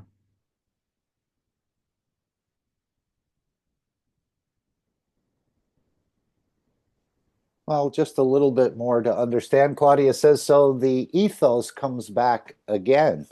What do you mean, Claudia? To increase the gravitational, you have to the ethos. If you increase your ethos, I think you increase your gravitational fields. Would that be the of taking? your soul. One is pulling in and one is giving away. But the soul of the man is more gravitational. Well, everything I think is, otherwise it can't maintain its structure. Remember, what is it? The structure of the plasma is the gravitational minus the magnetical gives you the structure. But again, I'm just a sort of a novice at this. We have a lot to learn. Minus the magnetical, how does that work? That's one of the formulas I think he has used in one of the books. The structure of a plasma is equal to the gravitational fields minus the magnetical fields, which gives you your structure. Since the magnetical field is smaller and weaker than the gravitational field, then there's a missing component to that equation, isn't there? I don't see it if there is. Well, it's not 1 and 1. Because if it was, then if the gravitational was 1 and the magnetical was 1, and if you just minus 1 from the other, then you've minused yourself into non-existence. So, in matter state, maybe. Well, in plasmatic state also, you have to have the two. So the magnetical aspect of it is the giving of the energy, and the what remains is your structure. So the gravitational is what you need to attract. So in other words, the energy, the PM ticks, which are magnetical, are seeking a gravitational core. And so that is your plasmatic gravitational stability. That gravitational stability is maintained by keeping energy in motion. And so the magnetical field is what is emitted. And that magnetical field is constantly being emitted. So if you look at the energy of the sun, the energy is unconditional and it's consistent and it's catalytic. So it is always giving. That means it's always being replaced. So right, it has to absorb. Otherwise, if it gives too much, it will destroy the structure. Precisely. So it isn't giving in one direction. It is giving in its total circumference. It is universally giving. And that's why the planets are rotating around the sun. Because if it was only giving in one direction, then, maybe on Tuesday, the Earth would get something, and then maybe, there'd be 3 weeks going by, and then, oh, it's Jupiter's turn, Well, what do you do in the meantime? You just fritter away? No. So the Earth is getting the energy from the sun all the time. And this is one of the things that, we really don't understand, or we don't bring it into our discussion. The sun is shining during the daytime on the earth. And we say, well, at night the sun is not shining. Well, yes, it is. It's just shining on the other side. So the sun is always shining on the earth. It's just that, we are now on the other side. So, and why is that? Because that is the way things work. We have a physical manifestation and we have a plasmatic manifestation, and we have a duality. We have an interaction with our own soul of physicality and its manifestation, and we have a soul of the earth and its manifestation. The physicality is impossible without the environment. So we have to take the earth into account to manifest that way. And so we find, regardless of which way the sun is coming in, whether it's day or night, we are still glued to the surface of this planet. And that's a good thing, because otherwise we'd have to learn how to walk with our hands and our feet. Okay, any other questions or thoughts? Thank you, Alex. Thanks to everyone. Let me just take the screen. Are there any other questions, comments?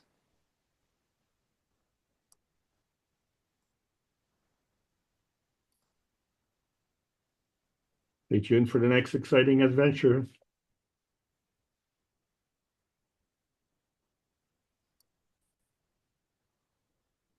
Okay. And we like to close with this, and we thank you all for the work you've been doing in the background. I think the stars are starting to come together. Again, it's not going to be easy, as Mr. Keshe said, but may you all be proud of the work you do and have done, and may you be proud of the person you are, and may you be proud of the difference you're making. As Claudia said, we may not see it in this generation. We're all hoping to, but we're certainly laying down a bridge and a pathway for others in the future to fully enjoy the technology. So, and as we've understood the transmutation, we can actually be here again for another cycle if we so desire. So if you want to see it, maybe that's the way you will see it. I don't know. But that is certainly an option. And then, of course, we have the three wise men, which all of the Christians more or less have missed. And this idea of thinking good, the idea of speaking good, and the idea of doing good. And this creates a beautiful shielding and, in a way, a protection for your physicality from the off-balance emotions that we often have within our structure that causes diseases. So again, putting the World Peace Treaty together with the ethos of the three wise men, I think creates a beautiful type of shielding, very similar to probably what we saw with the star formation. Again, isn't this a star formation? Thinking, speaking, and acting good. Easier said than done, but it's up to us to practice this understanding and incorporate it within us. So thank you all. I think the thing is coming together quite nicely. There's still much work to do in the background, but we thank Mr. Keshe for relentlessly, as he said, he's relentless in the pursuit of peace. And I'm sure he's been working triple overtime, as Rick mentioned in the last workshop, between all the different parties and trying to bring them all to this table of peace negotiations. And that's what he said, we'd negotiate peace in exchange for technology. And it certainly is being shown, and it's certainly right there on the table. So perhaps going into the new era, the new plasma technology, we will see the embassy in Washington, the Iranian embassy. We'll see our president going over there, collaborating and cooperating for this new technology. And hopefully we can change the course, as Mr. Keshe said. So we thank the Iranian leadership, we thank the American leadership, and all the other leaderships who want to see this go forward.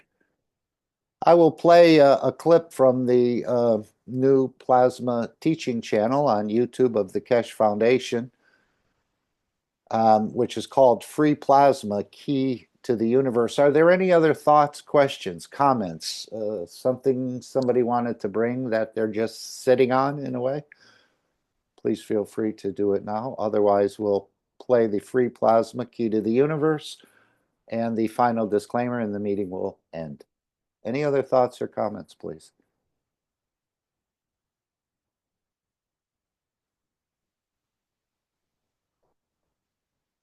Thank you all for being here. Have an amazing rest of your day.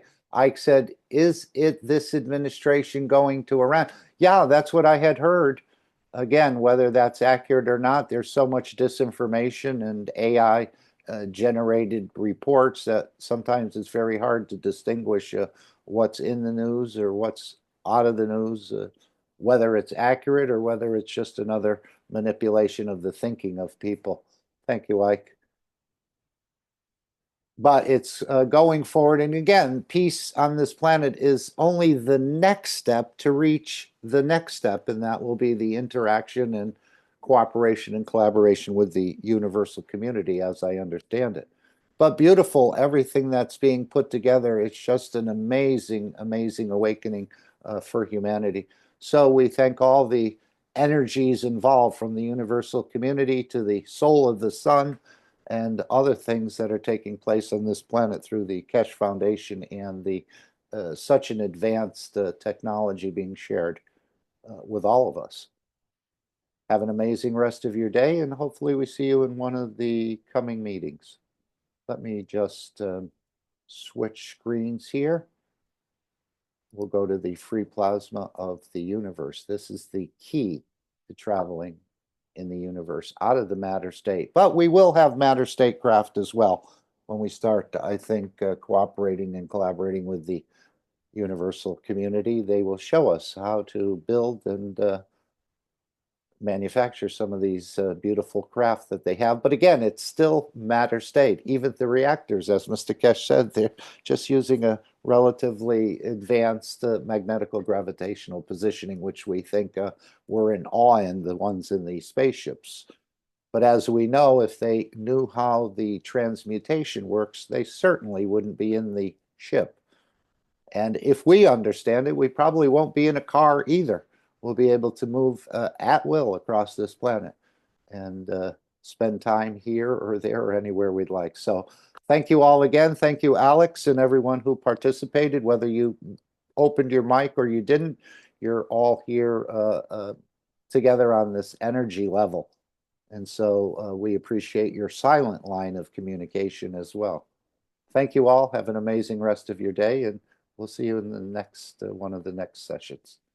Don't forget, if you do have a testimonial, I think the testimonial meeting will be tomorrow, and you can join that. I think it's 8 p.m. in the public Zoom room, the same one you joined the One Planet, One Nation, One Race for, the 939 room, 474-503, and Rick Crammon will be hosting that.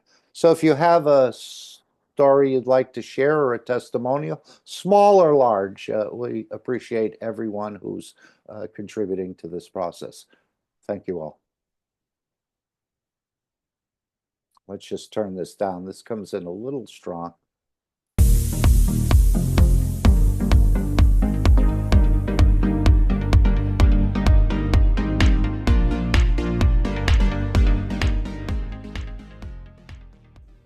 Free plasma, key to the universe.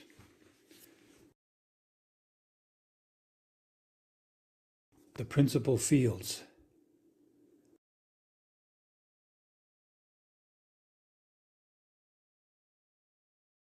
Create plasma.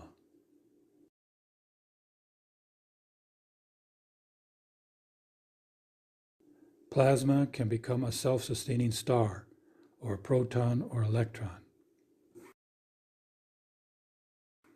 Introduction of a second field. Field forces find their magnetic gravitational positioning.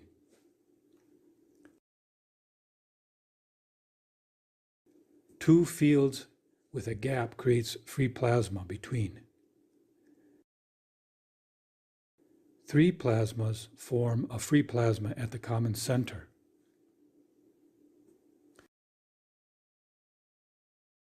A fourth plasma allows the starship configuration with a free plasma core. An environment of tightly arranged plasmas appears as a solid structure. The nanomaterial process allows gaps in the structure for plasma flow. The gap inside the nanolayers creates free plasma in between.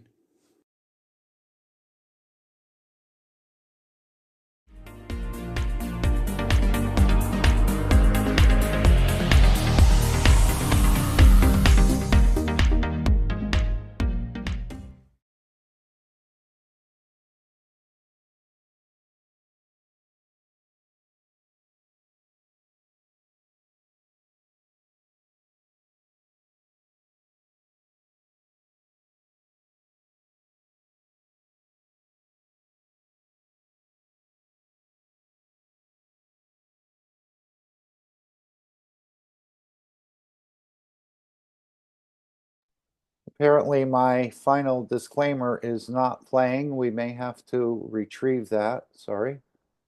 Let me just, let's just put up the background again.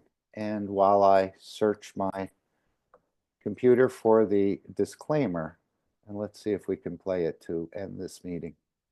Thank you. Let me try, Mark. I have it. Okay. Let's see if it she'll play. Okay, here we go. I'm just going to turn it down. There we go. Disclaimer. The information and education material contained herein is meant to promote the general understanding and dialogue of GANs processing. Such information is not meant or intended to serve as a substitute for a healthcare professional's clinical training, experience, or judgment. For patients and individuals, such information is not to be a substitute for professional medical, therapeutic, or healthcare advice or counseling. For medical issues or concerns, including decisions about medications and other treatments, readers, viewers, listeners should always consult their physician or, in serious cases, seek immediate assistance from emergency personnel. Prescription information, procedures, and use of medical devices information should be undertaken only by properly trained and certified medical personnel. We specifically disclaim any warranties, express or implied, including implied warranties of merchantability or fitness for a particular purpose. Such information is provided, as is, and is believed to be accurate at the time of its publishing, but it is the viewer's job to evaluate the accuracy of any information found in this presentation. Every case presented is of their own experience, applied by themselves for themselves, and it applies to their case only. Every person experiencing health problems should seek professional medical advice and consult their course of treatment with a doctor. The processes of plasma balancing described herein are a natural process which supports the body but does not replace medical advice or therapies one is already subject to.